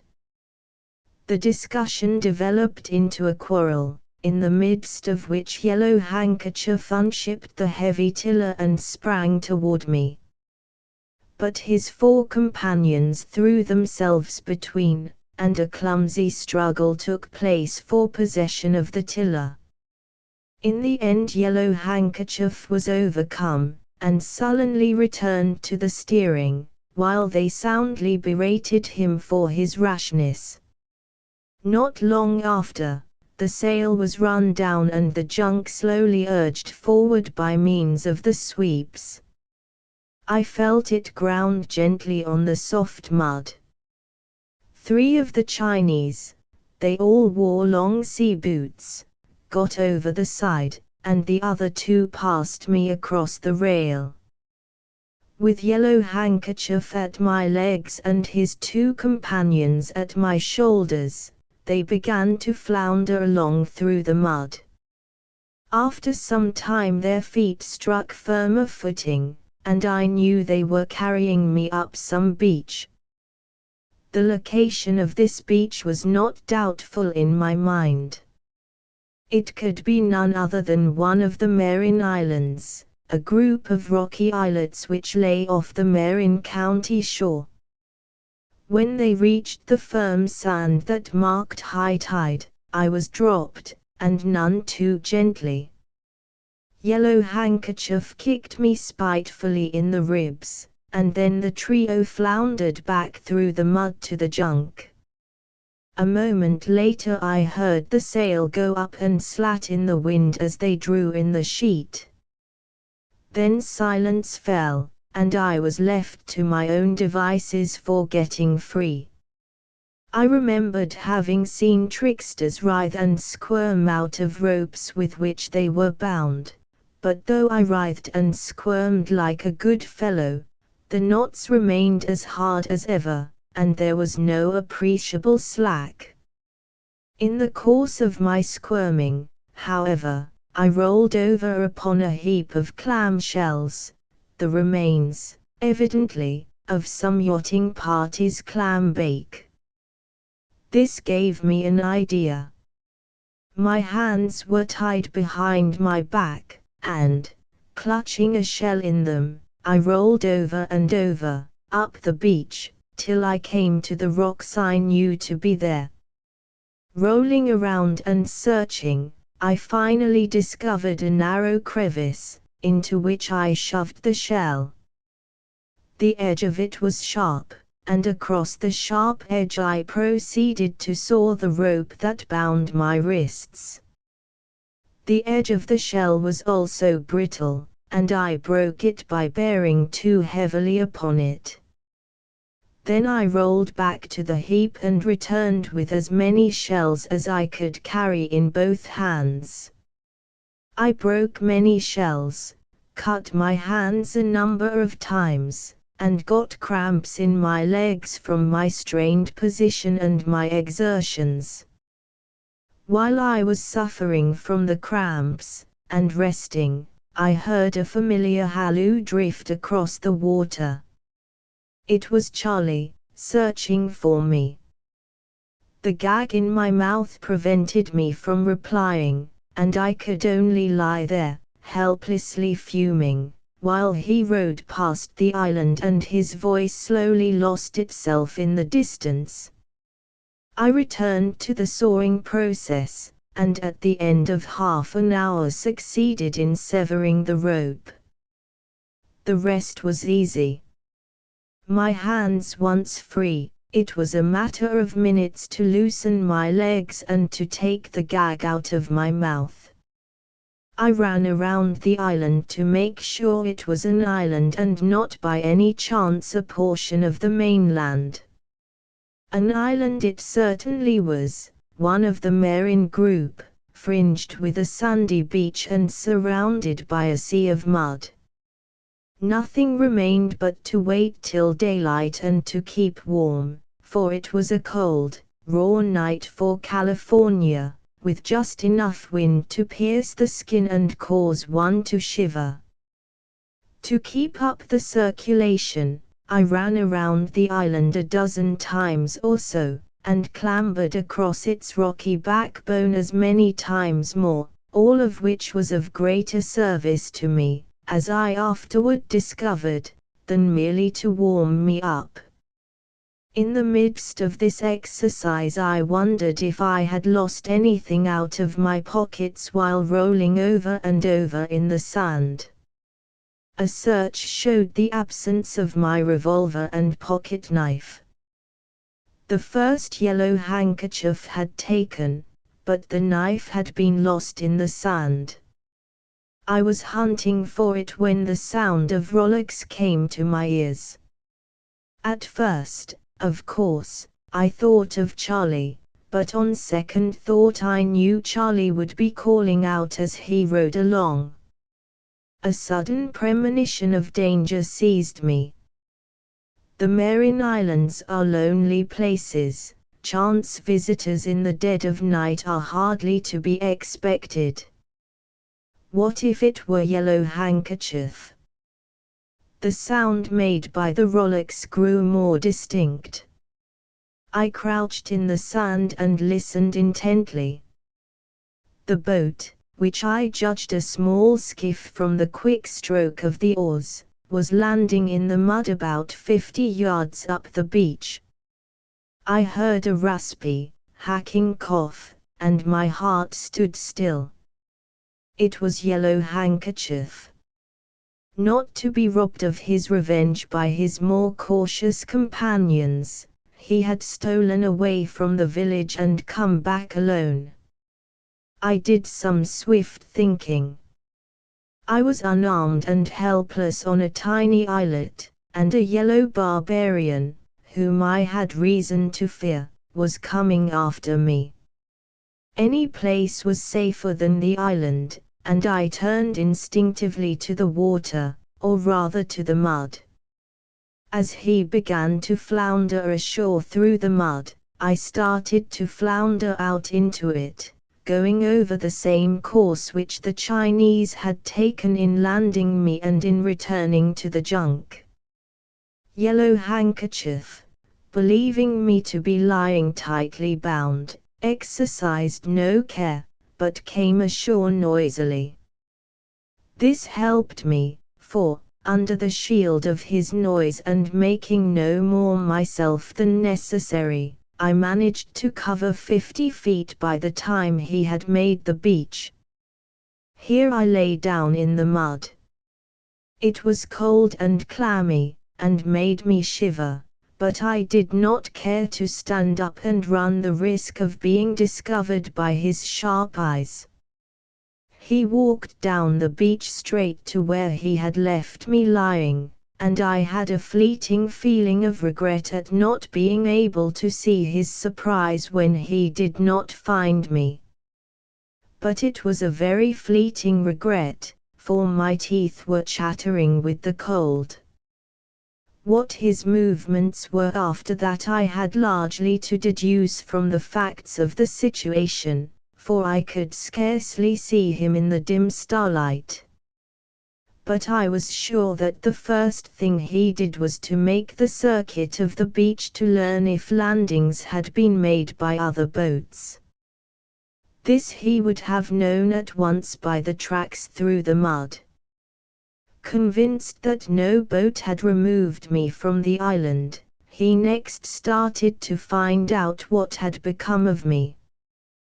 Beginning at the pile of clamshells, he lighted matches to trace my tracks in the sand. At such times I could see his villainous face plainly, and, when the sulphur from the matches irritated his lungs, between the raspy cough that followed and the clammy mud in which I was lying, I confess I shivered harder than ever. The multiplicity of my footprints puzzled him. Then the idea that I might be out in the mud must have struck him, for he waded out a few yards in my direction, and, stooping, with his eyes searched the dim surface long and carefully. He could not have been more than 15 feet from me, and had he lighted a match he would surely have discovered me. He returned to the beach and clambered about over the rocky backbone, again hunting for me with lighted matches.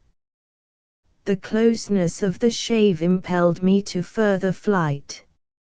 Not daring to wade upright, on account of the noise made by floundering and by the suck of the mud, I remained lying down in the mud and propelled myself over its surface by means of my hands. Still keeping the trail made by the Chinese in going from and to the junk, I held on until I reached the water. Into this I waded to a depth of 3 feet, and then I turned off to the side on a line parallel with the beach. The thought came to me of going toward Yellow Handkerchief's skiff and escaping in it, but at that very moment he returned to the beach, and, as though fearing the very thing I had in mind, he slushed out through the mud to assure himself that the skiff was safe. This turned me in the opposite direction. Half swimming, half wading, with my head just out of water and avoiding splashing, I succeeded in putting about 100 feet between myself and the spot where the Chinese had begun to wade ashore from the junk. I drew myself out on the mud and remained lying flat. Again Yellow Handkerchief returned to the beach and made a search of the island, and again he returned to the heap of clam shells. I knew what was running in his mind as well as he did himself. No one could leave or land without making tracks in the mud. The only tracks to be seen were those leading from his skiff and from where the junk had been. I was not on the island. I must have left it by one or the other of those two tracks. He had just been over the one to his skiff, and was certain I had not left that way. Therefore I could have left the island only by going over the tracks of the junk landing. This he proceeded to verify by wading out over them himself, lighting matches as he came along. When he arrived at the point where I had first lain, I knew, by the matches he burned and the time he took, that he had discovered the marks left by my body. These he followed straight to the water and into it, but in 3 feet of water he could no longer see them. On the other hand, as the tide was still falling, he could easily make out the impression made by the junk's bow, and could have likewise made out the impression of any other boat if it had landed at that particular spot. But there was no such mark, and I knew that he was absolutely convinced that I was hiding somewhere in the mud. But to hunt on a dark night for a boy in a sea of mud would be like hunting for a needle in a haystack, and he did not attempt it. Instead he went back to the beach and prowled around for some time. I was hoping he would give me up and go, for by this time I was suffering severely from the cold. At last he waded out to his skiff and rowed away. What if this departure of Yellow Handkerchief's were a sham? What if he had done it merely to entice me ashore? The more I thought of it, the more certain I became that he had made a little too much noise with his oars as he rowed away. So I remained, lying in the mud and shivering. I shivered till the muscles of the small of my back ached and pained me as badly as the cold, and I had need of all my self-control to force myself to remain in my miserable situation. It was well that I did, however, for, possibly an hour later, I thought I could make out something moving on the beach. I watched intently, but my ears were rewarded first, by a raspy cough I knew only too well. Yellow Handkerchief had sneaked back, landed on the other side of the island, and crept around to surprise me if I had returned. After that, though hours passed without sign of him, I was afraid to return to the island at all.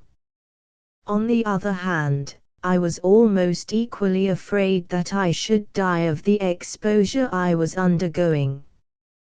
I had never dreamed one could suffer so. I grew so cold and numb, finally, that I ceased to shiver. But my muscles and bones began to ache in a way that was agony. The tide had long since begun to rise and, foot by foot, it drove me in toward the beach. High water came at 3 o'clock, and at 3 o'clock I drew myself up on the beach, more dead than alive, and too helpless to have offered any resistance had Yellow Handkerchief swooped down upon me. But no Yellow Handkerchief appeared. He had given me up and gone back to Point Pedro. Nevertheless, I was in a deplorable, not to say a dangerous, condition. I could not stand upon my feet, much less walk. My clammy, muddy garments clung to me like sheets of ice. I thought I should never get them off. So numb and lifeless were my fingers, and so weak was I that it seemed to take an hour to get off my shoes. I had not the strength to break the porpoise hide laces, and the knots defied me. I repeatedly beat my hands upon the rocks to get some sort of life into them. Sometimes I felt sure I was going to die. But in the end, after several centuries, it seemed to me, I got off the last of my clothes. The water was now close at hand, and I crawled painfully into it and washed the mud from my naked body. Still, I could not get on my feet and walk, and I was afraid to lie still. Nothing remained but to crawl weakly, like a snail, and at the cost of constant pain, up and down the sand. I kept this up as long as possible, but as the east paled with the coming of dawn I began to succumb. The sky grew rosy red, and the golden rim of the sun, showing above the horizon, found me lying helpless and motionless among the clam shells. As in a dream, I saw the familiar mainsail of the Reindeer as she slipped out of San Rafael Creek on a light puff of morning air. This dream was very much broken. There are intervals I can never recollect on looking back over it.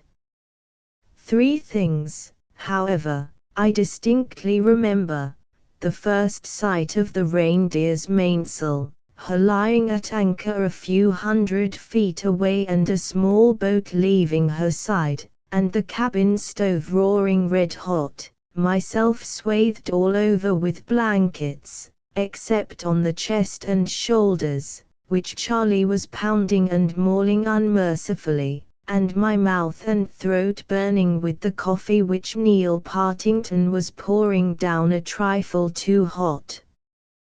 But burn or no burn, I tell you it felt good. By the time we arrived in Oakland I was as limber and strong as ever, though Charlie and Neil Partington were afraid I was going to have pneumonia, and Mrs. Partington, for my first 6 months of school, kept an anxious eye upon me to discover the first symptoms of consumption. Time flies. It seems but yesterday that I was a lad of 16 on the fish patrol. Yet I know that I arrived this very morning from China, with a quick passage to my credit, and master of the Barkentine Harvester. And I know that tomorrow morning I shall run over to Oakland to see Neil Partington and his wife and family, and later on up to Benicia to see Charlie LeGrant and talk over old times. No, I shall not go to Benicia, now that I think about it.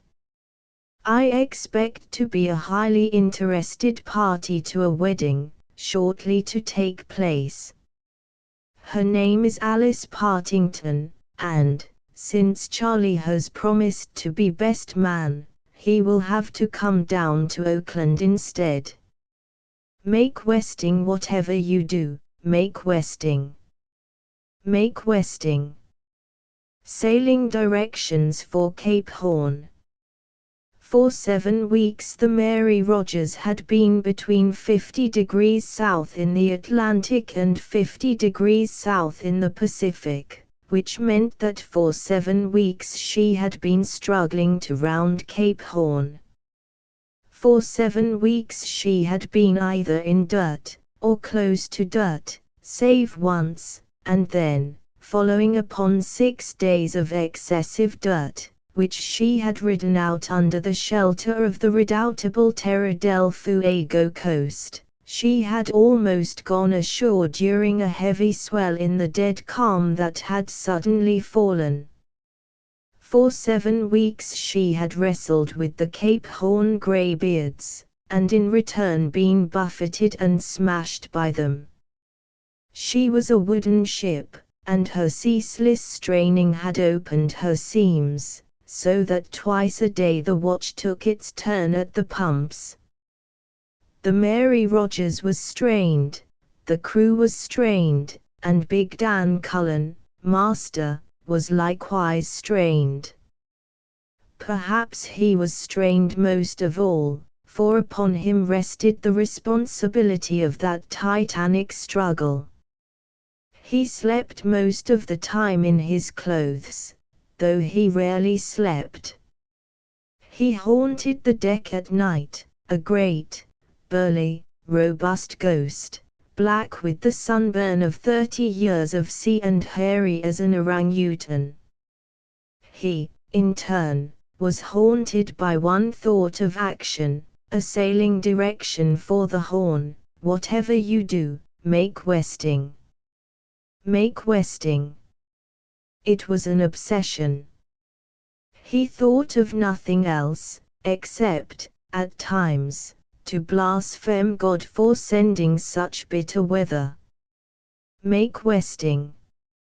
He hugged the Horn, and a dozen times lay hove to with the Iron Cape bearing east by north, or north-northeast, a score of miles away. And each time the eternal west wind smote him back and he made easting. He fought gale after gale, south to 64 degrees, inside the Antarctic drift ice, and pledged his immortal soul to the powers of darkness for a bit of westing, for a slant to take him around. And he made easting. In despair, he had tried to make the passage through the Straits of Le Maire. Halfway through, the wind hauled to the northward of northwest, the glass dropped to 28.88, and he turned and ran before a gale of cyclonic fury, missing, by a hair's breadth, piling up the Mary Rogers on the black-toothed rocks. Twice he had made west to the Diego Ramirez Rocks, one of the times saved between two snow squalls by sighting the gravestones of ships a quarter of a mile dead ahead. Blow. Captain Dan Cullen instanced all his 30 years at sea to prove that never had it blown so before. The Mary Rogers was hove to at the time he gave the evidence, and, to clinch it, inside half an hour the Mary Rogers was hove down to the hatches. Her new maintopsail and brand new spencer were blown away like tissue paper, and 5 sails, furled and fast under double gaskets, were blown loose and stripped from the yards. And before morning the Mary Rogers was hove down twice again, and holes were knocked in her bulwarks to ease her decks from the weight of ocean that pressed her down. On an average of once a week Captain Dan Cullen caught glimpses of the sun. Once, for 10 minutes, the sun shone at midday, and 10 minutes afterward a new gale was piping up. Both watches were shortening sail, and all was buried in the obscurity of a driving snow squall. For a fortnight, once, Captain Dan Cullen was without a meridian or a chronometer sight. Rarely did he know his position within half a degree, except when in sight of land, for sun and stars remained hidden behind the sky, and it was so gloomy that even at the best the horizons were poor for accurate observations. A grey gloom shrouded the world. The clouds were grey, the great driving seas were leaden. Grey gloom shrouded the world.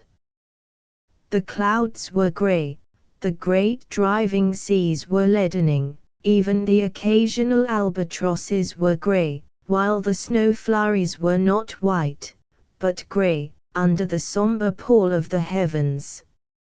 Life on board the Mary Rogers was grey, grey and gloomy. The faces of the sailors were blue-grey. They were afflicted with sea cuts and sea boils, and suffered exquisitely. They were shadows of men. For 7 weeks, in the forecastle or on deck, they had not known what it was to be dry. They had forgotten what it was to sleep out a watch, and all watches it was, all hands on deck. They caught snatches of agonized sleep, and they slept in their oilskins ready for the everlasting call. So weak and worn were they that it took both watches to do the work of one. That was why both watches were on deck so much of the time. And no shadow of a man could shirk duty. Nothing less than a broken leg could enable a man to knock off work, and there were 2 such, who had been mauled and pulped by the seas that broke aboard. One other man who was the shadow of a man was George Doherty. He was the only passenger on board, a friend of the firm, and he had elected to make the voyage for his health. But 7 weeks of Cape Horn had not bettered his health. He gasped and panted in his bunk through the long, heaving nights, and when on deck he was so bundled up for warmth that he resembled a peripatetic old clothes shop. At midday, eating at the cabin table in a gloom so deep that the swinging sea lamps burned always, he looked as blue-grey as the sickest, saddest man for'ard. Nor did gazing across the table at Captain Dan Cullen have any cheering effect upon him. Captain Cullen chewed and scowled and kept silent. The scowls were for God, and with every chew he reiterated the sole thought of his existence, which was make westing. He was a big, hairy brute, and the sight of him was not stimulating to the other's appetite. He looked upon George Doherty as a Jonah, and told him so, once each meal, savagely transferring the scowl from God to the passenger and back again. Nor did the mate prove a first aid to a languid appetite. Joshua Higgins by name, a seaman by profession and pool, but a potwalloper by capacity, he was a loose-jointed, sniffling creature, heartless and selfish and cowardly, without a soul, in fear of his life of Dan Cullen, and a bully over the sailors, who knew that behind the mate was Captain Cullen, the lawgiver and compeller, the driver and the destroyer, the incarnation of a dozen bucko mates. In that wild weather at the southern end of the earth, Joshua Higgins ceased washing. His grimy face usually robbed George Doherty of what little appetite he managed to accumulate. Ordinarily this lavatorial dereliction would have caught Captain Cullen's eye and vocabulary, but in the present his mind was filled with making westing, to the exclusion of all other things not contributory thereto. Whether the mate's face was clean or dirty had no bearing upon westing. Later on, when 50 degrees south in the Pacific had been reached, Joshua Higgins would wash his face very abruptly. In the meantime, at the cabin table, where grey twilight alternated with lamplight while the lamps were being filled, George Doherty sat between the 2 men, one a tiger and the other a hyena, and wondered why God had made them. The second mate, Matthew Turner, was a true sailor and a man, but George Doherty did not have the solace of his company, for he ate by himself, solitary, when they had finished. On Saturday morning, the 24th of July, George Doherty awoke to a feeling of life and headlong movement. On deck he found the Mary Rogers running off before a howling southeaster.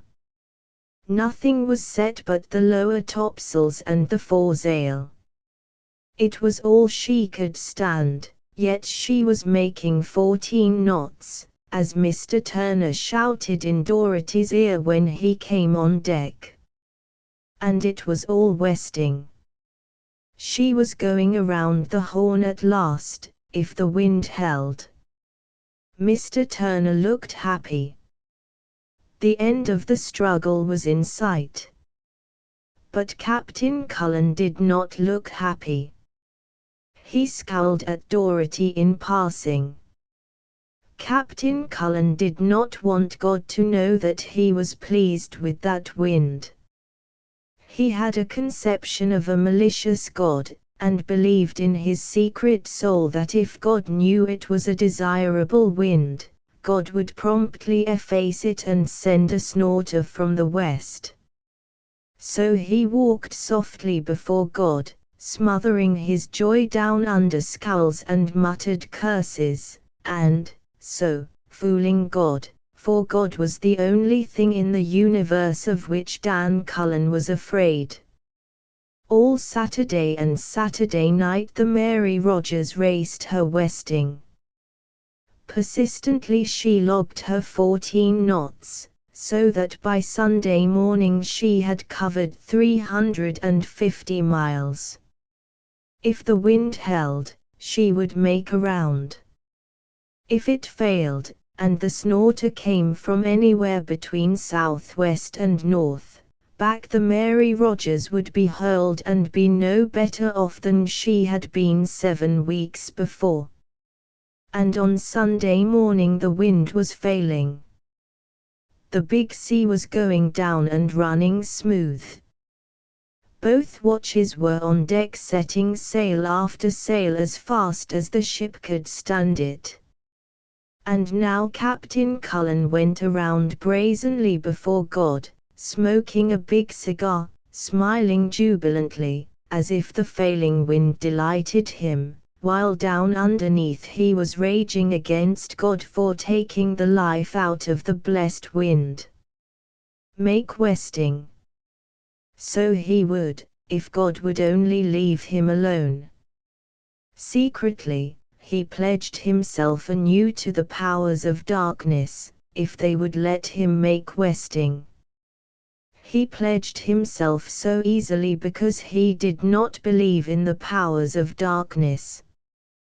He really believed only in God, though he did not know it. And in his inverted theology God was really the Prince of Darkness.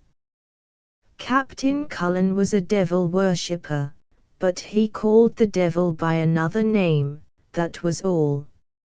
At midday, after calling 8 bells, Captain Cullen ordered the royals on. The men went aloft faster than they had gone in weeks.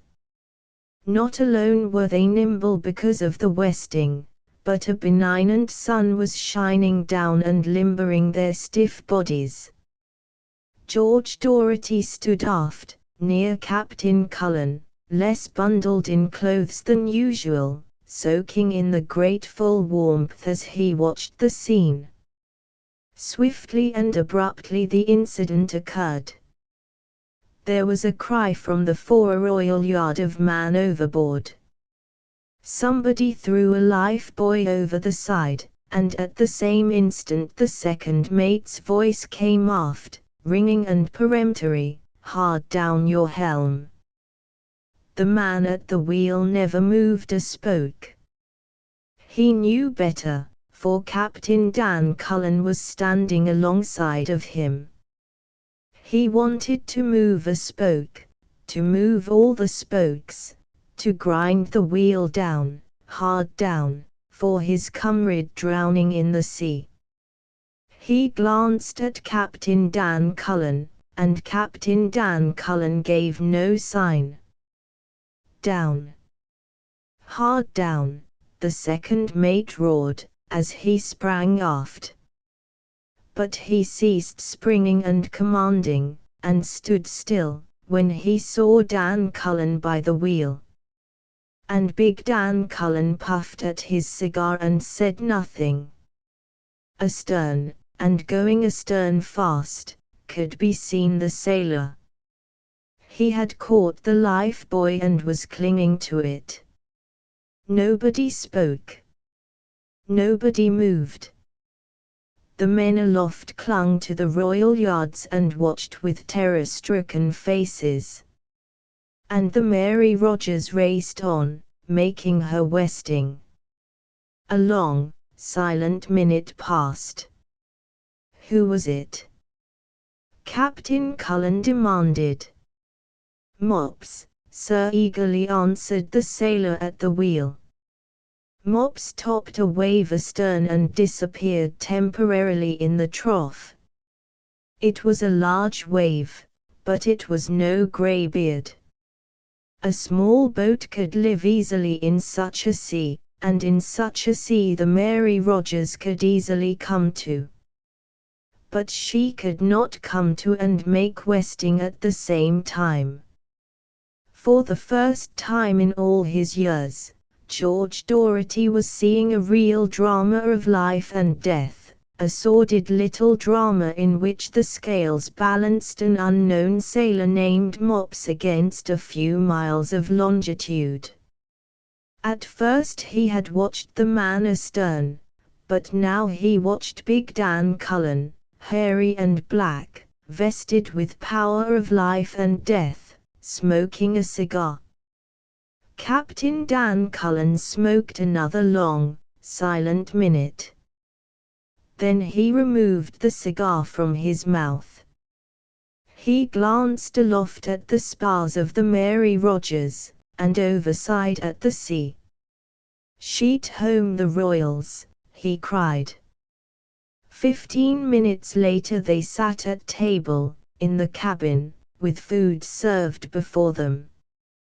On one side of George Doherty sat Dan Cullen, the tiger, on the other side, Joshua Higgins, the hyena.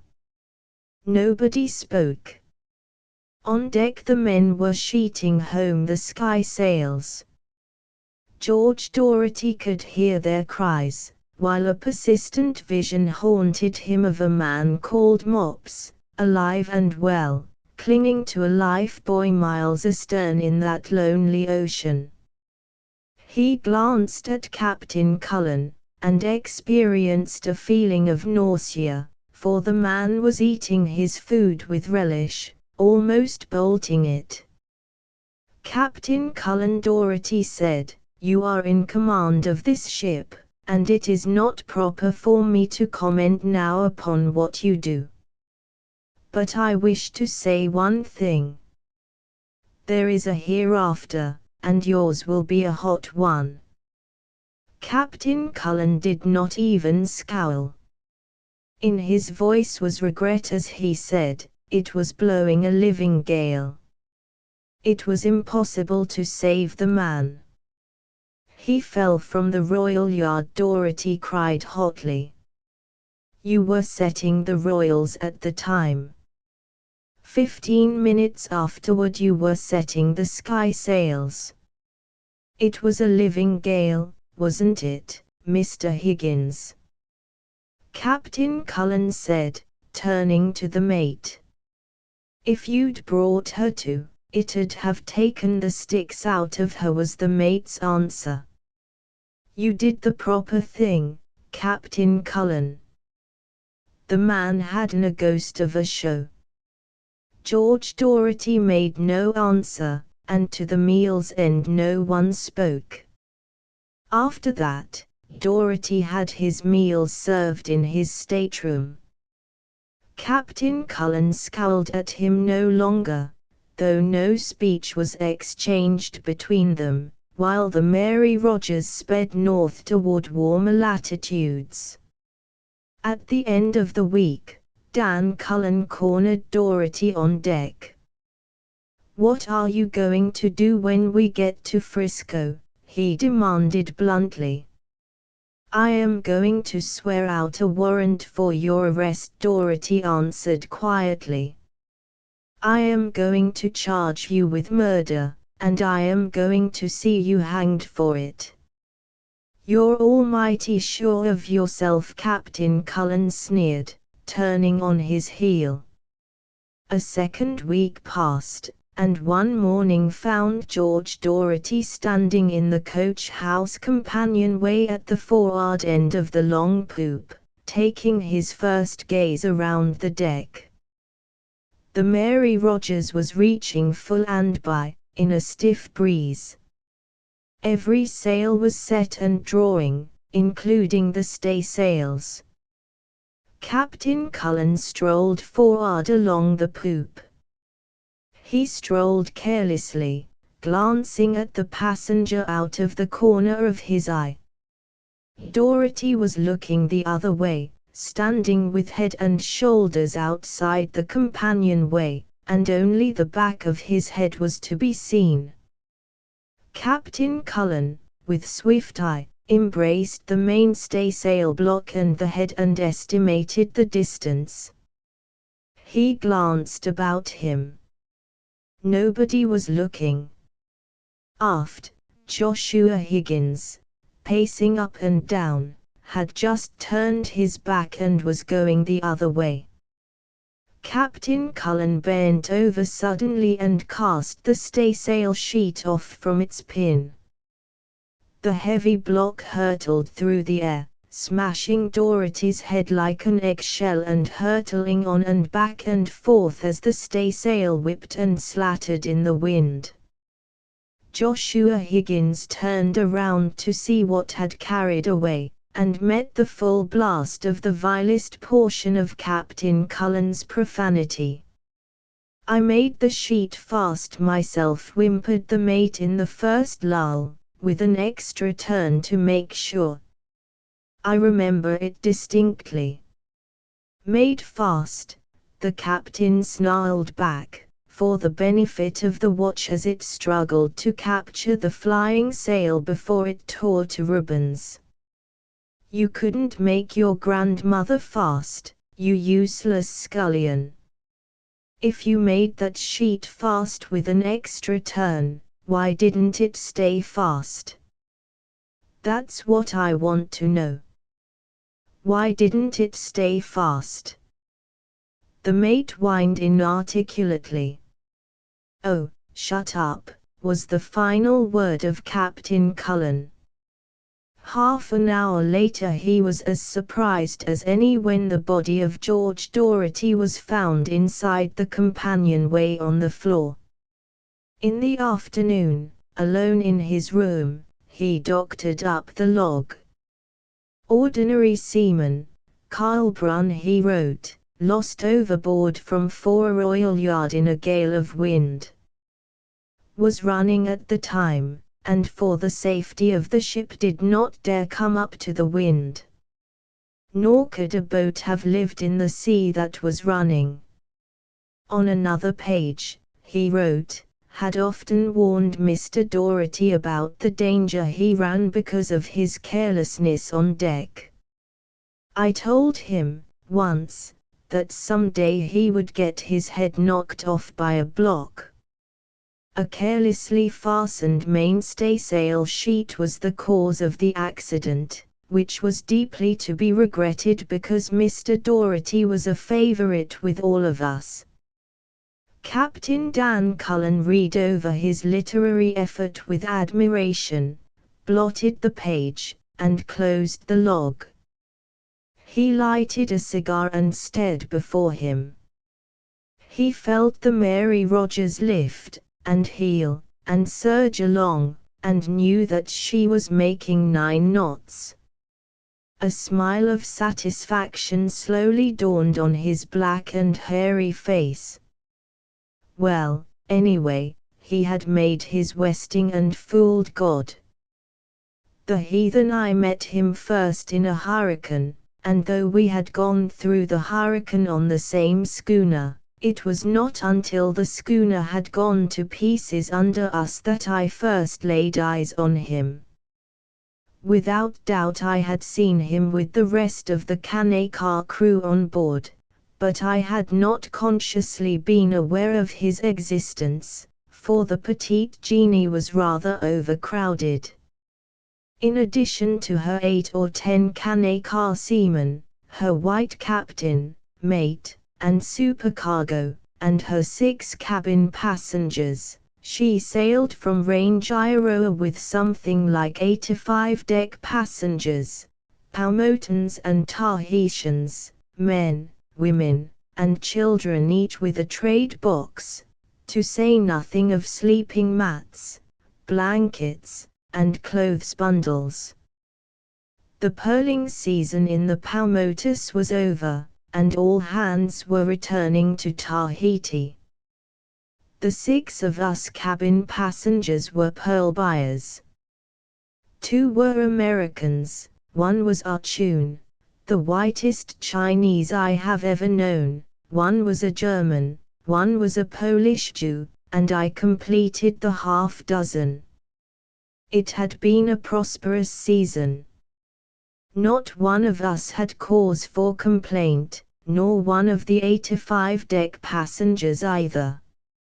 All had done well, and all were looking forward to a rest-off and a good time in Papeete. Of course, the Petite Genie was overloaded. She was only 70 tons, and she had no right to carry a tithe of the mob she had on board. Beneath her hatches she was crammed and jammed with pearl shell and copra. Even the trade room was packed full of shell. It was a miracle that the sailors could work her. There was no moving about the decks. They simply climbed back and forth along the rails. In the night time they walked upon the sleepers, who carpeted the deck, I'll swear, too deep. Oh! And there were pigs and chickens on deck, and sacks of yams, while every conceivable place was festooned with strings of drinking cocoanuts and bunches of bananas. On both sides, between the fore and main shrouds, guys had been stretched, just low enough for the foreboom to swing clear, and from each of these guys at least 50 bunches of bananas were suspended. It promised to be a messy passage, even if we did make it in the 2 or 3 days that would have been required if the southeast trades had been blowing fresh. But they weren't blowing fresh. After the first 5 hours the trade died away in a dozen or so gasping fans. The calm continued all that night and the next day, one of those glaring, glassy calms, when the very thought of opening one's eyes to look at it is sufficient to cause a headache. The second day a man died, an Easter Islander, one of the best divers that season in the lagoon. Smallpox, that is what it was, though how smallpox could come on board, when there had been no known cases ashore when we left Rangiroa, is beyond me. There it was, though, smallpox, a man dead, and 3 others down on their backs. There was nothing to be done. We could not segregate the sick, nor could we care for them. We were packed like sardines. There was nothing to do but rot or die, that is, there was nothing to do after the night that followed the first death. On that night, the mate, the supercargo, the Polish Jew, and 4 native divers sneaked away in the large whaleboat. They were never heard of again. In the morning the captain promptly scuttled the remaining boats, and there we were. That day there were 2 deaths, the following day 3, then it jumped to 8. It was curious to see how we took it. The natives, for instance, fell into a condition of dumb, stolid fear.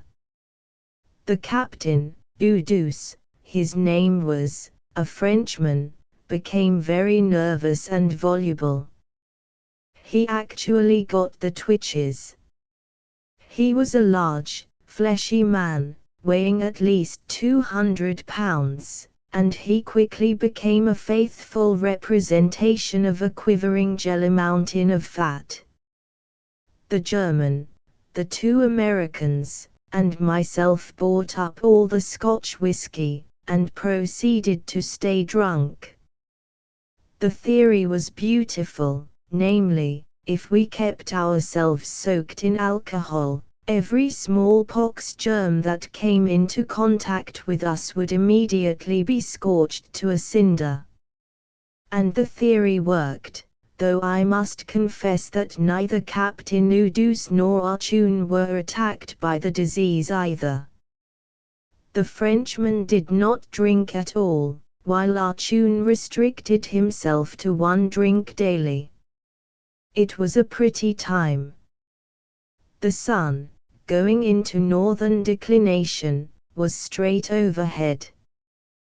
There was no wind, except for frequent squalls, which blew fiercely for from 5 minutes to half an hour, and wound up by deluging us with rain. After each squall, the awful sun would come out, drawing clouds of steam from the soaked decks. The steam was not nice. It was the vapor of death, freighted with millions and millions of germs. We always took another drink when we saw it going up from the dead and dying, and usually we took 2 or 3 more drinks, mixing them exceptionally stiff. Also, we made it a rule to take an additional several each time they hove the dead over to the sharks that swarmed about us. We had a week of it, and then the whiskey gave out. It is just as well, or I shouldn't be alive now. It took a sober man to pull through what followed, as you will see when I mention the little fact that only 2 men did pull through. The other man was the heathen, at least, that was what I heard Captain Udus call him at the moment I first became aware of the heathen's existence. But to come back. It was at the end of the week, with the whiskey gone, and the pearl buyers sober, that I happened to glance at the barometer that hung in the cabin companionway.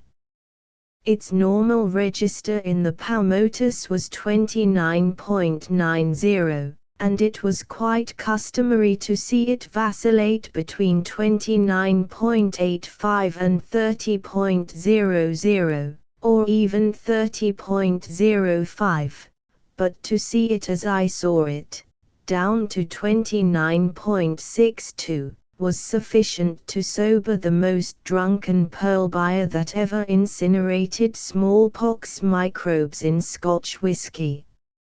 I called Captain Udus's attention to it, only to be informed that he had watched it going down for several hours. There was little to do, but that little he did very well, considering the circumstances. He took off the light sails, shortened right down to storm canvas, spread lifelines, and waited for the wind. His mistake lay in what he did after the wind came.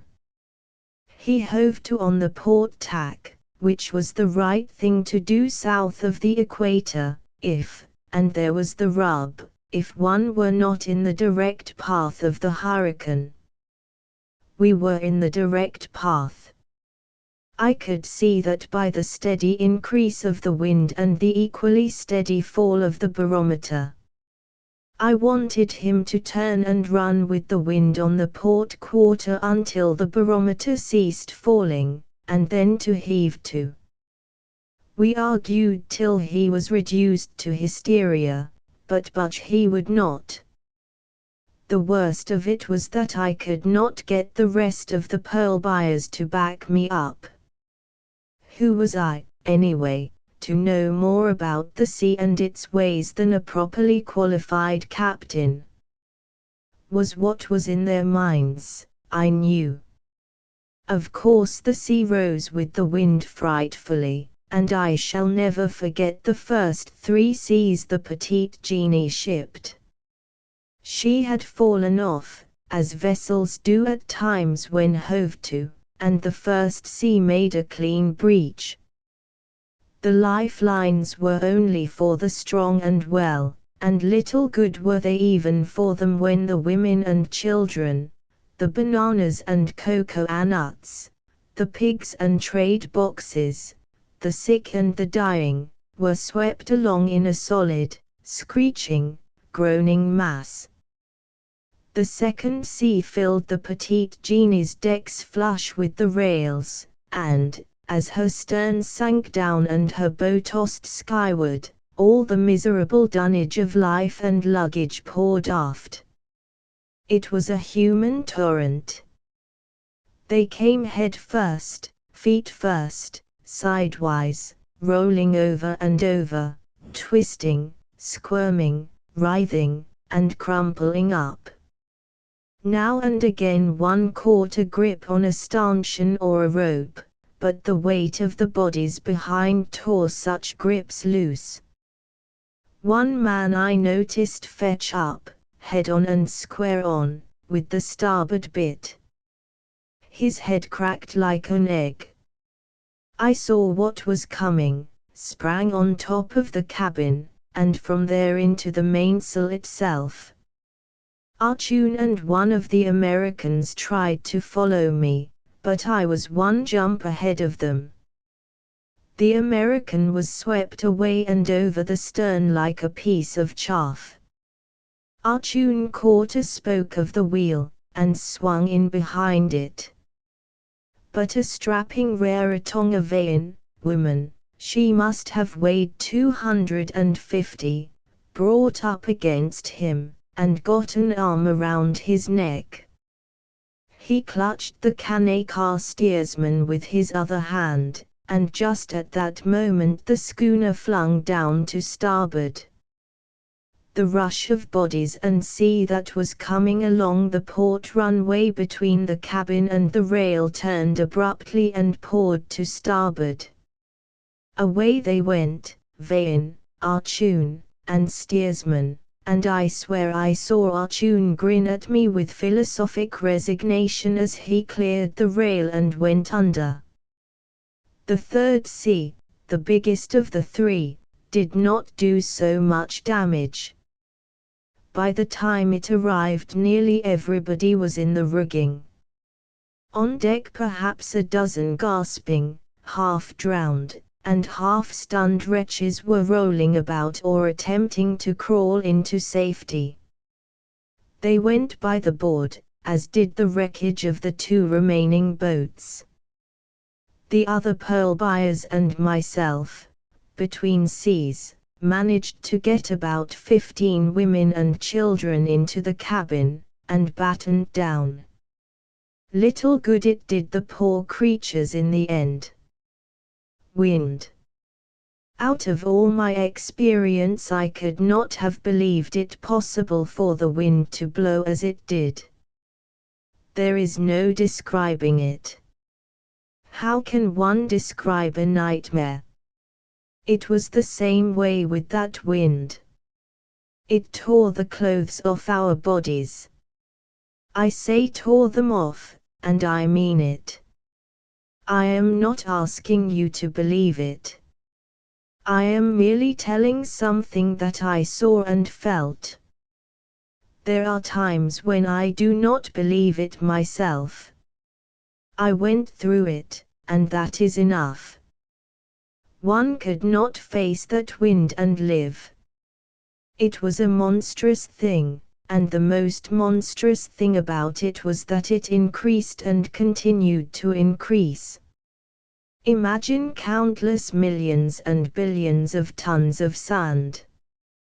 Imagine this sand tearing along at 90, 100, 120, or any other number of miles per hour. Imagine, further, this sand to be invisible, impalpable, yet to retain all the weight and density of sand. Do all this, and you may get a vague inkling of what that wind was like. Perhaps sand is not the right comparison. Consider it mud, invisible, impalpable, but heavy as mud. Nay, it goes beyond that. Consider every molecule of air to be a mudbank in itself. Then try to imagine the multitudinous impact of mudbanks. No, it is beyond me. Language may be adequate to express the ordinary conditions of life, but it cannot possibly express any of the conditions of so enormous a blast of wind. It would have been better had I stuck by my original intention of not attempting a description. I will say this much: the sea, which had risen at first, was beaten down by that wind. More, it seemed as if the whole ocean had been sucked up in the maw of the hurricane, and hurled on through that portion of space which previously had been occupied by the air. Of course, our canvas had gone long before. But Captain Udus had on the Petite Genie something I had never before seen on a South Sea schooner, a sea anchor. It was a conical canvas bag, the mouth of which was kept open by a huge hoop of iron. The sea anchor was bridled something like a kite, so that it bit into the water as a kite bites into the air, but with a difference. The sea anchor remained just under the surface of the ocean in a perpendicular position. A long line, in turn, connected it with the schooner. As a result, the Petite Genie rode bow onto the wind and to what sea there was. The situation really would have been favorable had we not been in the path of the storm. True, the wind itself tore our canvas out of the gaskets, jerked out our topmasts, and made a raffle of our running gear, but still we would have come through nicely had we not been square in front of the advancing storm center. That was what fixed us. I was in a state of stunned, numbed, paralyzed collapse from enduring the impact of the wind, and I think I was just about ready to give up and die when the center smote us. The blow we received was an absolute lull.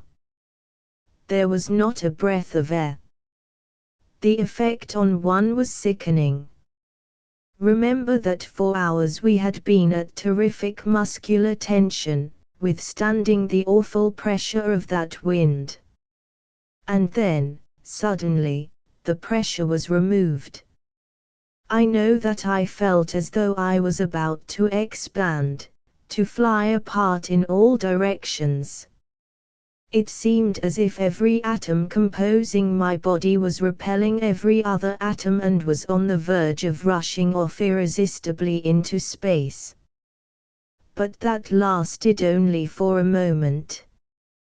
Destruction was upon us. In the absence of the wind and pressure, the sea rose. It jumped, it leaped, it soared straight toward the clouds. Remember, from every point of the compass that inconceivable wind was blowing in toward the center of calm. The result was that the seas sprang up from every point of the compass. There was no wind to check them. They popped up like corks released from the bottom of a pail of water. There was no system to them, no stability. They were hollow, maniacal seas. They were 80 feet high at the least. They were not seas at all. They resembled no sea a man had ever seen. They were splashes, monstrous splashes, that is all. Splashes that were 80 feet high. 80. They were more than 80. They went over our mastheads. They were spouts, explosions. They were drunken. They fell anywhere, anyhow. They jostled one another, they collided. They rushed together and collapsed upon one another, or fell apart like 1,000 waterfalls all at once. It was no ocean any man had ever dreamed of, that hurricane center. It was confusion thrice confounded. It was anarchy.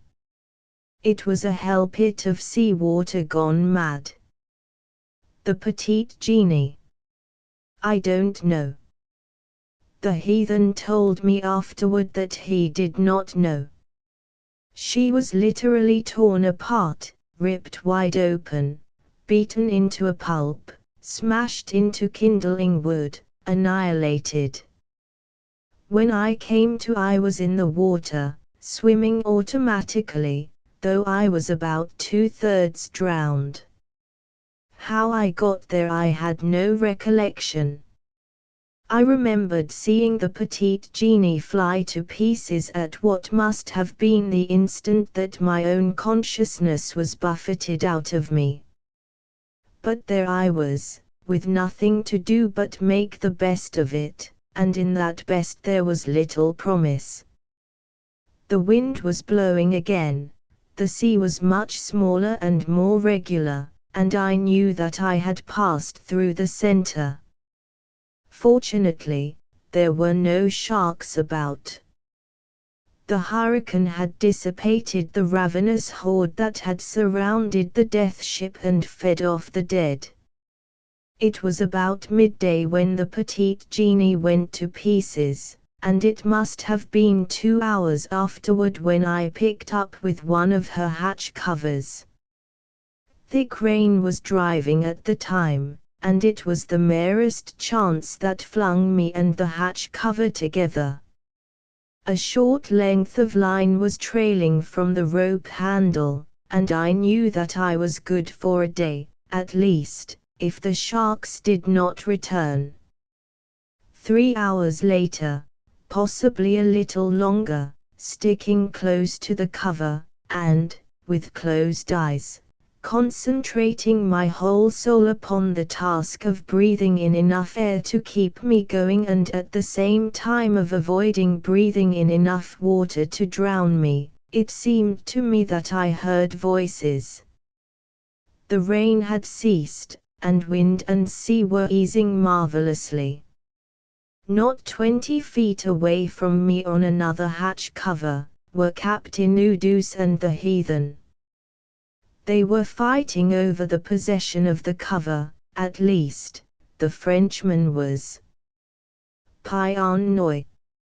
I heard him scream, and at the same time I saw him kick the Kanaka. Now, Captain Udus had lost all his clothes, except his shoes, and they were heavy brogans. It was a cruel blow, for it caught the heathen on the mouth and the point of the chin, half stunning him. I looked for him to retaliate, but he contented himself with swimming about forlornly a safe 10 feet away. Whenever a fling of the sea threw him closer, the Frenchman, hanging on with his hands, kicked out at him with both feet. Also, at the moment of delivering each kick, he called the Kanaka a black heathen. For 2 centimes I'd come over there and drown you, you white beast, I yelled.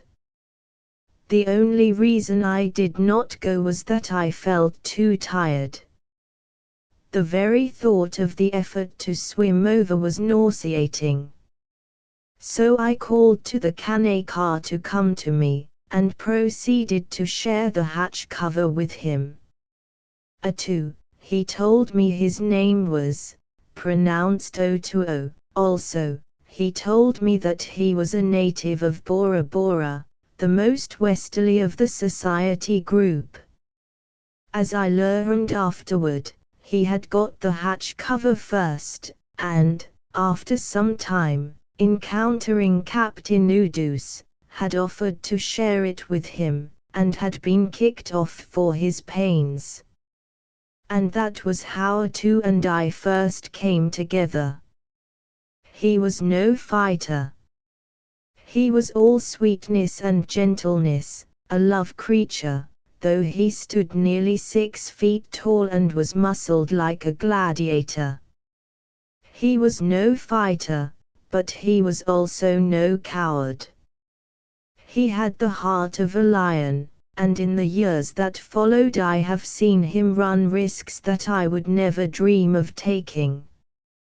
What I mean is that while he was no fighter, and while he always avoided precipitating a row, he never ran away from trouble when it started.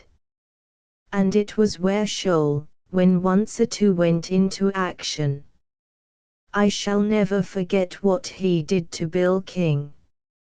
It occurred in German Samoa.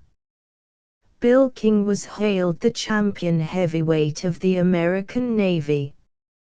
He was a big brute of a man, a veritable gorilla, one of those hard-hitting, rough-housing chaps, and clever with his fists as well. He picked the quarrel, and he kicked O2 twice and struck him once before O2 felt it to be necessary to fight. I don't think it lasted 4 minutes, at the end of which time Bill King was the unhappy possessor of 4 broken ribs, a broken forearm, and a dislocated shoulder blade. O2 knew nothing of scientific boxing. He was merely a manhandler, and Bill King was something like 3 months in recovering from the bit of manhandling he received that afternoon on Apia Beach. But I am running ahead of my yarn. We shared the hatch cover between us. We took turn and turn about, one lying flat on the cover and resting, while the other, submerged to the neck, merely held on with his hands. For 2 days and nights, spell and spell, on the cover and in the water, we drifted over the ocean. Toward the last I was delirious most of the time, and there were times, too, when I heard O2 babbling and raving in his native tongue.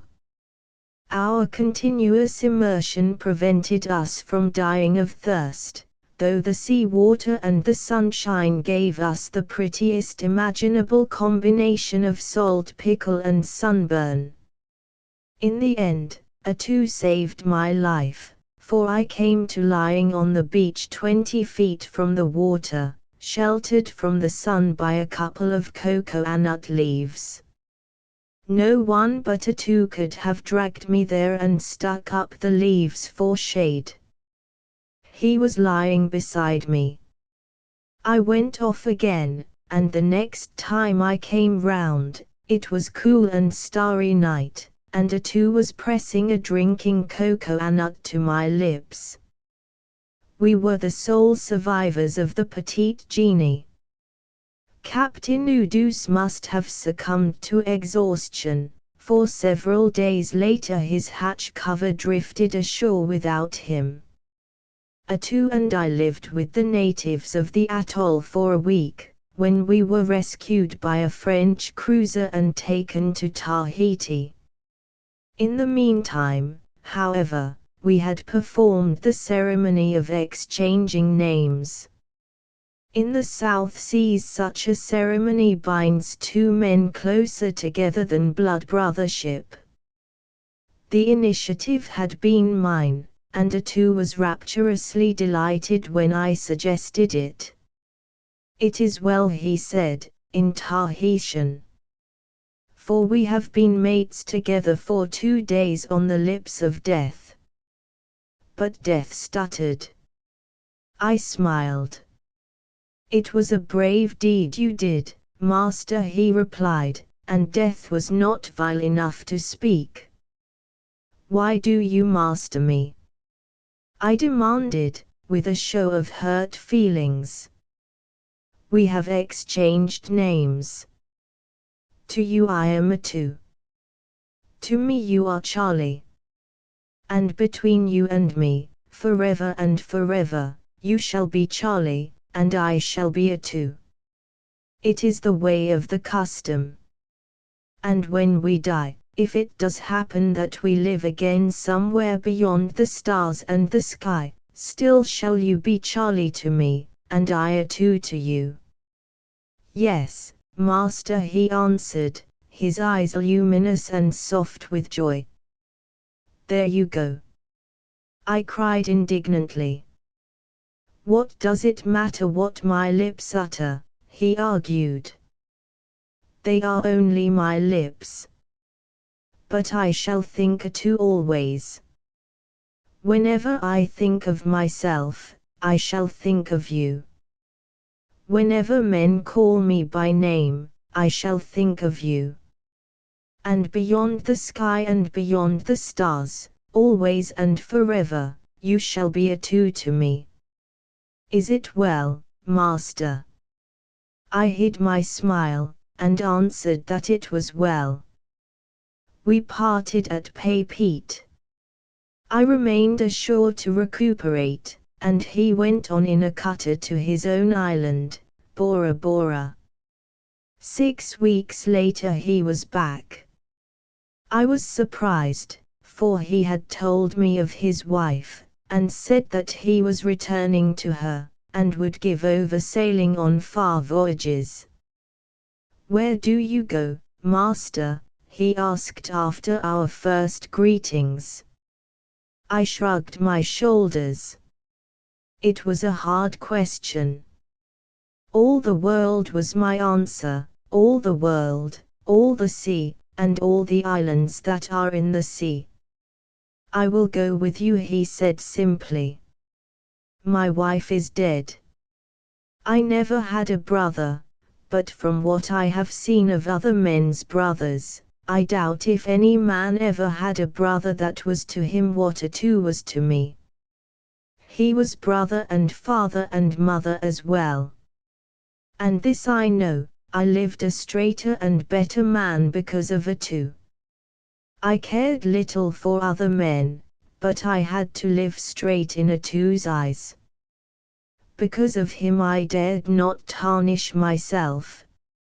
He made me his ideal, compounding me, I fear, chiefly out of his own love and worship, and there were times when I stood close to the steep pitch of Hades, and would have taken the plunge had not the thought of Mathiews restrained me.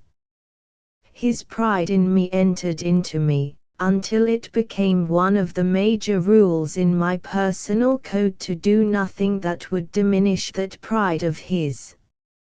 Naturally, I did not learn right away what his feelings were toward me. He never criticized, never censured, and slowly the exalted place I held in his eyes dawned upon me, and slowly I grew to comprehend the hurt I could inflict upon him by being anything less than my best. For 17 years we were together, for 17 years he was at my shoulder, watching while I slept, nursing me through fever and wounds, and receiving wounds in fighting for me. He signed on the same ships with me, and together we ranged the Pacific from Hawaii to Sydney Head, and from Torres Straits to the Galapagos. We blackbirded from the New Hebrides and the Line Islands over to the westward clear through the Louisades, New Britain, New Ireland, and New Hanover. We were wrecked 3 times, in the Gilberts, in the Santa Cruz group, and in the Fijis. and we traded and salved wherever a dollar promised in the way of pearl and pearl shell, copra, beshdama, hawkbill turtle shell, and stranded wrecks. It began in Papeete, immediately after his announcement that he was going with me over all the sea, and the islands in the midst thereof. There was a club in those days in Papeete, where the pearlers, traders, captains, and riffraff of South Sea adventurers foregathered. The play ran high, and the drink ran high, and I am very much afraid that I kept later hours than were becoming or proper. No matter what the hour was when I left the club, there was a two waiting to see me safely home. At first I smiled, next I chided him. Then I told him flatly that I stood in need of no wet nursing. After that I did not see him when I came out of the club. Quite by accident, a week or so later, I discovered that he still saw me home, lurking across the street among the shadows of the mango trees. What could I do? I know what I did do. Insensibly I began to keep better hours. On wet and stormy nights, in the thick of the folly and the fun, the thought would persist in coming to me of a two keeping his dreary vigil under the dripping mangoes. Truly, he had made a better man of me. Yet he was not straight-laced. And he knew nothing of common Christian morality. All the people on Bora Bora were Christians, but he was a heathen, the only unbeliever on the island, a gross materialist, who believed that when he died he was dead. He believed merely in fair play and square dealing. Petty meanness, in his code, was almost as serious as wanton homicide, and I do believe that he respected a murderer more than a man given to small practices. Attu had my welfare always at heart. He thought ahead for me, weighed my plans, and took a greater interest in them than I did myself. At first, when I was unaware of this interest of his in my affairs, he had to divine my intentions, as, for instance, at Papeete, when I contemplated going partners with a Navish fellow countryman on a guano venture. I did not know he was a knave. Nor did any white man in Papeete. Neither did Attu know, but he saw how thick we were getting, and found out for me, and without my asking him. Native sailors from the ends of the seas knock about on the beach in Tahiti, and Attu, suspicious merely, went among them till he had gathered sufficient data to justify his suspicions. Oh, it was a nice history, that of Randolph Waters. I couldn't believe it when Attu first narrated it, but when I sheeted it home to Waters he gave in without a murmur, and got away on the first steamer to Auckland. At first, I am free to confess, I couldn't help resenting Attu's poking his nose into my business. But I knew that he was wholly unselfish, and soon I had to acknowledge his wisdom and discretion. He had his eyes open always to my main chance, and he was both keen-sighted and far-sighted. In time he became my counselor, until he knew more of my business than I did myself. He really had my interest at heart more than I did. Mine was the magnificent carelessness of youth, for I preferred romance to dollars, and adventure to a comfortable billet with all night in. So it was well that I had someone to look out for me. I know that if it had not been for A2, I should not be here today. Of numerous instances, let me give one. I had had some experience in blackbirding before I went pearling in the Paumotus. A2 and I were in Samoa. We really were on the beach and harder ground, when my chance came to go as recruiter on a blackbird brig. A2 signed on before the mast, and for the next half-dozen years, in as many ships, we knocked about the wildest portions of Melanesia. A2 saw to it that he always pulled stroke oar in my boat. Our custom in recruiting labor was to land the recruiter on the beach. The covering boat always lay on its oars several 100 feet offshore, while the recruiter's boat, also lying on its oars, kept afloat on the edge of the beach. When I landed with my trade goods, leaving my steering sweep apiake, A2 left his stroke position and came into the stern sheets, where a Winchester lay ready to hand under a flap of canvas. The boat's crew was also armed, the Sniders concealed under canvas flaps that ran the length of the gunwales. While I was busy arguing and persuading the woolly-headed cannibals to come and labor on the Queensland plantations, A2 kept watch.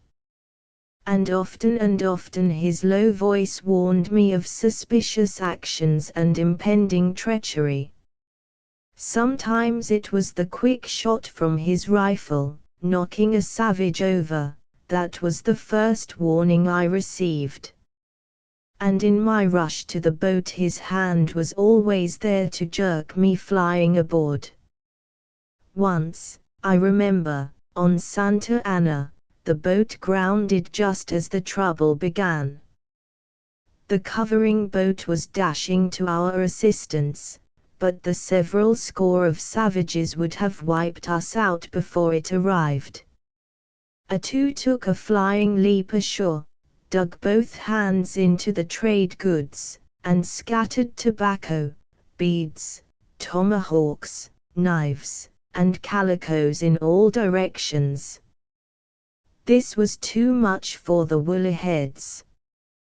While they scrambled for the treasures, the boat was shoved clear, and we were aboard and 40 feet away. And I got 30 recruits off that very beach in the next 4 hours. The particular instance I have in mind was on Malaita, the most savage island in the easterly Solomons. The natives had been remarkably friendly, and how were we to know that the whole village had been taking up a collection for over 2 years with which to buy a white man's head? The beggars are all head hunters, and they especially esteem a white man's head. The fellow who captured the head would receive the whole collection. As I say, they appeared very friendly, and on this day I was fully 100 yards down the beach from the boat. A2 had cautioned me, and, as usual when I did not heed him, I came to grief. The first I knew, a cloud of spears sailed out of the mangrove swamp at me. At least a dozen were sticking into me. I started to run, but tripped over one that was fast in my calf, and went down. The woollyheads made a run for me, each with a long-handled, fantail tomahawk with which to hack off my head. They were so eager for the prize that they got in one another's way. In the confusion, I avoided several hacks by throwing myself right and left on the sand. Then A2 arrived, A2 the manhandler. In some way he had got hold of a heavy war club, and at close quarters it was a far more efficient weapon than a rifle. He was right in the thick of them, so that they could not spear him, while their tomahawks seemed worse than useless. He was fighting for me, and he was in a true berserker rage. The way he handled that club was amazing. Their skulls squashed like overripe oranges. It was not until he had driven them back, picked me up in his arms, and started to run, that he received his first wounds. He arrived in the boat with 4 spear thrusts, got his Winchester, and with it got a man for every shot. Then we pulled aboard the schooner and doctored up. 17 years we were together. He made me. I should today be a supercargo, a recruiter, or a memory, if it had not been for him. You spend your money, and you go out and get more, he said one day. It is easy to get money now. But when you get old, your money will be spent, and you will not be able to go out and get more. I know, master. I have studied the way of white men. On the beaches are many old men who were young once, and who could get money just like you. Now they are old, and they have nothing, and they wait about for the young men like you to come ashore and buy drinks for them. The black boy is a slave on the plantations. He gets $20 a year. He works hard. The overseer does not work hard. He rides a horse and watches the black boy work. He gets $1,200 a year. I am a sailor on the schooner. I get $15 a month. That is because I am a good sailor. I work hard. The captain has a double awning, and drinks beer out of long bottles. I have never seen him haul a rope or pull an oar. He gets $150 a month. I am a sailor. He is a navigator. Master, I think it would be very good for you to know navigation. Atu spurred me onto it. He sailed with me as second mate on my first schooner, and he was far prouder of my command than I was myself. Later on it was, the captain is well paid, master, but the ship is in his keeping, and he is never free from the burden. It is the owner who is better paid, the owner who sits ashore with many servants and turns his money over. True, but a schooner costs $5,000, an old schooner at that. I objected. I should be an old man before I saved $5,000. There be short ways for white men to make money, he went on, pointing ashore at the cocoa-nut-fringed beach. We were in the Solomons at the time, picking up a cargo of ivory nuts along the east coast of Guadalcanal. Between this river mouth and the next it is 2 miles, he said.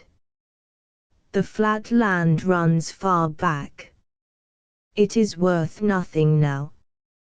Next year, who knows, or the year after, men will pay much money for that land. The anchorage is good. Big steamers can lie close up. You can buy the land 4 miles deep from the old chief for 10,000 sticks of tobacco, 10 bottles of square face, and a Snyder, which will cost you, maybe, $100. Then you place the deed with the commissioner, and the next year, or the year after, you sell and become the owner of a ship. I followed his lead, and his words came true, though in 3 years, instead of 2. Next came the grasslands deal on Guadalcanal, 20,000 acres, on a governmental 999 years lease at a nominal sum. I owned the lease for precisely 90 days, when I sold it to a company for half a fortune. Always it was a two who looked ahead and saw the opportunity. He was responsible for the salving of the Doncaster, bought in at auction for £100, and clearing 3,000 after every expense was paid. He led me into the Savaie plantation and the cocoa venture on Upolu. We did not go seafaring so much as in the old days. I was too well off. I married, and my standard of living rose, but a two remained the same old time a two, moving about the house or trailing through the office, his wooden pipe in his mouth, a shilling undershirt on his back, and a 4-shilling lava about his loins. I could not get him to spend money. There was no way of repaying him except with love, and God knows he got that in full measure from all of us. The children worshipped him, and if he had been spoilable, my wife would surely have been his undoing. The children.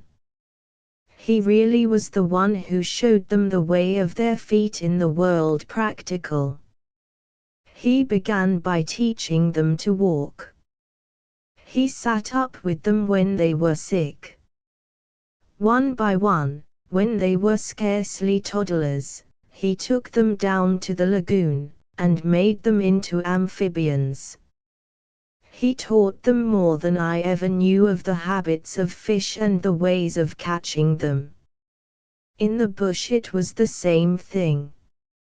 At 7, Tom knew more woodcraft than I ever dreamed existed. At 6, Mary went over the sliding rock without a quiver, and I have seen strong men balk at that feat. And when Frank had just turned 6 he could bring up shillings from the bottom in 3 fathoms.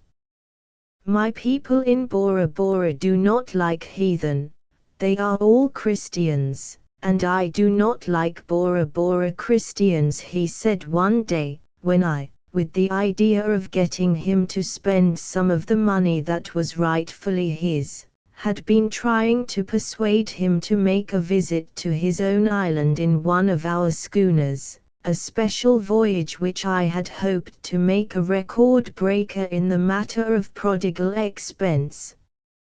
I say one of our schooners, though legally at the time they belonged to me. I struggled long with him to enter into partnership. We have been partners from the day the petite genie went down, he said at last. But if your heart so wishes, then shall we become partners by the law. I have no work to do, yet are my expenses large. I drink and eat and smoke in plenty, it costs much, I know. I do not pay for the playing of billiards, for I play on your table, but still the money goes.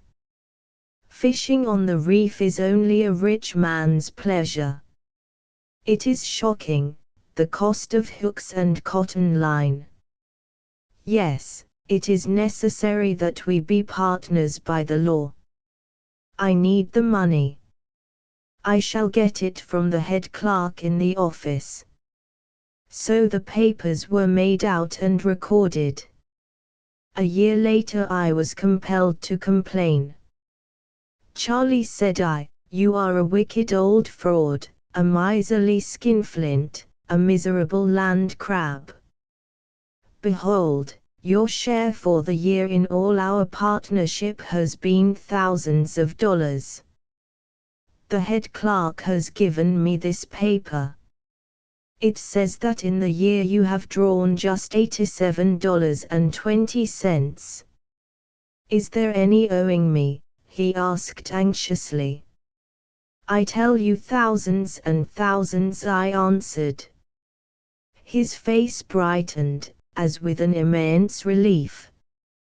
"It is well," he said. "See that the head clerk keeps good account of it. When I want it, I shall want it, and there must not be a cent missing. If there is," he added fiercely, after a pause, "it must come out of the clerk's wages." And all the time, as I afterward learned, his will, drawn up by Carruthers, and making me sole beneficiary, lay in the American consul's safe.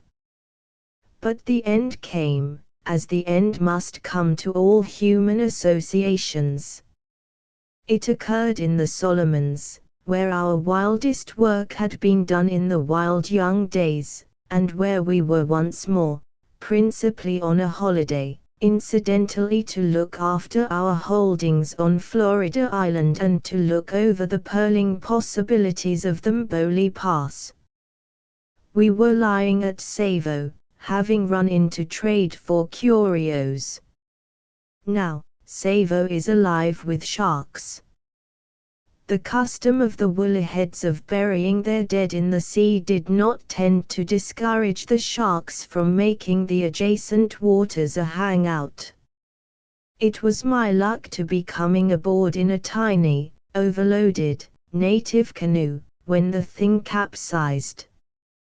There were 4 woollyheads and myself in it, or, rather, hanging to it. The schooner was 100 yards away. I was just hailing for a boat when one of the woollyheads began to scream.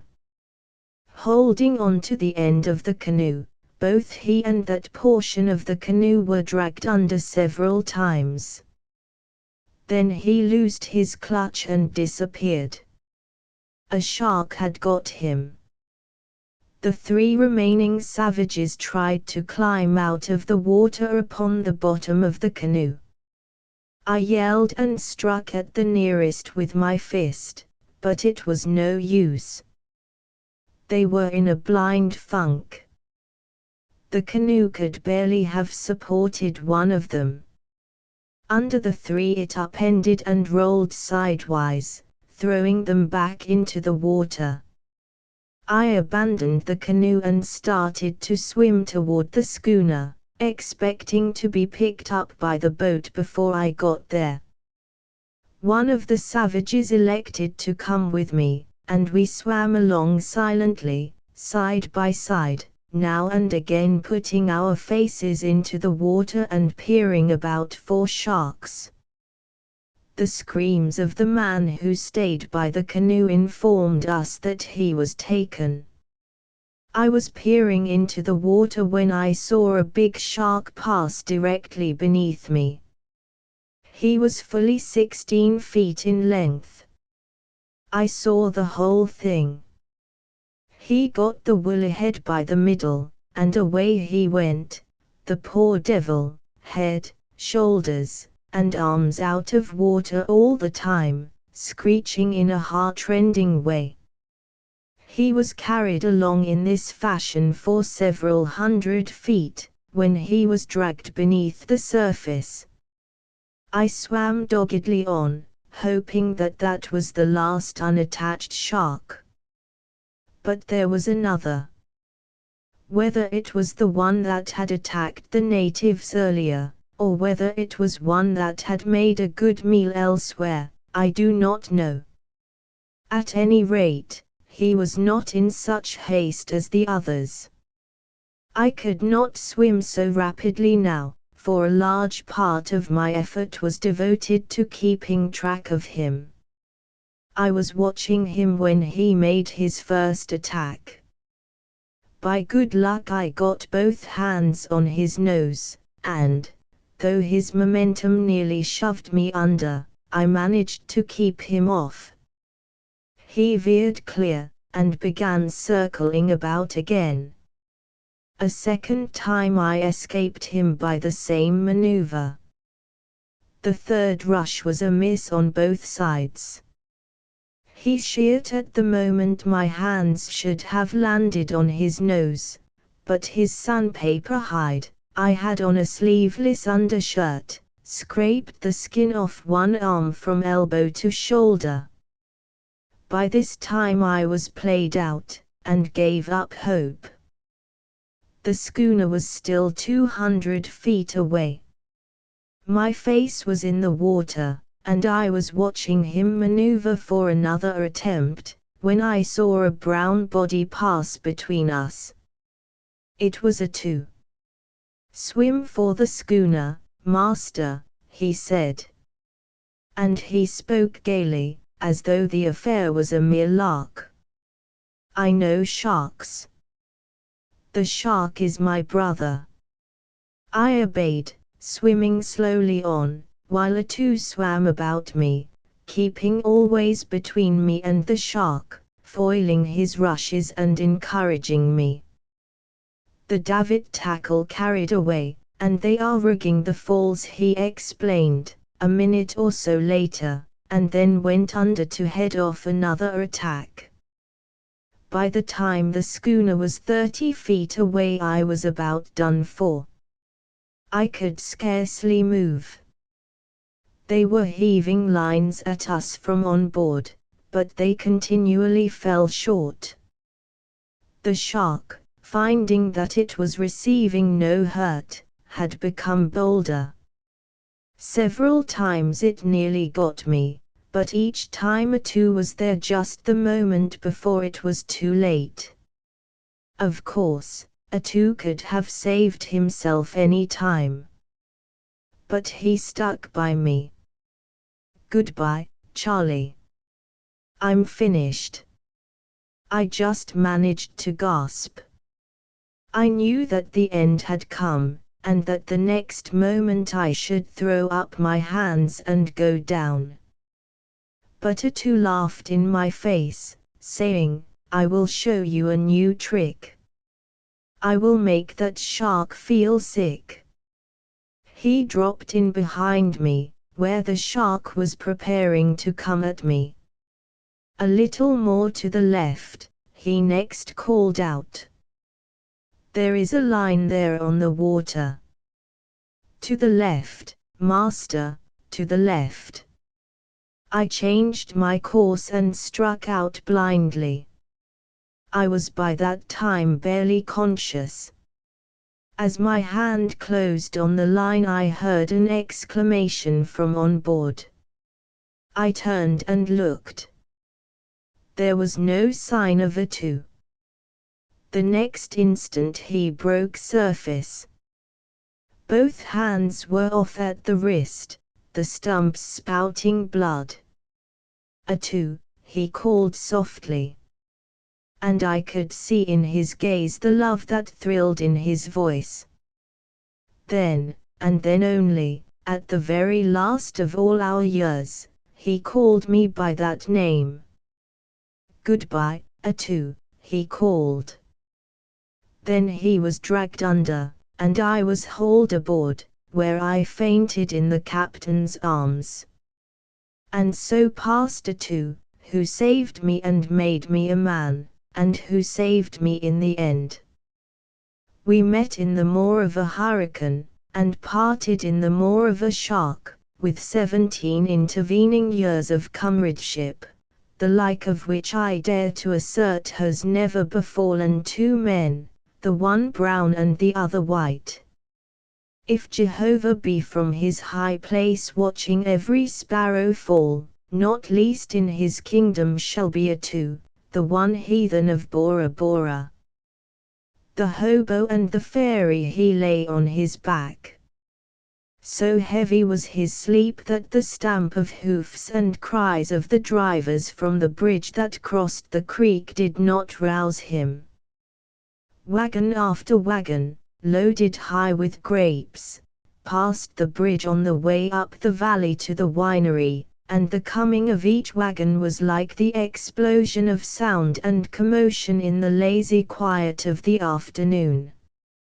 But the man was undisturbed. His head had slipped from the folded newspaper, and the straggling, unkempt hair was matted with the foxtails and burrs of the dry grass on which it lay. He was not a pretty sight. His mouth was open, disclosing a gap in the upper row where several teeth at some time had been knocked out. He breathed stertorously, at times grunting and moaning with the pain of his sleep.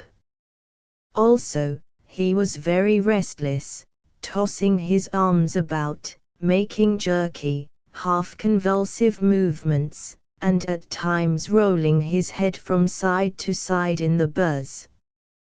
This restlessness seemed occasioned partly by some internal discomfort, and partly by the sun that streamed down on his face and by the flies that buzzed and lighted and crawled upon the nose and cheeks and eyelids. There was no other place for them to crawl, for the rest of the face was covered with matted beard, slightly grizzled, but greatly dirt-stained and weather-discolored. The cheekbones were blotched with the blood congested by the debauch that was evidently being slept off. This, too, accounted for the persistence with which the flies clustered around the mouth, allured by the alcohol-laden exhalations. He was a powerfully built man, thick-necked, broad-shouldered, with sinewy wrists and toil-distorted hands.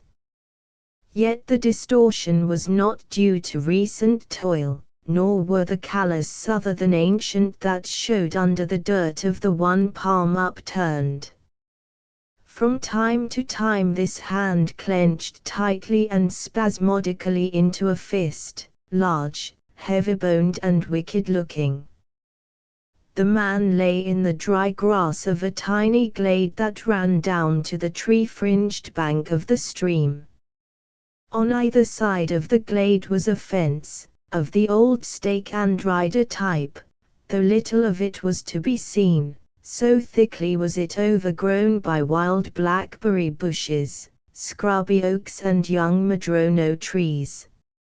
In the rear, a gate through a low paling fence led to a snug, squat bungalow, built in the California Spanish style and seeming to have been compounded directly from the landscape of which it was so justly a part. Neat and trim and modestly sweet was the bungalow, redolent of comfort and repose, telling with quiet certitude of someone that knew, and that had sought and found. Through the gate and into the glade came as dainty a little maiden as ever stepped out of an illustration made especially to show how dainty little maidens may be. 8 years she might have been, and, possibly, a trifle more, or less. Her little waist and little black-stockinged calves showed how delicately fragile she was, but the fragility was of mold only. There was no hint of anemia in the clear, healthy complexion nor in the quick, tripping step. She was a little, delicious blonde, with hair spun of gossamer gold and wide blue eyes that were but slightly veiled by the long lashes. Her expression was of sweetness and happiness. It belonged by right to any face that sheltered in the bungalow.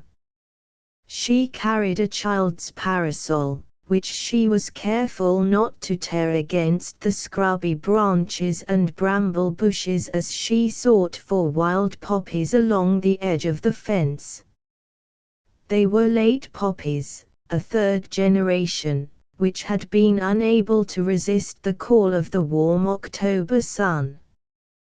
Having gathered along one fence, she turned to cross to the opposite fence. Midway in the glade she came upon the tramp. Her startle was merely a startle.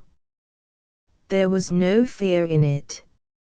She stood and looked long and curiously at the forbidding spectacle, and was about to turn back when the sleeper moved restlessly and rolled his hand among the buzz. She noted the sun on his face, and the buzzing flies. Her face grew solicitous, and for a moment she debated with herself. Then she tiptoed to his side, interposed the parasol between him and the sun, and brushed away the flies. After a time, for greater ease, she sat down beside him. An hour passed, during which she occasionally shifted the parasol from one tired hand to the other. At first the sleeper had been restless, but, shielded from the flies and the sun, his breathing became gentler and his movements ceased. Several times, however, he really frightened her. The first was the worst, coming abruptly and without warning. Christ! How deep! How deep! The man murmured from some profound of dream. The parasol was agitated, but the little girl controlled herself and continued her self-appointed ministrations. Another time it was a gritting of teeth, as of some intolerable agony. So terribly did the teeth crunch and grind together that it seemed they must crush into fragments. A little later he suddenly stiffened out. The hands clenched and the face set with the savage resolution of the dream. The eyelids trembled from the shock of the fantasy, seemed about to open, but did not. Instead, the lips muttered, "No, no." And once more, "No, I won't, Peach." The lips paused, then went on. "You might as well tie me up, Warden, and cut me to pieces. That's all you can get out of me, blood. That's all any of you uns has ever got out of me in this hole." After this outburst the man slept gently on, while the little girl still held the parasol aloft and looked down with a great wonder at the frosy, unkempt creature, trying to reconcile it with the little part of life that she knew. To her ears came the cries of men, the stamp of hoofs on the bridge, and the creak and groan of wagons heavy laden. It was a breathless California Indian summer day. Light fleeces of cloud drifted in the azure sky, but to the west heavy cloud banks threatened with rain. A bee droned lazily by. From farther thickets came the calls of quail, and from the fields the songs of meadow larks. And oblivious to it all slept Ross Shanklin, the tramp and outcast, ex-convict 4379, the bitter and unbreakable one who had defied all keepers and survived all brutalities. Texas-born, of the old pioneer stock that was always tough and stubborn, he had been unfortunate. At 17 years of age he had been apprehended for horse stealing. Also, he had been convicted of stealing 7 horses which he had not stolen, and he had been sentenced to 14 years imprisonment. This was severe under any circumstances, but with him it had been especially severe, because there had been no prior convictions against him.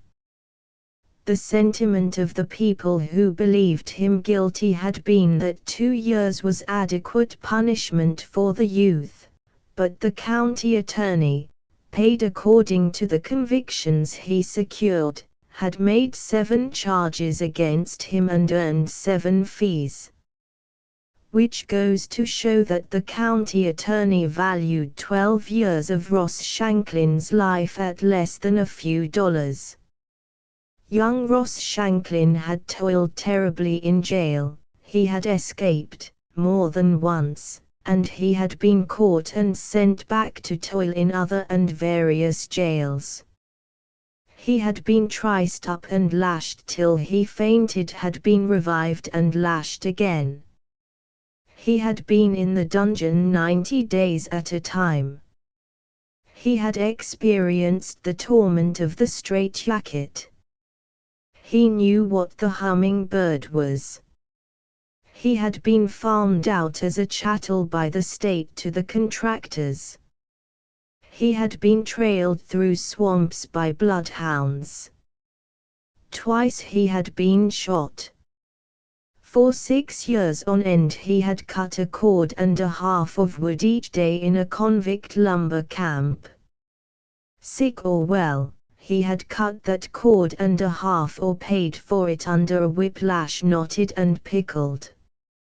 And Ross Shanklin had not sweetened under the treatment. He had sneered, and raved, and defied. He had seen convicts, after the guards had manhandled them, crippled in body for life, or left to maunder in mind to the end of their days. He had seen convicts, even his own cellmate, goaded to murder by their keepers, go to the gallows reviling God. He had been in a break in which 11 of his kind were shot down. He had been through a mutiny, where, in the prison yard, with Gatling guns trained upon them, 300 convicts had been disciplined with pick handles wielded by brawny guards. He had known every infamy of human cruelty, and through it all he had never been broken. He had resented and fought to the last, until, embittered and bestial, the day came when he was discharged. $5 were given him in payment for the years of his labor and the flower of his manhood. And he had worked little in the years that followed. Work he hated and despised. He tramped, begged and stole, lied or threatened as the case might warrant, and drank to besottedness whenever he got the chance.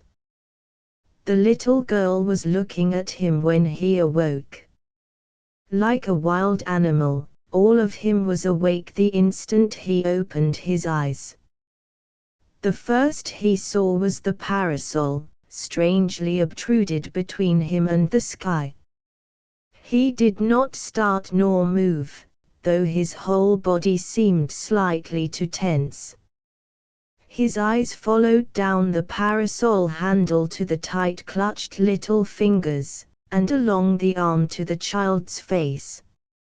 Straight and unblinking he looked into her eyes, and she, returning the look, was chilled and frightened by his glittering eyes, cold and harsh, withal bloodshot, and with no hint in them of the warm humanness she had been accustomed to see and feel in human eyes. They were the true prison eyes, the eyes of a man who had learned to talk little, who had forgotten almost how to talk.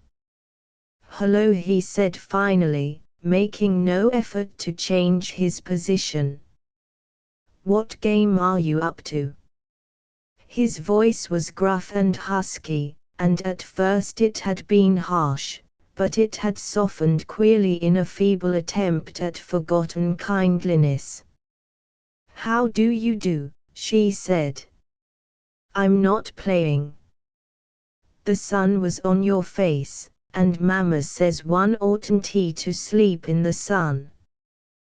The sweet clearness of her child's voice was pleasant to him, and he wondered why he had never noticed it in children's voices before. He sat up slowly and stared at her. He felt that he ought to say something, but speech with him was a reluctant thing. "I hope you slept well," she said gravely. "I sure did," he answered, never taking his eyes from her, amazed at the fairness and delicacy of her. "How long was you holding that contraption up over me?" "Oh," she debated with herself, "a long, long time. I thought you would never wake up." And I thought you was a fairy when I first seen you." He felt elated at his contribution to the conversation. "No, not a fairy," she smiled.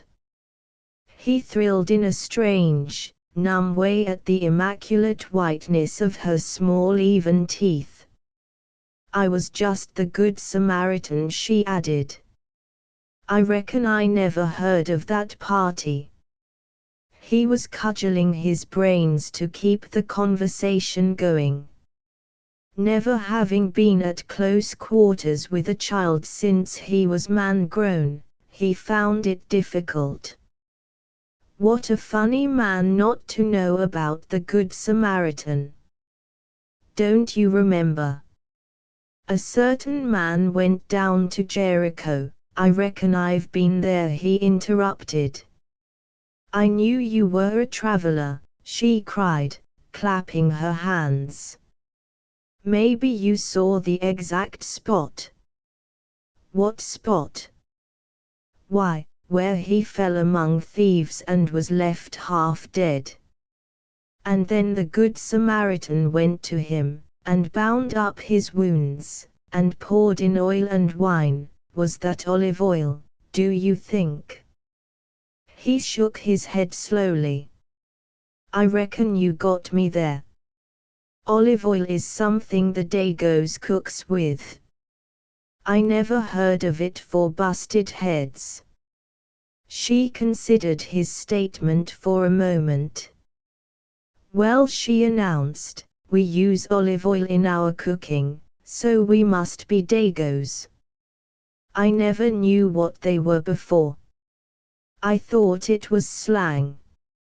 "And the Samaritan dumped oil on his head," the tramp muttered reminiscently. "Seems to me I recollect a sky pilot saying something about that old gent. Do you know, I've been looking for him off and on all my life, and never scared up hide nor hair of him. They ain't no more Samaritans." "Wasn't I one?" she asked quickly. He looked at her steadily, with a great curiosity and wonder. Her ear, by a movement exposed to the sun, was transparent. It seemed he could almost see through it. He was amazed at the delicacy of her coloring, at the blue of her eyes, at the dazzle of the sun-touched golden hair.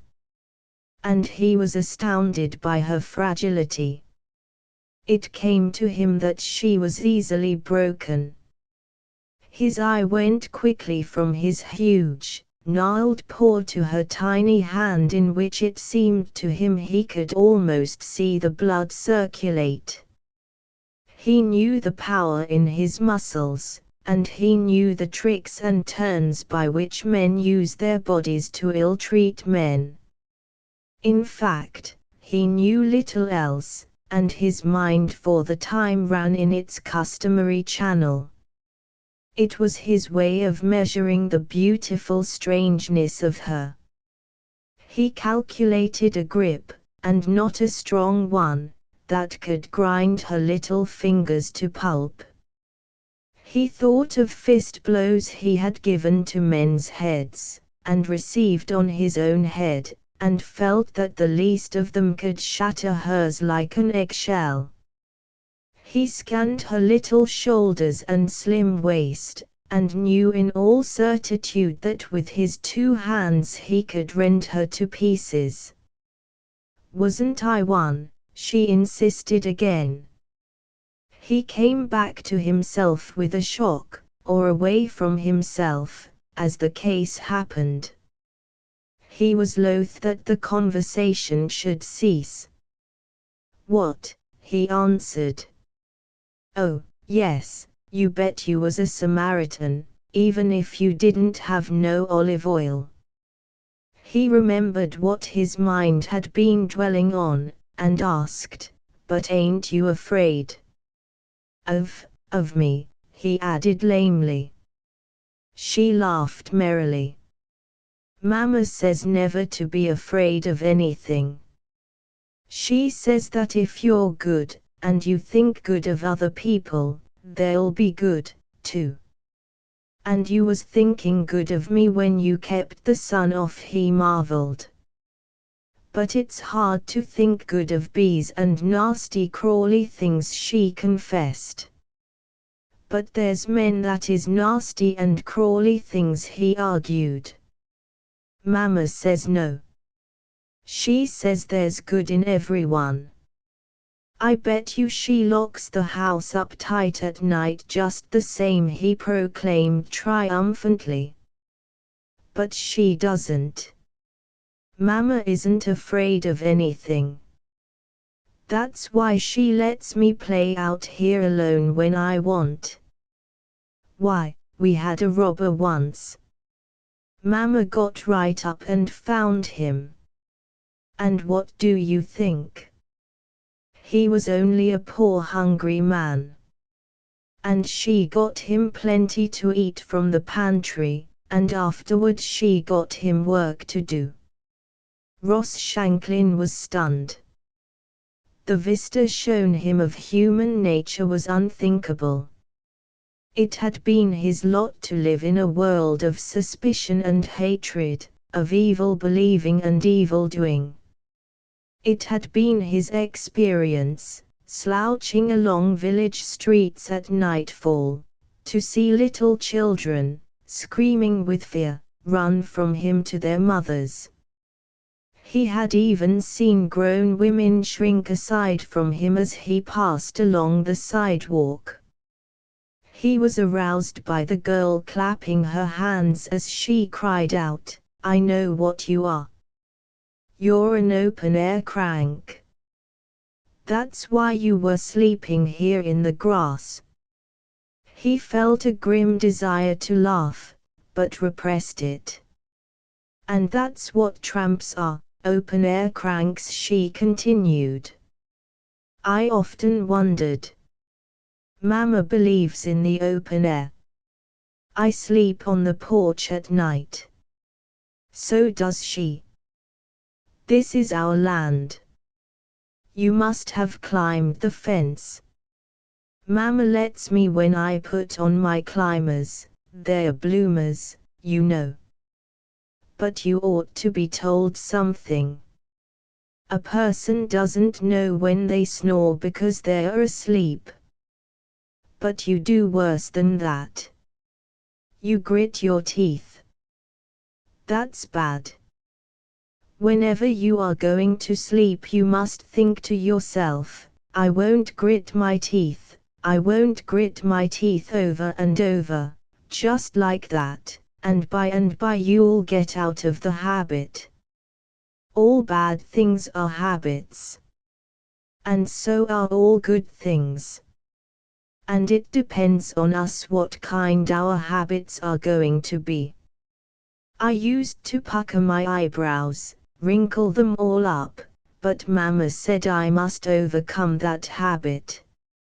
She said that when my eyebrows were wrinkled it was an advertisement that my brain was wrinkled inside, and that it wasn't good to have wrinkles in the brain. And then she smoothed my eyebrows with her hand and said I must always think smooth, smooth inside, and smooth outside. And do you know, it was easy. I haven't wrinkled my brows for ever so long. I've heard about filling teeth by thinking. But I don't believe that. Neither does Mama. She paused rather out of breath. Nor did he speak. Her flow of talk had been too much for him. Also, sleeping drunkenly, with open mouth, had made him very thirsty. But, rather than lose one precious moment, he endured the torment of his scorching throat and mouth. He licked his dry lips and struggled for speech. "What is your name?" he managed at last. "Joan." She looked her own question at him, and it was not necessary to voice it. Mine is Ross Shanklin, he volunteered, for the first time in forgotten years giving his real name. I suppose you've traveled a lot. I sure have, but not as much as I might have wanted to. Papa always wanted to travel, but he was too busy at the office.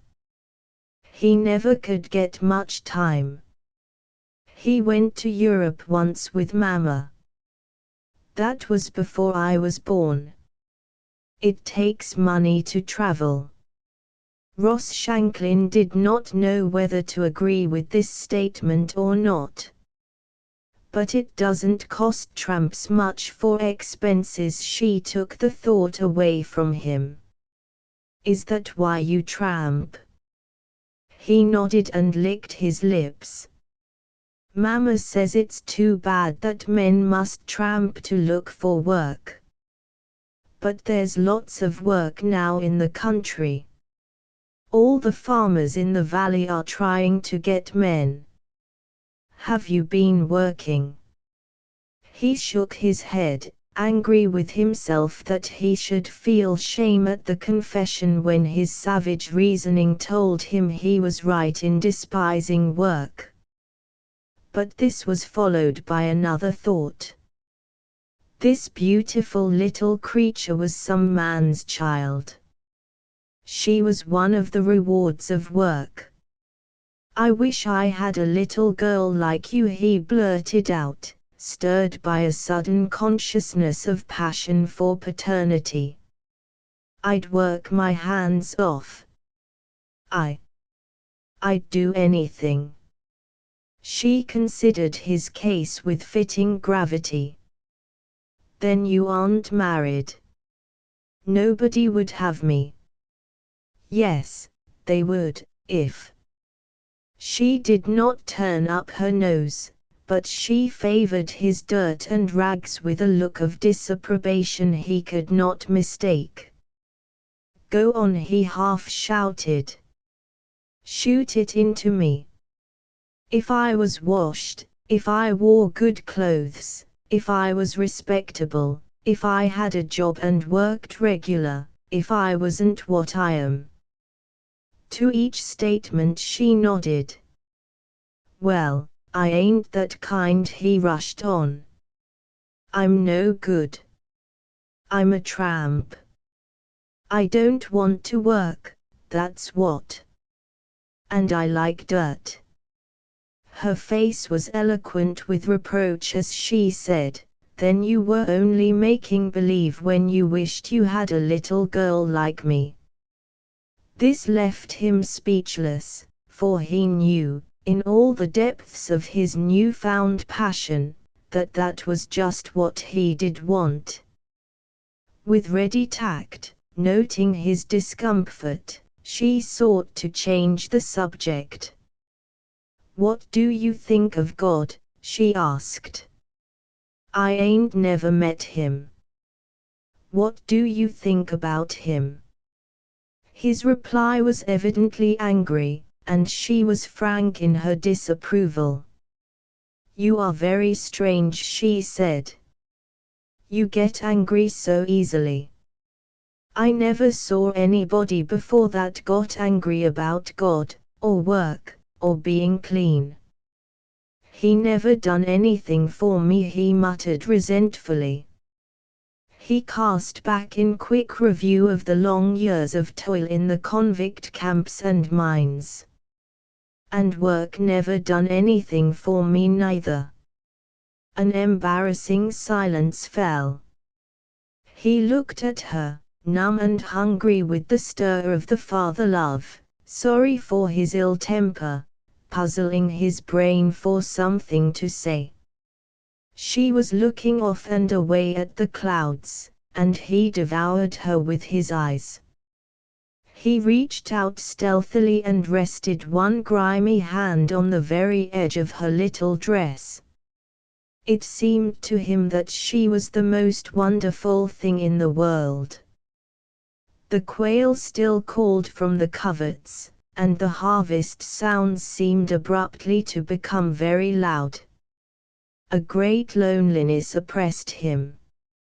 I'm no good, he murmured huskily and repentantly. But, beyond a glance from her blue eyes, she took no notice. The silence was more embarrassing than ever.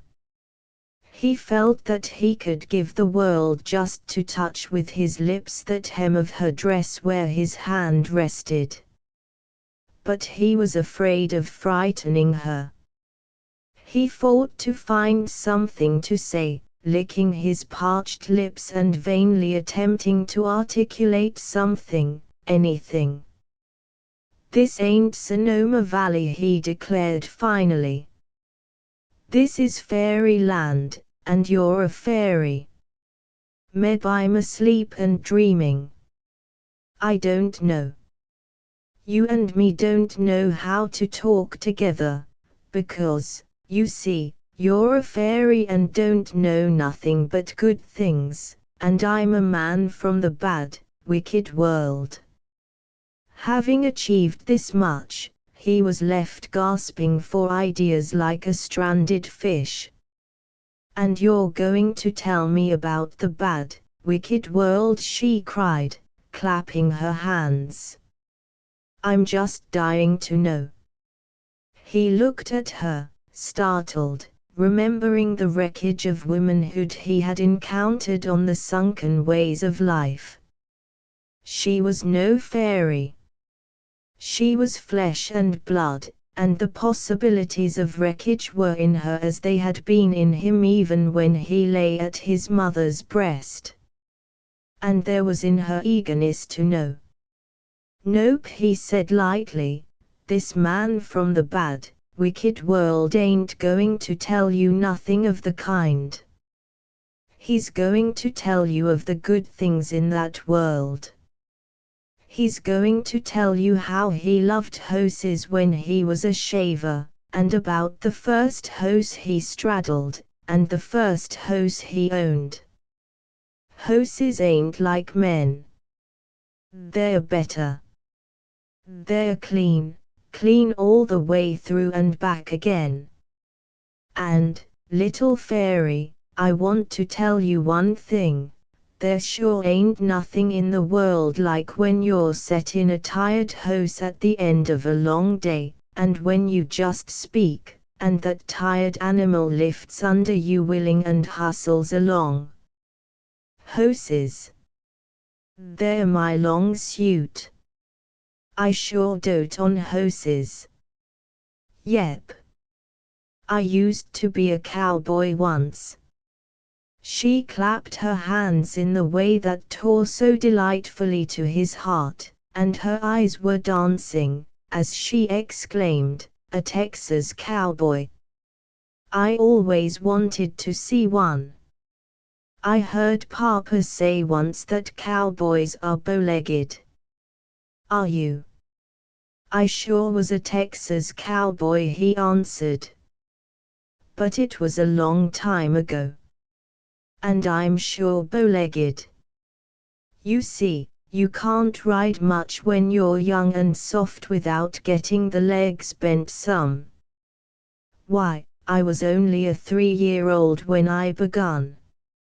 He was a 3-year-old, too, fresh broken. I led him up alongside the fence, dumb to the top rail, and dropped on. He was a pinto, and a real devil at bucking, but I could do anything with him. I reckon he knowed I was only a little shaver. Some horses knows lots more'n you think." For half an hour Ross Shanklin rambled on with his horse reminiscences, never unconscious for a moment of the supreme joy that was his through the touch of his hand on the hem of her dress. The sun dropped slowly into the cloud bank, the quail called more insistently, and empty wagon after empty wagon rumbled back across the bridge. Then came a woman's voice. "Joan. Joan," it called. "Where are you, dear?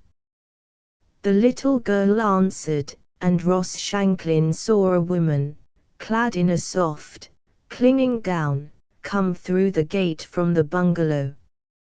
She was a slender, graceful woman, and to his charmed eyes she seemed rather to float along than walk like ordinary flesh and blood. "What have you been doing all afternoon?" the woman asked, as she came up. "Talking, Mama," the little girl replied. "I've had a very interesting time." Ross Shanklin scrambled to his feet and stood watchfully and awkwardly. The little girl took the mother's hand, and she, in turn, looked at him frankly and pleasantly, with a recognition of his humanness that was a new thing to him. In his mind ran the thought, the woman who ain't afraid. Not a hint was there of the timidity he was accustomed to seeing in women's eyes. And he was quite aware, and never more so, of his bleary-eyed, forbidding appearance. "How do you do?" she greeted him sweetly and naturally. "How do you do?" he responded, unpleasantly conscious of the huskiness and rawness of his voice. "And did you have an interesting time, too?" she smiled. "Yes, I sure did. I was just telling your little girl about horses. He was a cowboy, once, Mama," she cried. The mother smiled her acknowledgement to him, and looked fondly down at the little girl. The thought that came into Ross Shanklin's mind was the awfulness of the crime if anyone should harm either of the wonderful pair. This was followed by the wish that some terrible danger should threaten, so that he could fight, as he well knew how, with all his strength and life, to defend them. "You'll have to come along, dear," the mother said. "It's growing late." She looked at Ross Shanklin hesitantly. "Would you care to have something to eat?" "No, thanking you kindly just the same. I ain't hungry." "Then say goodbye, Joan," she counseled. "Goodbye." The little girl held out her hand, and her eyes lighted roguishly. "Goodbye, Mr. Man from the bad, wicked world." To him, the touch of her hand as he pressed it in his was the capstone of the whole adventure. "Goodbye, little fairy," he mumbled. "I reckon I got to be pullin' along." But he did not pull along. He stood staring after his vision until it vanished through the gate. The day seemed suddenly empty. He looked about him irresolutely, then climbed the fence, crossed the bridge, and slouched along the road. He was in a dream. He did not note his feet nor the way they led him. At times he stumbled in the dust-filled ruts. A mile farther on, he aroused at the crossroads. Before him stood the saloon. He came to a stop and stared at it, licking his lips. He sank his hand into his pants pocket and fumbled a solitary dime. "God," he muttered. "God." Then, with dragging, reluctant feet, went on along the road. He came to a big farm. He knew it must be big, because of the bigness of the house and the size and number of the barns and outbuildings. On the porch, in shirt sleeves, smoking a cigar, keen-eyed and middle-aged, was the farmer. "What's the chance for a job?" Ross Shanklin asked. The keen eyes scarcely glanced at him. $1 a day and grub was the answer. Ross Shanklin swallowed and braced himself. I'll pick grapes all right, or anything. But what's the chance for a steady job? You've got a big ranch here. I know horses. I was born on one. I can drive team, ride, plow, brake, do anything that anybody ever done with horses. The other looked him over with an appraising, incredulous eye. You don't look, it was the judgment. I know I don't.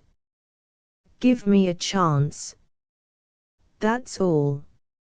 I'll prove it. The farmer considered, casting an anxious glance at the cloud bank into which the sun had sunk. I'm short a teamster, and I'll give you the chance to make good. Go and get supper with the hands. Ross Shanklin's voice was very husky, and he spoke with an effort. All right. I'll make good. Where can I get a drink of water and wash up? Just meet. He strolled to the corner and glanced up and down the intersecting street, but saw nothing save the oases of light shed by the street lamps at the successive crossings. Then he strolled back the way he had come. He was a shadow of a man sliding noiselessly and without undue movement through the semi-darkness. Also he was very alert, like a wild animal in the jungle, keenly perceptive and receptive. The movement of another in the darkness about him would need to have been more shadowy than he to have escaped him. In addition to the running advertisement of the state of affairs carried to him by his senses, he had a subtler perception, a feel, of the atmosphere around him. He knew that the house in front of which he paused for a moment, contained children. Yet by no willed effort of perception did he have this knowledge. For that matter, he was not even aware that he knew, so occult was the impression. Yet, did a moment arise in which action, in relation to that house, were imperative, he would have acted on the assumption that it contained children. He was not aware of all that he knew about the neighborhood. In the same way, he knew not how. He knew that no danger threatened in the footfalls that came up the cross street. Before he saw the walker, he knew him for a belated pedestrian hurrying home. The walker came into view at the crossing and disappeared on up the street. The man that watched, noted a light that flared up in the window of a house on the corner, and as it died down he knew it for an expiring match. This was conscious identification of familiar phenomena, and through his mind flitted the thought, wanted to know what time. In another house one room was lighted.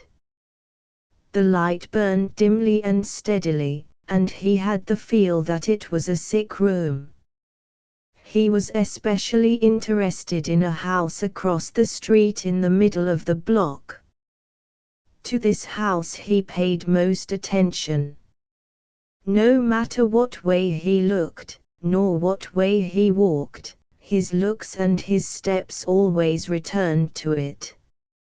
Except for an open window above the porch, there was nothing unusual about the house. Nothing came in nor out. Nothing happened. There were no lighted windows, nor had lights appeared and disappeared in any of the windows. Yet it was the central point of his consideration. He rallied to it each time after a divination of the state of the neighborhood. Despite his feel of things, he was not confident. He was supremely conscious of the precariousness of his situation. Though unperturbed by the footfalls of the chance pedestrian, he was as keyed up and sensitive and ready to be startled as any timorous deer. He was aware of the possibility of other intelligences prowling about in the darkness, intelligences similar to his own in movement, perception, and divination. Far down the street he caught a glimpse of something that moved. And he knew it was no late home-goer, but menace and danger. He whistled twice to the house across the street, then faded away shadow-like to the corner and around the corner. Here he paused and looked about him carefully. Reassured, he peered back around the corner and studied the object that moved and that was coming nearer. He had divined aright. It was a policeman. The man went down the cross street to the next corner, from the shelter of which he watched the corner he had just left. He saw the policeman pass by, going straight on up the street. He paralleled the policeman's course, and from the next corner again watched him go by, then he returned the way he had come. He whistled once to the house across the street, and after a time whistled once again. There was reassurance in the whistle, just as there had been warning in the previous double whistle. He saw a dark bulk outline itself on the roof of the porch and slowly descend a pillar. Then it came down the steps, passed through the small iron gate, and went down the sidewalk, taking on the form of a man. He that watched kept on his own side the street and moved on abreast to the corner, where he crossed over and joined the other. He was quite small alongside the man he accosted. "How do you make out, Matt?" he asked. The other grunted indistinctly, and walked on in silence a few steps. "I reckon I landed the goods," he said. Jim chuckled in the darkness, and waited for further information. The blocks passed by, under their feet, and he grew impatient. "Well, how about them goods?" he asked. "What kind of a haul did you make, anyway?" "I was too busy to figure it out, but it's fat. I can tell you that much, Jim, it's fat. I don't dast to think how fat it is. Wait till we get to the room." Jim looked at him keenly under the street lamp of the next crossing, and saw that his face was a trifle grim and that he carried his left arm peculiarly. "What's the matter with your arm?" he demanded. "The little cuss bit me. Hope I don't get hydrophoby. Folks gets hydrophoby from man bite sometimes, don't they? Gave you a fight, eh?" Jim asked encouragingly. The other grunted. "You're certainly hard to get information from," Jim burst out irritably. "Tell us about it. You ain't going to lose money just telling a guy." "I guess I choked him some," came the answer. Then, by way of explanation, he woke up on me. "You did it neat. I never heard a sound." "Jim," the other said with seriousness, "it's a haggin' matter. I fixed 'em. I had to. He woke up on me. You and me's got to do some laying low for a spell." Jim gave a low whistle of comprehension. "Did you hear me whistle?" he asked suddenly. Sure. I was all done. I was just coming out. It was a bull. But he wasn't on a little bit. Went right by and kept a pad in the hoof out of sight. Then I came back and gave you the whistle. What made you take so long after that? I was waiting to make sure, Matt explained. I was mighty glad when I heard you whistle again. It's hard work waiting. I just sat there and thought, oh, all kinds of things.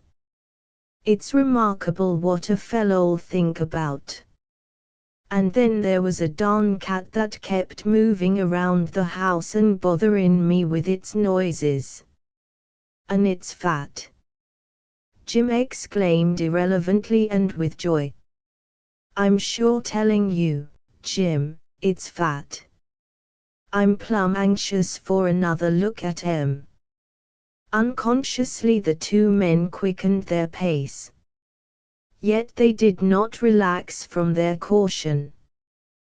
Twice they changed their course in order to avoid policemen, and they made very sure that they were not observed when they dived into the dark hallway of a cheap rooming house downtown. Not until they had gained their own room on the top floor, did they scratch a match. While Jim lighted a lamp, Matt locked the door and threw the bolts into place. As he turned, he noticed that his partner was waiting expectantly. Matt smiled to himself at the other's eagerness. "Them searchlights is all right," he said, drawing forth a small pocket electric lamp and examining it. "But we got to get a new battery. It's running pretty weak. I thought once or twice it'd leave me in the dark. Funny arrangements in that house. I near got lost." His room was on the left, and that fooled me some. "I told you it was on the left," Jim interrupted. "You told me it was on the right," Matt went on. "I guess I know what you told me, and there's the map you drew." Fumbling in his vest pocket, he drew out a folded slip of paper. As he unfolded it, Jim bent over and looked. "I did make a mistake," he confessed. "You sure did. It got me guessing some for a while." "But it don't matter now," Jim cried. "Let's see what you got." "It does matter," Matt retorted. "It matters a lot, to me. I've got to run all the risk. I put my head in the trap while you stay on the street. You got to get onto yourself and be more careful." "All right, I'll show you." He dipped loosely into his trousers pocket and brought out a handful of small diamonds. He spilled them out in a blazing stream on the greasy table. Jim let out a great oath. "That's nothing," Matt said with triumphant complacence.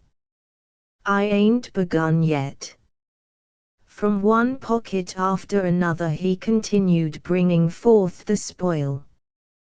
There were many diamonds wrapped in chamois skin that were larger than those in the first handful. From one pocket he brought out a handful of very small cut gems. "Sundust," he remarked, as he spilled them on the table in a space by themselves. Jim examined them. "Just the same, they retail for a couple of dollars each," he said. "Is that all?" "Ain't it enough?" the other demanded in an aggrieved tone. "Sure it is," Jim answered with unqualified approval. "Better'n I expected. I wouldn't take a cent less than 10,000 for the bunch." 10,000, Matt sneered. They're worth $20 that, and I don't know anything about jewelry, either. Look at that big boy.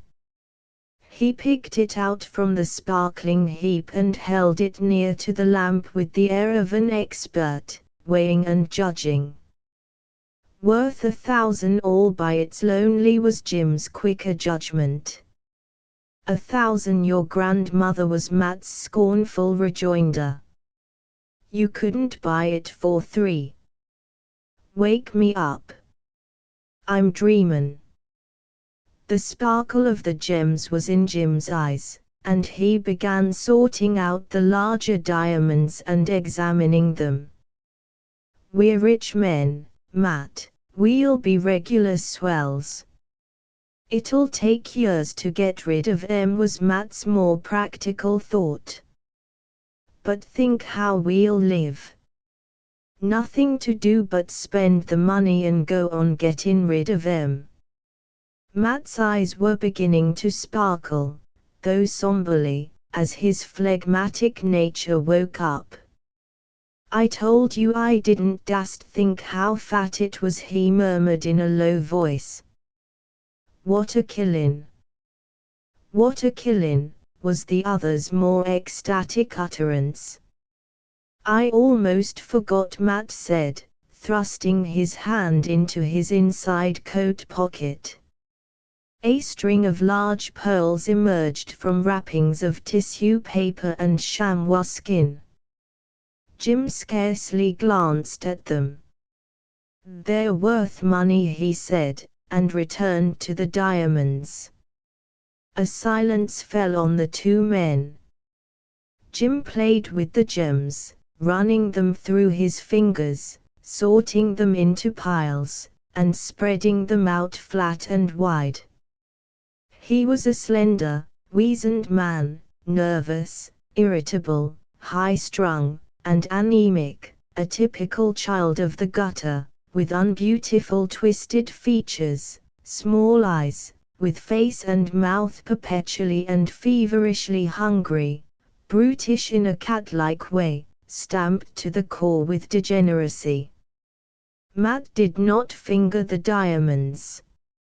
He sat with chin on hands and elbows on table, blinking heavily at the blazing array. He was in every way a contrast to the other. No city had bred him. He was heavy-muscled and hairy, gorilla-like in strength and aspect. For him there was no unseen world. His eyes were full and wide apart, and there seemed in them a certain bold brotherliness. They inspired confidence. But a closer inspection would have shown that his eyes were just a trifle too full, just a shade too wide apart. He exceeded, spilled over the limits of normality, and his features told lies about the man beneath. The bunch is worth 50,000, Jim remarked suddenly. 100,000, Matt said. The silence returned and endured a long time, to be broken again by Jim. What in blazes was he doing with them all at the house? That's what I want to know. I'd thought he'd kept 'em in the safe down at the store. Matt had just been considering the vision of the throttled man as he had last looked upon him in the dim light of the electric lantern, but he did not start at the mention of him. There's no telling, he answered. He might a been getting ready to chuck his partner. He might a pulled out in the morning for parts unknown, if we hadn't happened along. I guess there's just as many thieves among honest men as there is among thieves. You read about such things in the papers, Jim. Partners is always niffin' each other. A queer, nervous look came in the other's eyes. Matt did not betray that he noted it, though he said, What was you thinking about, Jim? Jim was a trifle awkward for the moment. Nothing, he answered. Only I was thinking just how funny it was, all them jewels at his house. What made you ask? Nothing. I was just wondering, that was all. The silence settled down, broken by an occasional low and nervous giggle on the part of Jim. He was overcome by the spread of gems. It was not that he felt their beauty. He was unaware that they were beautiful in themselves. But in them his swift imagination visioned the joys of life they would buy, and all the desires and appetites of his diseased mind and sickly flesh were tickled by the promise they extended.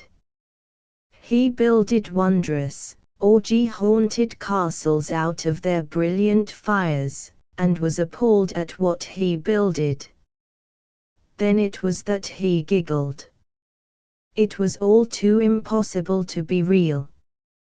And yet there they blazed on the table before him, fanning the flame of the lust of him, and he giggled again. I guess we might as well count 'em, Matt said suddenly, tearing himself away from his own visions. You watch me and see that it's square, because you and me has got to be on the square, Jim. Understand?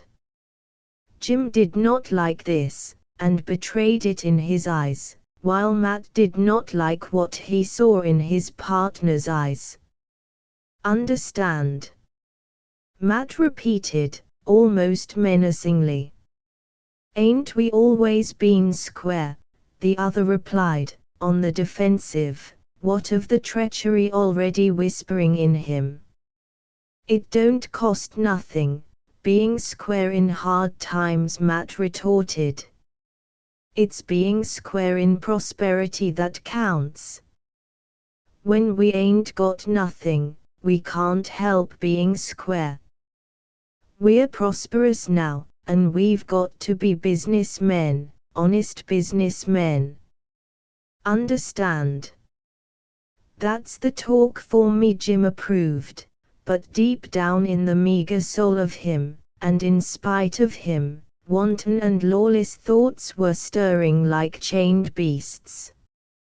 Matt stepped to the food shelf behind the two-burner kerosene cooking stove. He emptied the tea from a paper bag, and from a second bag emptied some red peppers. Returning to the table with the bags, he put into them the 2 sizes of small diamonds. Then he counted the large gems and wrapped them in their tissue paper and chamois skin. 147 good-sized ones was his inventory, 20 real big ones, 2 big boys and 1 whopper, and a couple of fistfuls of teeny ones and dust. He looked at Jim. Correct was the response. He wrote the count out on a slip of memorandum paper, and made a copy of it, giving 1 slip to his partner and retaining the other. Just for reference, he said. Again he had recourse to the food shelf, where he emptied the sugar from a large paper bag.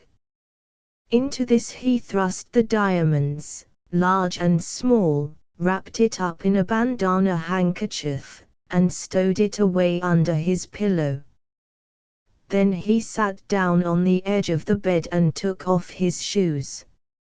And you think they're worth 100,000? Jim asked, pausing and looking up from the unlacing of his shoe. Sure was the answer. I seen a dancer down in Arizona once, with some big sparklers on her. They wasn't real. She said if they was she wouldn't be dancing. Said they'd be worth all of 50,000, and she didn't have a dozen of 'em all told. Who'd work for a living? Jim triumphantly demanded. Pick and shovel work, he sneered. Work like a dog all my life, and save all my wages, and I wouldn't have half as much as we got tonight. Dishwashing's about your measure, and you couldn't get more than 20 a month and board. Your figures is way off, but your point is well taken. Let them that likes it, work. I rode range for 30 a month when I was young and foolish. Well, I'm older, and I ain't riding range. He got into bed on one side. Jim put out the light and followed him in on the other side. How's your arm feel? Jim queried amiably. Such concern was unusual, and Matt noted it, and replied, I guess there's no danger of hydrophobia. What made you ask? Jim felt in himself a guilty stir, and under his breath he cursed the other's way of asking disagreeable questions, but aloud he answered, nothing, only you seemed scared of it at first. What are you going to do with your share, Matt? Buy a cattle ranch in Arizona and set down and pay other men to ride range for me. There's several I'd like to see asking a job from me, blast them. And now you shut your face, Jim. It'll be some time before I buy that ranch. Just now I'm going to sleep. But Jim lay long awake, nervous and twitching, rolling about restlessly and rolling himself wide awake every time he dozed. The diamonds still blazed under his eyelids, and the fire of them hurt. Matt, in spite of his heavy nature, slept lightly, like a wild animal alert in its sleep, and Jim noticed, every time he moved, that his partner's body moved sufficiently to show that it had received the impression and that it was trembling on the verge of awakening. For that matter, Jim did not know whether or not, frequently, the other was awake. Once, quietly, betokening complete consciousness, Matt said to him, go to sleep, Jim. Don't worry about them jewels. They'll keep. And Jim had thought that at that particular moment Matt had been surely asleep. In the late morning Matt was awake with Jim's first movement, and thereafter he awoke and dozed with him until midday, when they got up together and began dressing. I'm going out to get a paper and some bread, Matt said. You boil the coffee. As Jim listened, unconsciously his gaze left Matt's face and roved to the pillow, beneath which was the bundle wrapped in the bandana handkerchief. On the instant Matt's face became like a wild beast's. Look here, Jim, he snarled. You've got to play square. If you do me dirt, I'll fix you. Understand? I'd eat you, Jim. You know that. I'd bite right into your throat and eat you like that much beefsteak. His sunburned skin was black with the surge of blood in it, and his tobacco-stained teeth were exposed by the snarling lips. Jim shivered and involuntarily cowered. There was death in the man he looked at. Only the night before that black-faced man had killed another with his hands, and it had not hurt his sleep. And in his own heart Jim was aware of a sneaking guilt, of a train of thought that merited all that was threatened. Matt passed out, leaving him still shivering. Then a hatred twisted his own face, and he softly hurled savage threats at the door. He remembered the jewels, and hastened to the bed, feeling under the pillow for the bandana bundle. He crushed it with his fingers to make certain that it still contained the diamonds. Assured that Matt had not carried them away, he looked toward the kerosene stove with a guilty start. Then he hurriedly lighted it, filled the coffee pot at the sink, and put it over the flame. The coffee was boiling when Matt returned, and while the latter cut the bread and put a slice of butter on the table, Jim poured out the coffee. It was not until he sat down and had taken a few sips of the coffee, that Matt pulled out the morning paper from his pocket. "We was way off," he said. "I told you I didn't just figure out how fat it was. Look at that." He pointed to the headlines on the first page. "Swift nemesis on Bujanov's track," they read. "Murdered in his sleep after robbing his partner." "There you have it," Matt cried. "He robbed his partner, robbed him like a dirty thief. $500,000 of jewels missing," Jim read aloud. He put the paper down and stared at Matt. "That's what I told you," the latter said. "What in thunder do we know about jewels? $500,000, and the best I could figure it was 100,000. Go on and read the rest of it." They read on silently, their heads side by side, the untouched coffee growing cold, and ever and anon one or the other burst forth with some salient printed fact. "I'd like to seen Metzner's face when he opened the safe at the store this morning," Jim gloated. "He hit the high places right away for Bujanov's house," Matt explained. Go on and read. "Was to have sailed last night at 10 on the Sajoda for the South Seas. Steamship delayed by extra freight. That's why we caught him in bed," Matt interrupted. "It was just luck, like picking a 50-to-1 winner. Sajoda sailed at 6 this morning. He didn't catch her," Matt said. "I saw his alarm clock was set at 5. That'd given him plenty of time, only I come along and put the kibosh on his time." Go on. Adolf Metzner in despair. The famous hate-horn pearl necklace, magnificently assorted pearls, valued by experts at from $50,000 to $70,000. Jim broke off to say solemnly, "Those oyster eggs worth all that money." He licked his lips and added, "They was beauties and no mistake." "Big Brazilian gem," he read on. $80,000, many valuable gems of the first water, several thousand small diamonds well worth $40,000. "What you don't know about jewels is worth knowing," Matt smiled good-humoredly. "Theory of the sleuths," Jim read.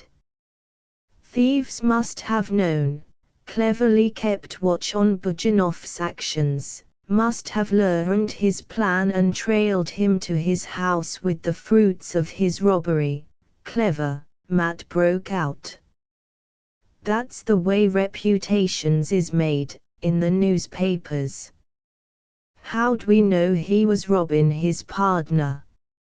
Anyway, we've got the goods," Jim grinned. "Let's look at 'em again." He assured himself that the door was locked and bolted, while Matt brought out the bundle in the bandana and opened it on the table. "Ain't they beauties, though?" Jim exclaimed at sight of the pearls, and for a time he had eyes only for them. according to the experts, worth from $50,000 to $70,000. And women like them things, Matt commented. And they'll do everything to get 'em, sell themselves, commit murder, anything. Just like you and me. Not on your life, Matt retorted. I'll commit murder for 'em, but not for their own sakes, but for the sake of what they'll get me. That's the difference. Women want the jewels for themselves, and I want the jewels for the women and such things they'll get me. Lucky that men and women don't want the same things, Jim remarked. That's what makes commerce, Matt agreed, people wanting different things. In the middle of the afternoon, Jim went out to buy food. While he was gone, Matt cleared the table of the jewels, wrapping them up as before and putting them under the pillow. Then he lighted the kerosene stove and started to boil water for the coffee. A few minutes later, Jim returned. Most surprising, he remarked. Streets, and stores, and people just like they always was. Nothing changed. And me walking along through it all a millionaire. Nobody looked at me and guessed it, Matt grunted unsympathetically. He had little comprehension of the lighter whims and fancies of his partner's imagination. Did you get a porterhouse? He demanded. Sure, and an inch thick. It's a peach. Look at it. He unwrapped the steak and held it up for the others' inspection. Then he made the coffee and set the table, while Matt fried the steak. Don't put on too much of them red peppers, Jim warned. I ain't used to your Mexican cooking. You always season too hot. Matt grunted a laugh and went on with his cooking. Jim poured out the coffee, but first, into the nicked china cup, he emptied a powder he had carried in his vest pocket wrapped in a rice paper. He had turned his back for the moment on his partner, but he did not dare to glance around at him. Matt placed a newspaper on the table, and on the newspaper set the hot frying pan. He cut the steak in half, and served Jim and himself. Eat her while she's hot, he counseled, and with knife and fork set the example. She's a dandy, was Jim's judgment, after his first mouthful. But I tell you one thing straight. I'm never going to visit you on that Arizona ranch, so you needn't ask me. What's the matter now? Matt asked. The Mexican cooking on your ranch be too much for me. If I've got blue blazes coming in the next life, I'm not going to torment my insides in this one. He smiled, expelled his breath forcibly to cool his burning mouth, drank some coffee, and went on eating the steak. What do you think about the next life anyway, Matt? He asked a little later, while secretly he wondered why the other had not yet touched his coffee. Ain't no next life, Matt answered, pausing from the steak to take his first sip of coffee. Nor heaven nor hell, nor nothing. You get all that's coming right here in this life. And afterward? Jim queried out of his morbid curiosity, for he knew that he looked upon a man that was soon to die. And afterward, he repeated. Did you ever see a man 2 weeks dead? The other asked. Jim shook his head. Well, I have. He was like this beefsteak you and me is eating. It was once steer cavorting over the landscape. But now it's just meat. That's all, just meat. And that's what you and me and all people come to, meat. Matt gulped down the whole cup of coffee, and refilled the cup. Are you scared to die? He asked. Jim shook his head. What's the use? I don't die anyway. I pass on and live again, to go stealing, and lying, and sniveling through another life, and go on that way forever and ever and ever. Matt sneered. Maybe I'll improve, Jim suggested hopefully. Maybe stealing won't be necessary in the life to come. He ceased abruptly, and stared straight before him, a frightened expression on his face. What's the matter? Matt demanded. Nothing. I was just wondering, Jim returned to himself with an effort, about this dying, that was all. But he could not shake off the fright that had startled him. It was as if an unseen thing of gloom had passed him by, casting upon him the intangible shadow of its presence. He was aware of a feeling of foreboding. Something ominous was about to happen. Calamity hovered in the air. He gazed fixedly across the table at the other man. He could not understand. Was it that he had blundered and poisoned himself? No, Matt had the nicked cup, and he had certainly put the poison in the nicked cup. It was all his own imagination, was his next thought. It had played him tricks before. Fool. Of course it was. Of course something was about to happen, but it was about to happen to Matt. Had not Matt drunk the whole cup of coffee? Jim brightened up and finished his steak, sopping bread in the gravy when the meat was gone. When I was a kid, he began, but broke off abruptly. Again the unseen thing of gloom had fluttered, and his being was vibrant with premonition of impending misfortune. He felt a disruptive influence at work in the flesh of him, and in all his muscles there was a seeming that they were about to begin to twitch. He sat back suddenly, and as suddenly leaned forward with his elbows on the table. A tremor ran dimly through the muscles of his body. It was like the first rustling of leaves before the oncoming of wind. He clenched his teeth. It came again, a spasmodic tensing of his muscles. He knew panic at the revolt within his being. His muscles no longer recognized his mastery over them. Again they spasmodically tensed, despite the will of him, for he had willed that they should not tense.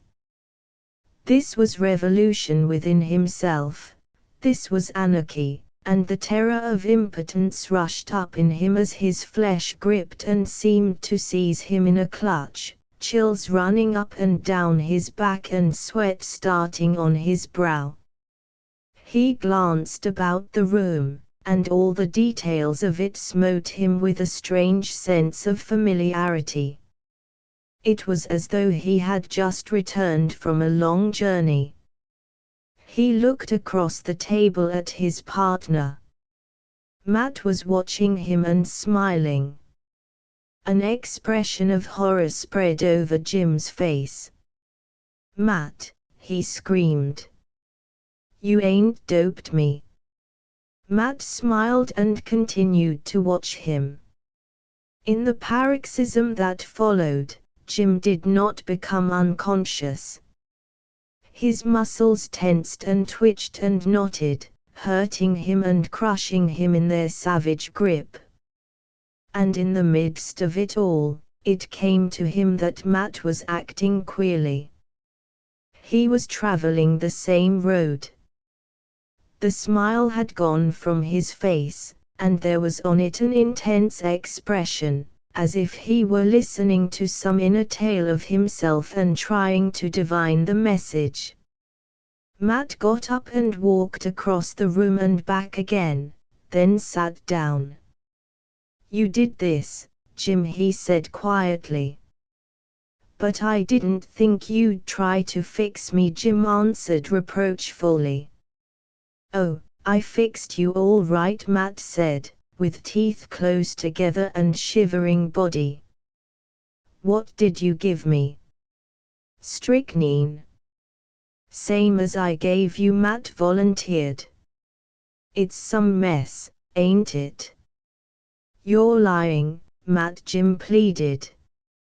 "You ain't doped me, have you?" "I sure did, Jim. And I didn't overdose you, neither.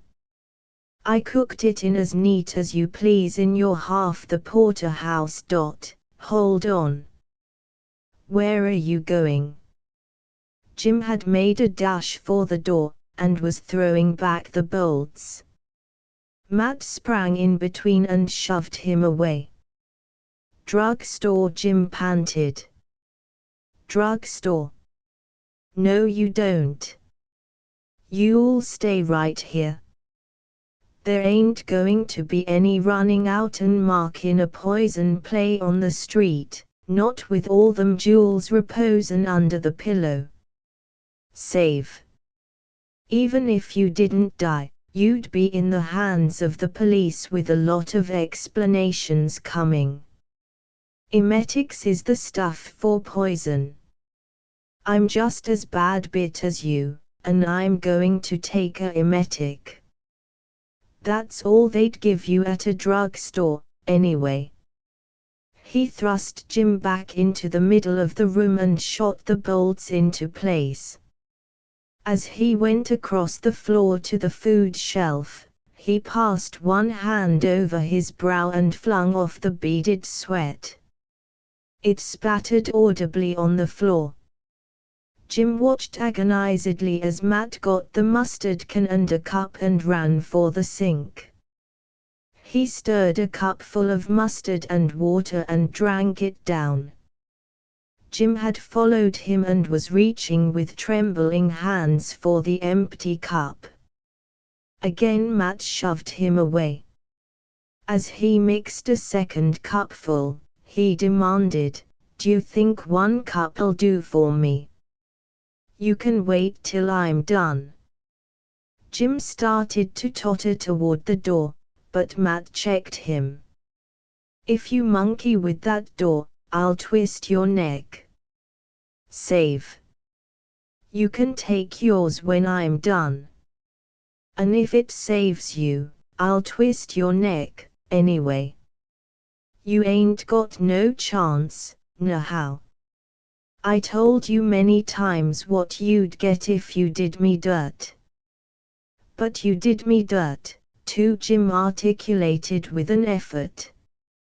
Matt was drinking the second cupful, and did not answer. The sweat had got into Jim's eyes, and he could scarcely see his way to the table, where he got a cup for himself. But Matt was mixing a third cupful, and, as before, thrust him away. "I told you to wait till I was done," Matt growled.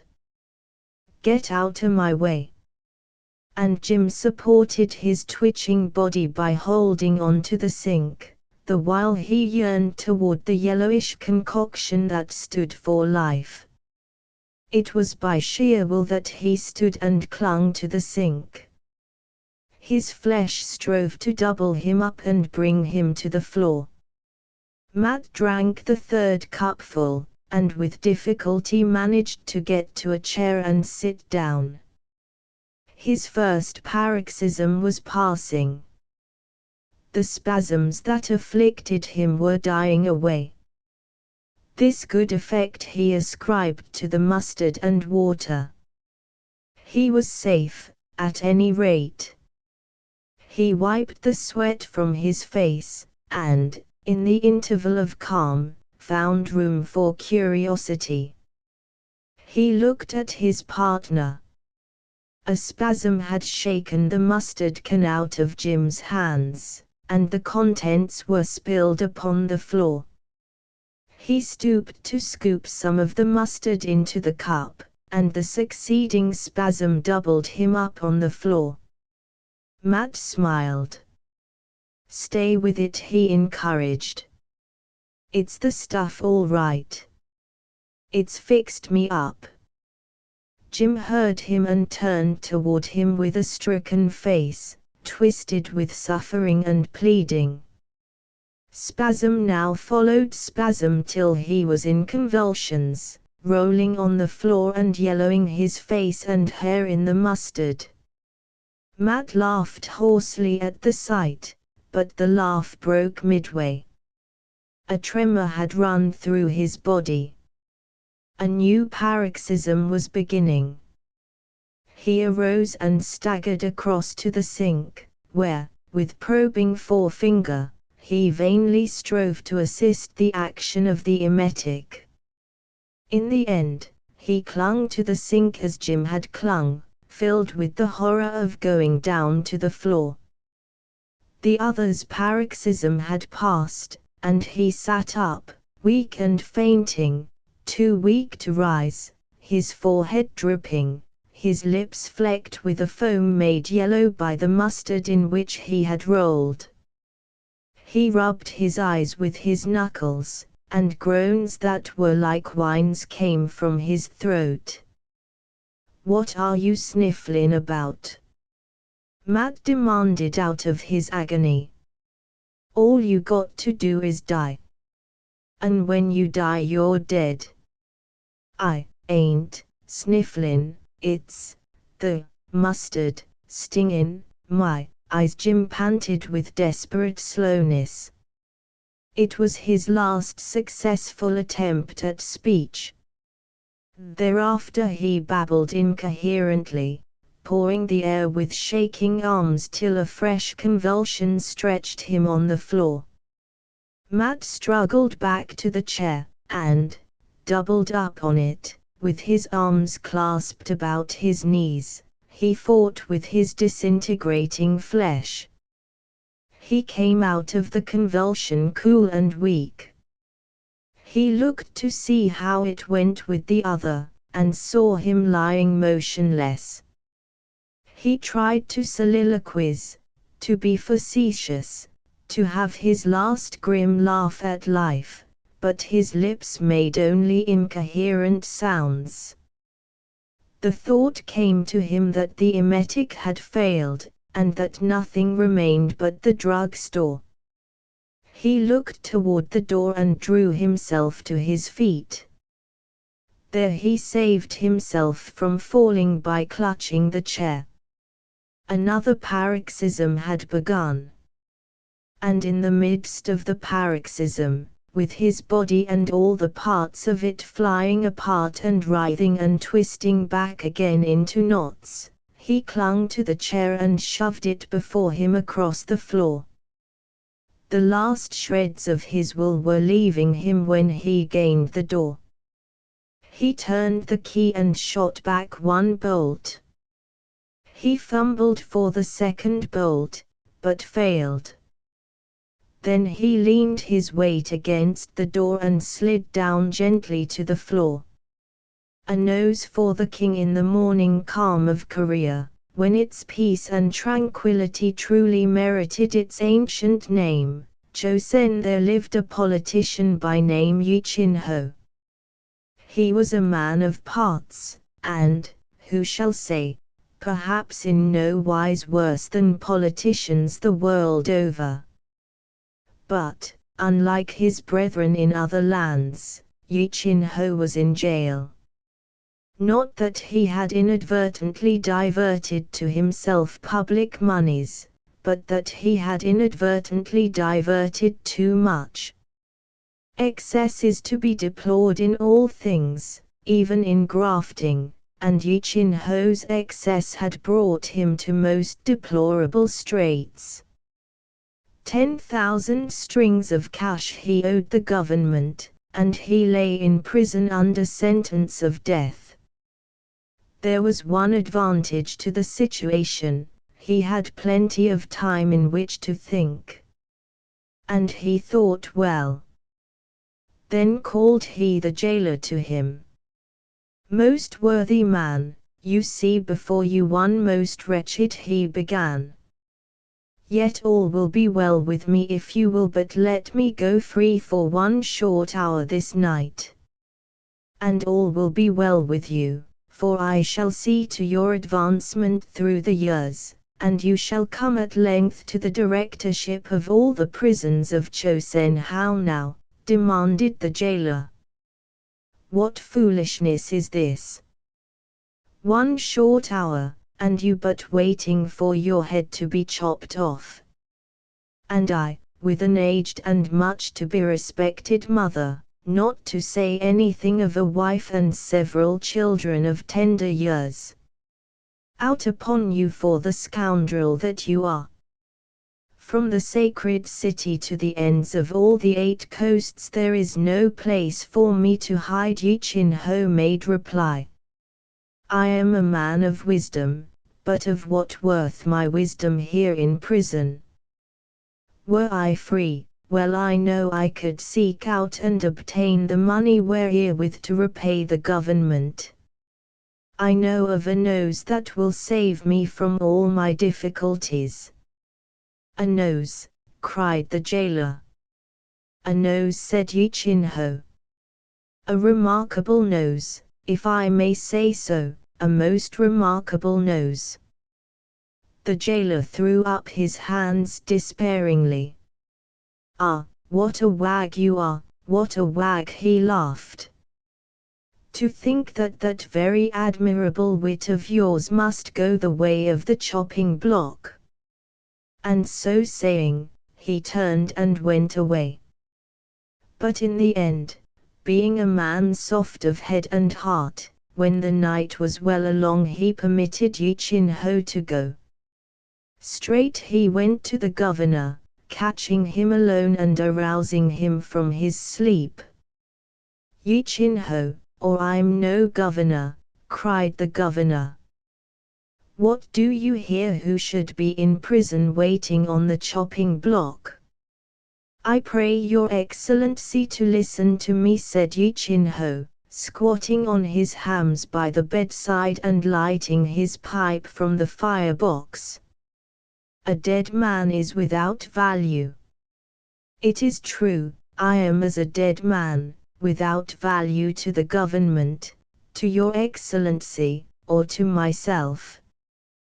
But if, so to say, your excellency were to give me my freedom—" "Impossible," cried the governor. "Besides, you are condemned to death.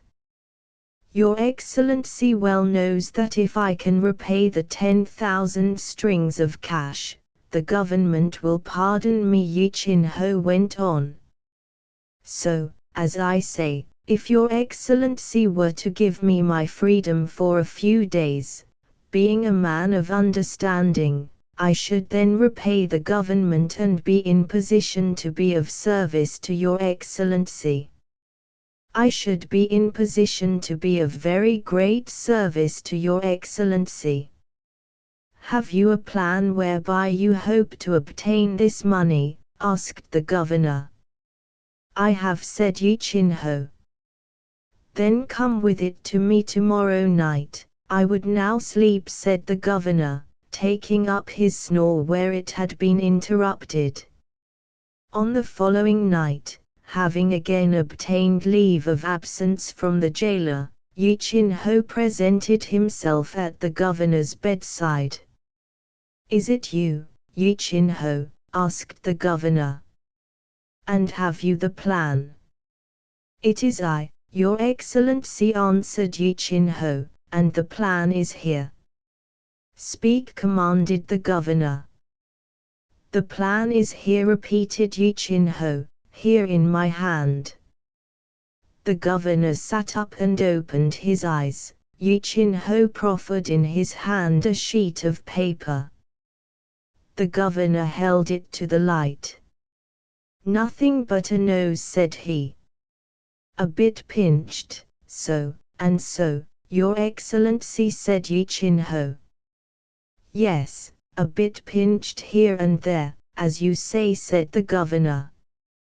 Withal it is an exceeding corpulent nose, thus, and so, all in one place, at the end, proceeded Yi Chin-ho.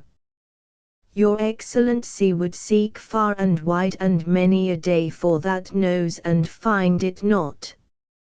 An unusual nose, admitted the governor. There is a wart upon it, said Yi Chin-ho. A most unusual nose, said the governor. Never have I seen the like. But what do you with this nose, Yi Chin-ho? I seek it whereby to repay the money to the government, said Yi Chin-ho.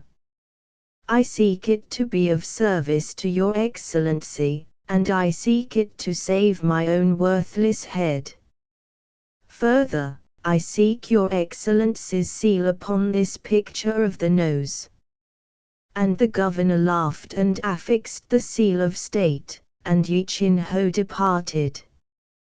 For a month and a day he travelled the King's Road, which leads to the shore of the Eastern Sea, and there, one night, at the gate of the largest mansion of a wealthy city, he knocked loudly for admittance.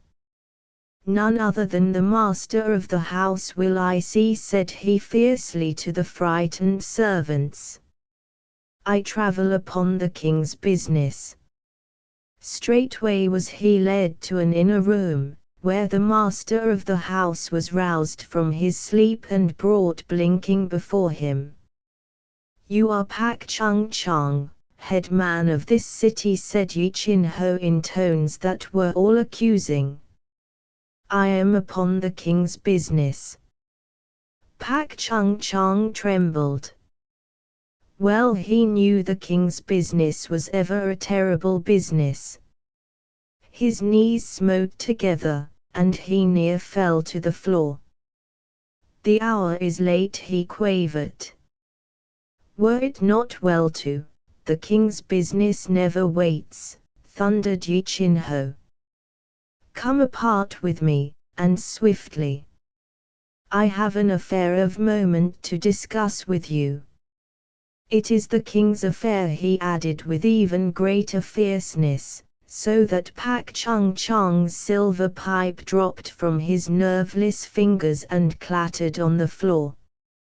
Know then, said Yi Chin-ho, when they had gone apart, that the king is troubled with an affliction, a very terrible affliction. In that he failed to cure, the court physician has had nothing else than his head chopped off. From all the 8 provinces have the physicians come to wait upon the king. Wise consultation have they held, and they have decided that for a remedy for the king's affliction nothing else is required than a nose, a certain kind of nose, a very peculiar certain kind of nose. Then by none other was I summoned than His Excellency the Prime Minister himself. He put a paper into my hand. Upon this paper was the very peculiar kind of nose drawn by the physicians of the 8 provinces, with the seal of state upon it. Go, said His Excellency the Prime Minister. Seek out this nose, for the king's affliction is sore. And wheresoever you find this nose upon the face of a man, strike it off forthright and bring it in all haste to the court, for the king must be cured. Go, and come not back until your search is rewarded. And so I departed upon my quest, said Yi Chin-ho. I have sought out the remotest corners of the kingdom, I have traveled the 8 highways, searched the 8 provinces, and sailed the seas of the 8 coasts. And here I am. With a great flourish he drew a paper from his girdle, unrolled it with many snappings and cracklings, and thrust it before the face of Pak Chung Chang. Upon the paper was the picture of the nose. Pak Chung Chang stared upon it with bulging eyes. "Never have I beheld such a nose," he began. "There is a wart upon it," said Yi Chin Ho. "Never have I beheld," Pak Chung Chang began again. "Bring your father before me," Yi Chin Ho interrupted sternly. "My ancient and very much to be respected ancestor sleeps," said Pak Chung Chang. "Why dissemble?" demanded Yi Chin Ho. "You know it is your father's nose. Bring him before me that I may strike it off and be gone. Hurry, lest I make bad report of you." "Mercy!" cried Pak Chung Chang, falling on his knees. "It is impossible. It is impossible. You cannot strike off my father's nose. He cannot go down without his nose to the grave. He will become a laughter and a byword, and all my days and nights will be filled with woe. Oh, reflect. Report that you have seen no such nose in your travels. You, too, have a father." Pak Chung Chang clasped Yi Chin Ho's knees and fell to weeping on his sandals. "My heart softens strangely at your tears," said Yi Chin Ho. "I, too, know filial piety and regard." "But," he hesitated, then added, as though thinking aloud, "it is as much as my head is worth." "How much is your head worth?" asked Pak Chung Chang in a thin, small voice. "A not remarkable head," said Yi Chin Ho. "An absurdly unremarkable head. But, such is my great foolishness, I value it at nothing less than 100,000 strings of cash." "So be it," said Pak Chung Chang, rising to his feet. "I shall need horses to carry the treasure," said Yi Chin Ho, "and men to guard it well as I journey through the mountains. There are robbers abroad in the land." "There are robbers abroad in the land," said Pak Chung Chang, sadly. "But it shall be as you wish, so long as my ancient and very much to be respected ancestor's nose abide in its appointed place." "Say nothing to any man of this occurrence," said Yi Chin Ho, "else will other and more loyal servants than I be sent to strike off your father's nose." And so Yi Chin Ho departed on his way through the mountains, blithe of heart and gay of song as he listened to the jingling bells of his treasure-laden ponies. There is little more to tell. Yi Chin Ho prospered through the years. By his efforts the jailer attained at length to the directorship of all the prisons of Chosen. The governor ultimately betook himself to the sacred city to be prime minister to the king, while Yi Chin Ho became the king's boon companion and sat at table with him to the end of the round, fat life. But Pak Chung Chang fell into a melancholy, and ever after he shook his head sadly, with tears in his eyes, whenever he regarded the expensive nose of his ancient and very much to be respected ancestor. ****** End of the project Gutenberg ebook Brown Wolf and Other Jack London Stories ***** Updated editions will replace the previous one, the old editions will be renamed. Creating the works from print editions not protected by U.S. copyright law means that no one owns a United States copyright in these works, so the Foundation, and you, can copy and distribute it in the United States without permission and without paying copyright royalties. Special rules, set forth in the general terms of use part of this license, apply to copying and distributing Project Gutenberg trademark symbol electronic works to protect the Project Gutenberg trademark symbol concept and trademark. Project Gutenberg is a registered trademark, and may not be used if you charge for an ebook, except by following the terms of the trademark license, including paying royalties for use of the Project Gutenberg trademark. If you do not charge anything for copies of this ebook, complying with the trademark license is very easy. You may use this ebook for nearly any purpose such as creation of derivative works, reports, performances and research. Project Gutenberg ebooks may be modified and printed and given away. You may do practically anything in the United States with ebooks not protected by U.S. copyright law. Redistribution is subject to the trademark license, especially commercial redistribution.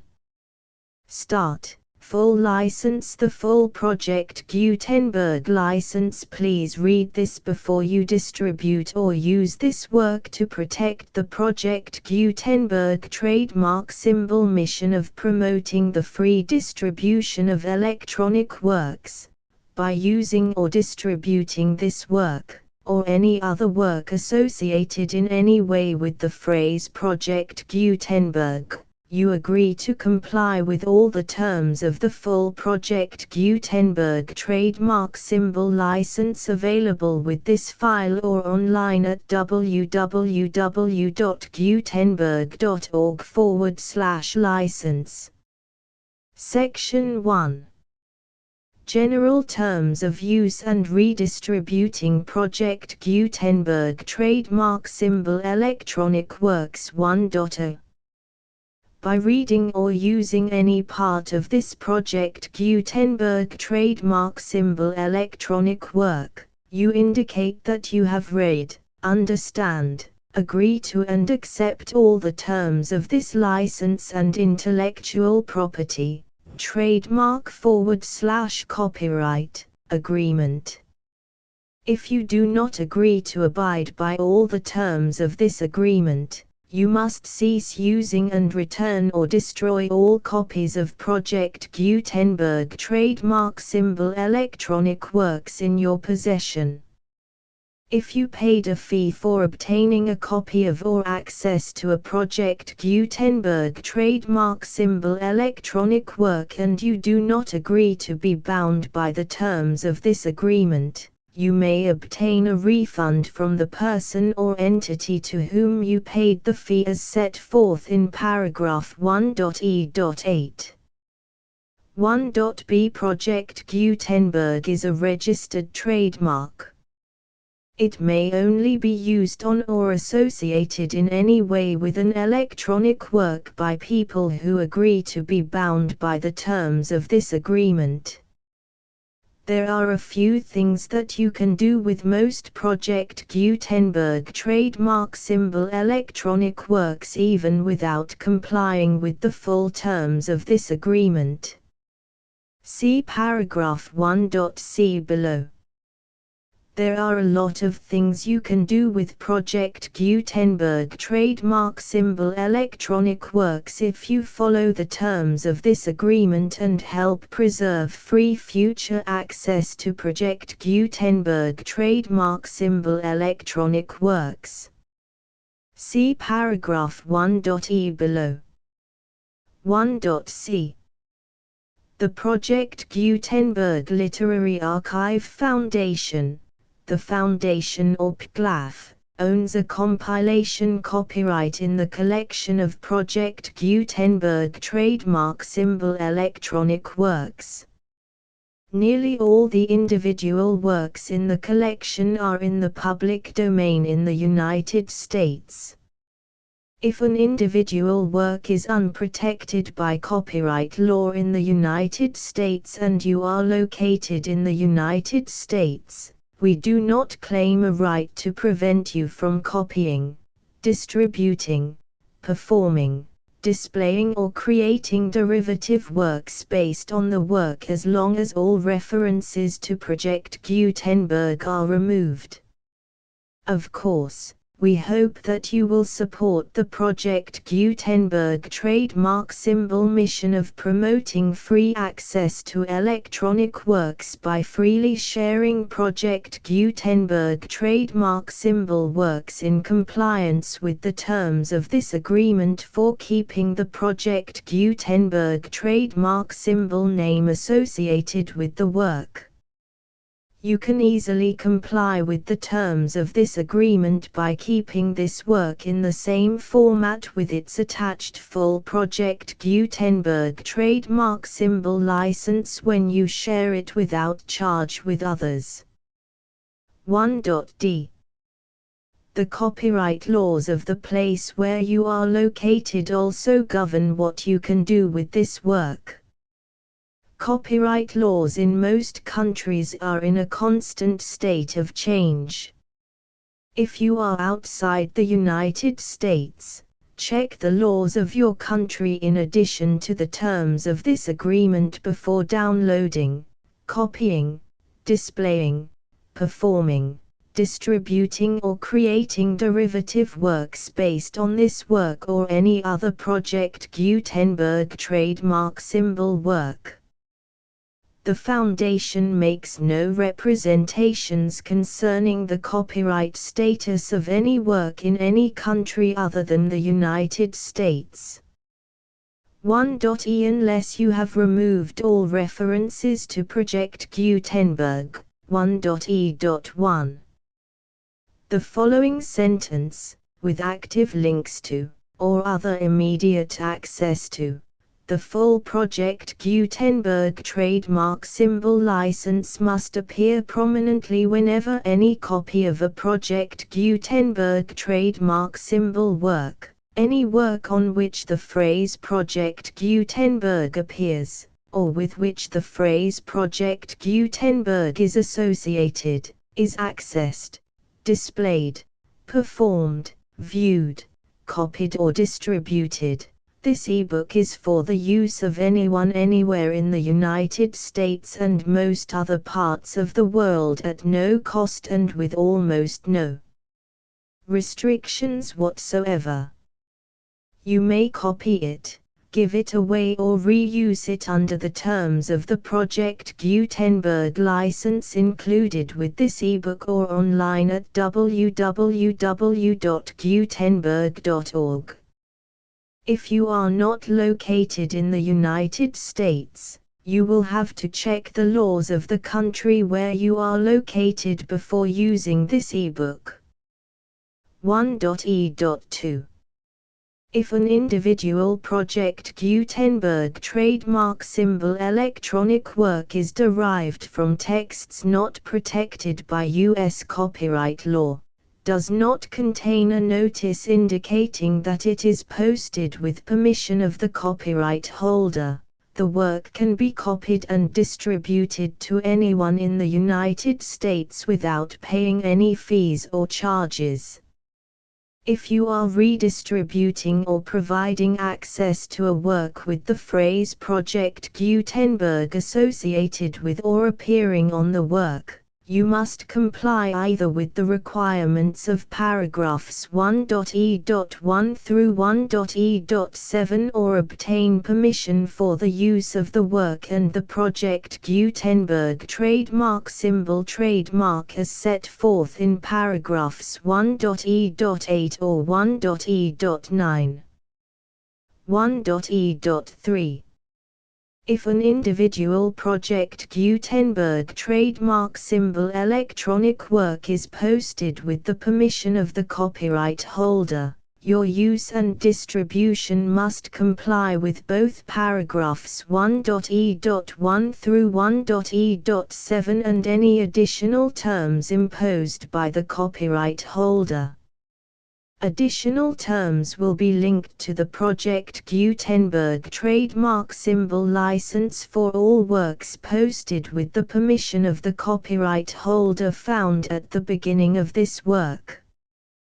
1.e.4 Do not unlink or detach or remove the full Project Gutenberg trademark symbol license terms from this work, or any files containing a part of this work or any other work associated with Project Gutenberg trademark symbol.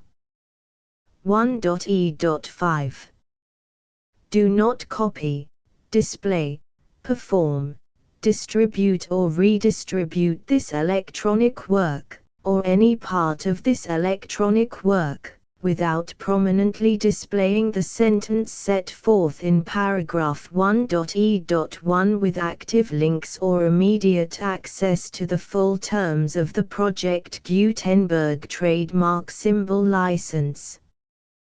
1.e.6 You may convert to and distribute this work in any binary, compressed, marked up, non-proprietary or proprietary form, including any word processing or hypertext form. However, if you provide access to or distribute copies of a Project Gutenberg trademark symbol work in a format other than plain vanilla ASCII or other format used in the official version posted on the official Project Gutenberg trademark symbol website, www.gutenberg.org, you must, at no additional cost, fee or expense to the user, provide a copy, a means of exporting a copy, or a means of obtaining a copy upon request, of the work in its original plain vanilla ASCII or other form. Any alternate format must include the full Project Gutenberg trademark symbol license as specified in paragraph 1.e.1. 1.e.7 Do not charge a fee for access to, viewing, displaying, performing, copying or distributing any Project Gutenberg trademark symbol works unless you comply with paragraph 1.e.8 or 1.e.9. 1.e.8 You may charge a reasonable fee for copies of or providing access to or distributing Project Gutenberg trademark symbol electronic works provided that you pay a royalty fee of 20% of the gross profits you derive from the use of Project Gutenberg trademark symbol works calculated using the method you already use to calculate your applicable taxes. The fee is owed to the owner of the Project Gutenberg trademark symbol trademark, but he has agreed to donate royalties under this paragraph to the Project Gutenberg Literary Archive Foundation. Royalty payments must be paid within 60 days following each date on which you prepare, or are legally required to prepare, your periodic tax returns. Royalty payments should be clearly marked as such and sent to the Project Gutenberg Literary Archive Foundation at the address specified in Section 4, Information about donations to the Project Gutenberg Literary Archive Foundation. You provide a full refund of any money paid by a user who notifies you in writing, or by email, within 30 days of receipt that he does not agree to the terms of the full Project Gutenberg trademark symbol license. You must require such a user to return or destroy all copies of the works possessed in a physical medium and discontinue all use of and all access to other copies of Project Gutenberg trademark symbol works. You provide, in accordance with paragraph 1.f.3, a full refund of any money paid for a work or a replacement copy, if a defect in the electronic work is discovered and reported to you within 90 days of receipt of the work. You comply with all other terms of this agreement for free distribution of Project Gutenberg trademark symbol works. 1.e.9. If you wish to charge a fee or distribute a Project Gutenberg trademark symbol electronic work or group of works on different terms than are set forth in this agreement, you must obtain permission in writing from the Project Gutenberg Literary Archive Foundation, the manager of the Project Gutenberg trademark symbol trademark. Contact the Foundation as set forth in Section 3 below. 1.f1.f.1 Project Gutenberg volunteers and employees expend considerable effort to identify, do copyright research on, transcribe and proofread works not protected by U.S. copyright law in creating the Project Gutenberg trademark symbol collection. Despite these efforts, Project Gutenberg trademark symbol electronic works, and the medium on which they may be stored, may contain defects such as, but not limited to, incomplete, inaccurate or corrupt data, transcription errors, a copyright or other intellectual property infringement, a defective or damaged disk or other medium, a computer virus, or computer codes that damage or cannot be read by your equipment. 1.f.2 Limited warranty, disclaimer of damages, except for the right of replacement or refund described in paragraph 1.f.3, the Project Gutenberg Literary Archive Foundation, the owner of the Project Gutenberg trademark symbol trademark, and any other party distributing a Project Gutenberg trademark symbol electronic work under this agreement, disclaim all liability to you for damages, costs and expenses, including legal fees. You agree that you have no remedies for negligence, strict liability, breach of warranty or breach of contract except those provided in paragraph 1.f.3. You agree that the Foundation, the trademark owner, and any distributor under this agreement will not be liable to you for actual, direct, indirect, consequential, punitive or incidental damages even if you give notice of the possibility of such damage. 1.f.3 Limited right of replacement or refund. If you discover a defect in this electronic work within 90 days of receiving it, you can receive a refund of the money, if any, you paid for it by sending a written explanation to the person you received the work from. If you received the work on a physical medium, you must return the medium with your written explanation. The person or entity that provided you with the defective work may elect to provide a replacement copy in lieu of a refund.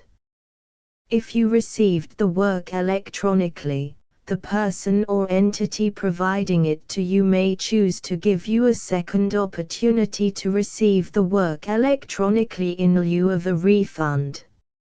If the second copy is also defective, you may demand a refund in writing without further opportunities to fix the problem.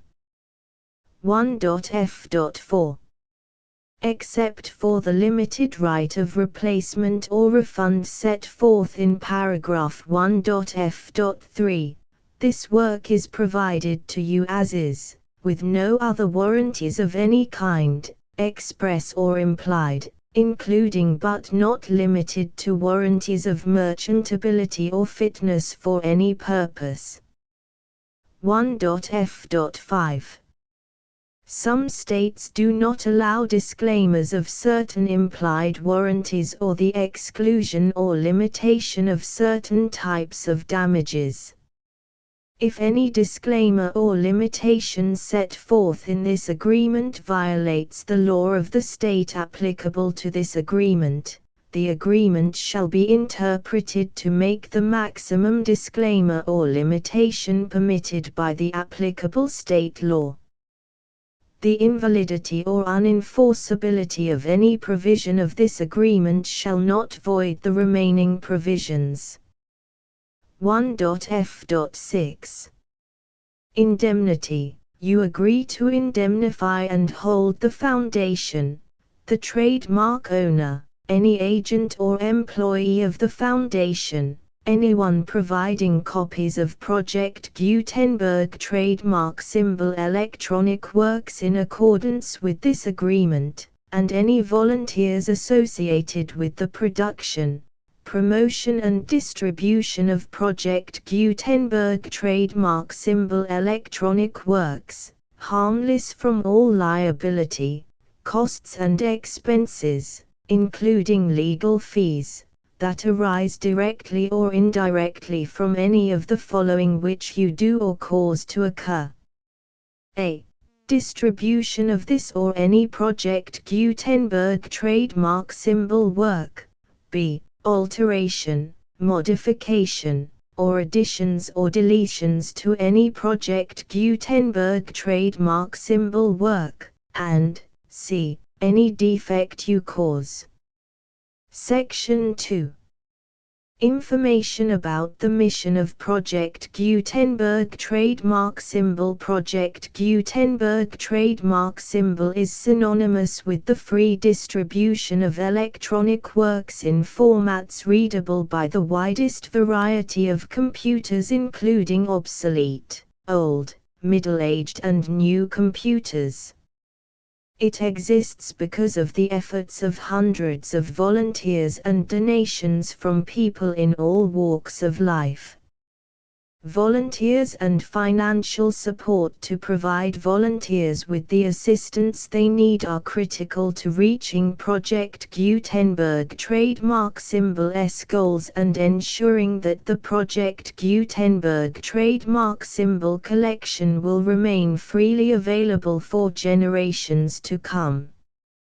In 2001, the Project Gutenberg Literary Archive Foundation was created to provide a secure and permanent future for Project Gutenberg trademark symbol and future generations.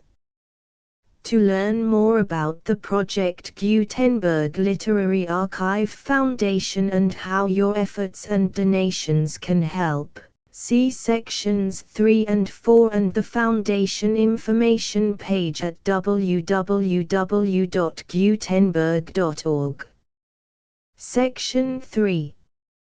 Information about the Project Gutenberg Literary Archive Foundation. The Project Gutenberg Literary Archive Foundation is a non-profit 501(c)(3) educational corporation organized under the laws of the state of Mississippi and granted tax-exempt status by the Internal Revenue Service.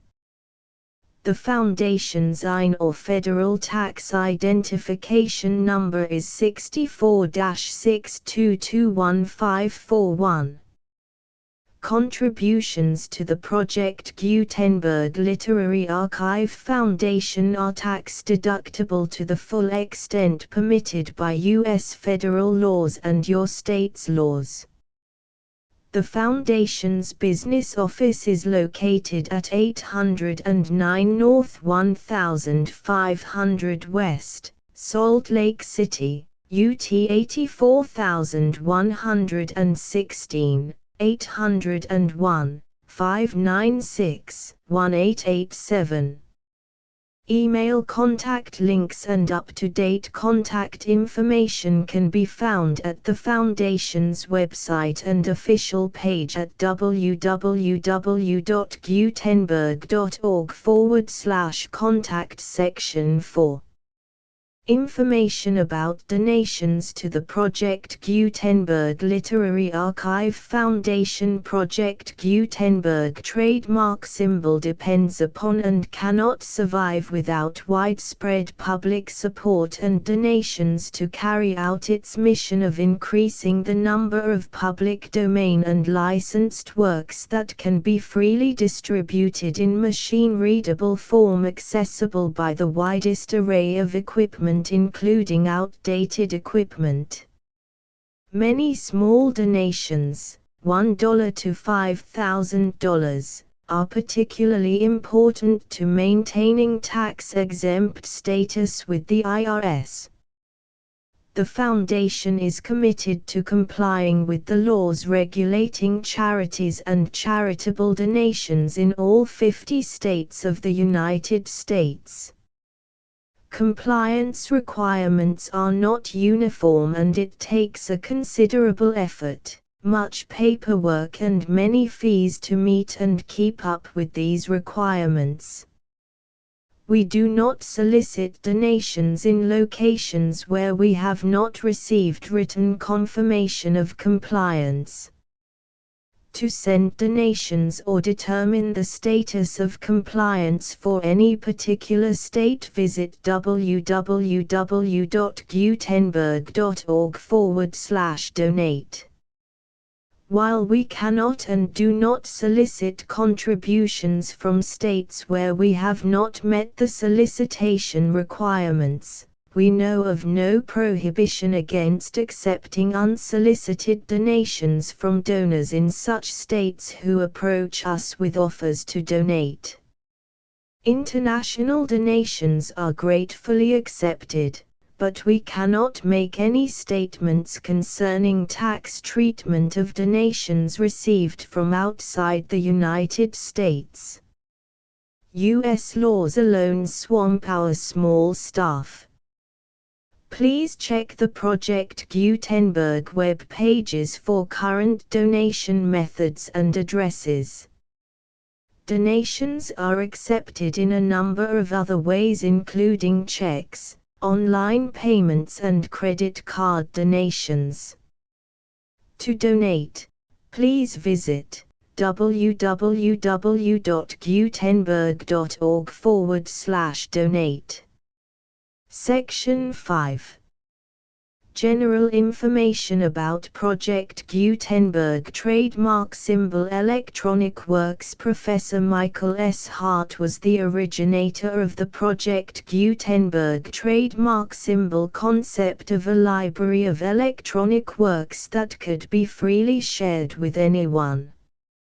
For 40 years, he produced and distributed Project Gutenberg trademark symbol ebooks with only a loose network of volunteer support. Project Gutenberg trademark symbol ebooks are often created from several printed editions, all of which are confirmed as not protected by copyright in the US unless a copyright notice is included. Thus, we do not necessarily keep ebooks in compliance with any particular paper edition. Most people start at our website, which has the main PG search facility, www.gutenberg.org. This website includes information about Project Gutenberg trademark symbol, including how to make donations to the Project Gutenberg Literary Archive Foundation, how to help produce our new ebooks, and how to subscribe to our email newsletter to hear about new ebooks.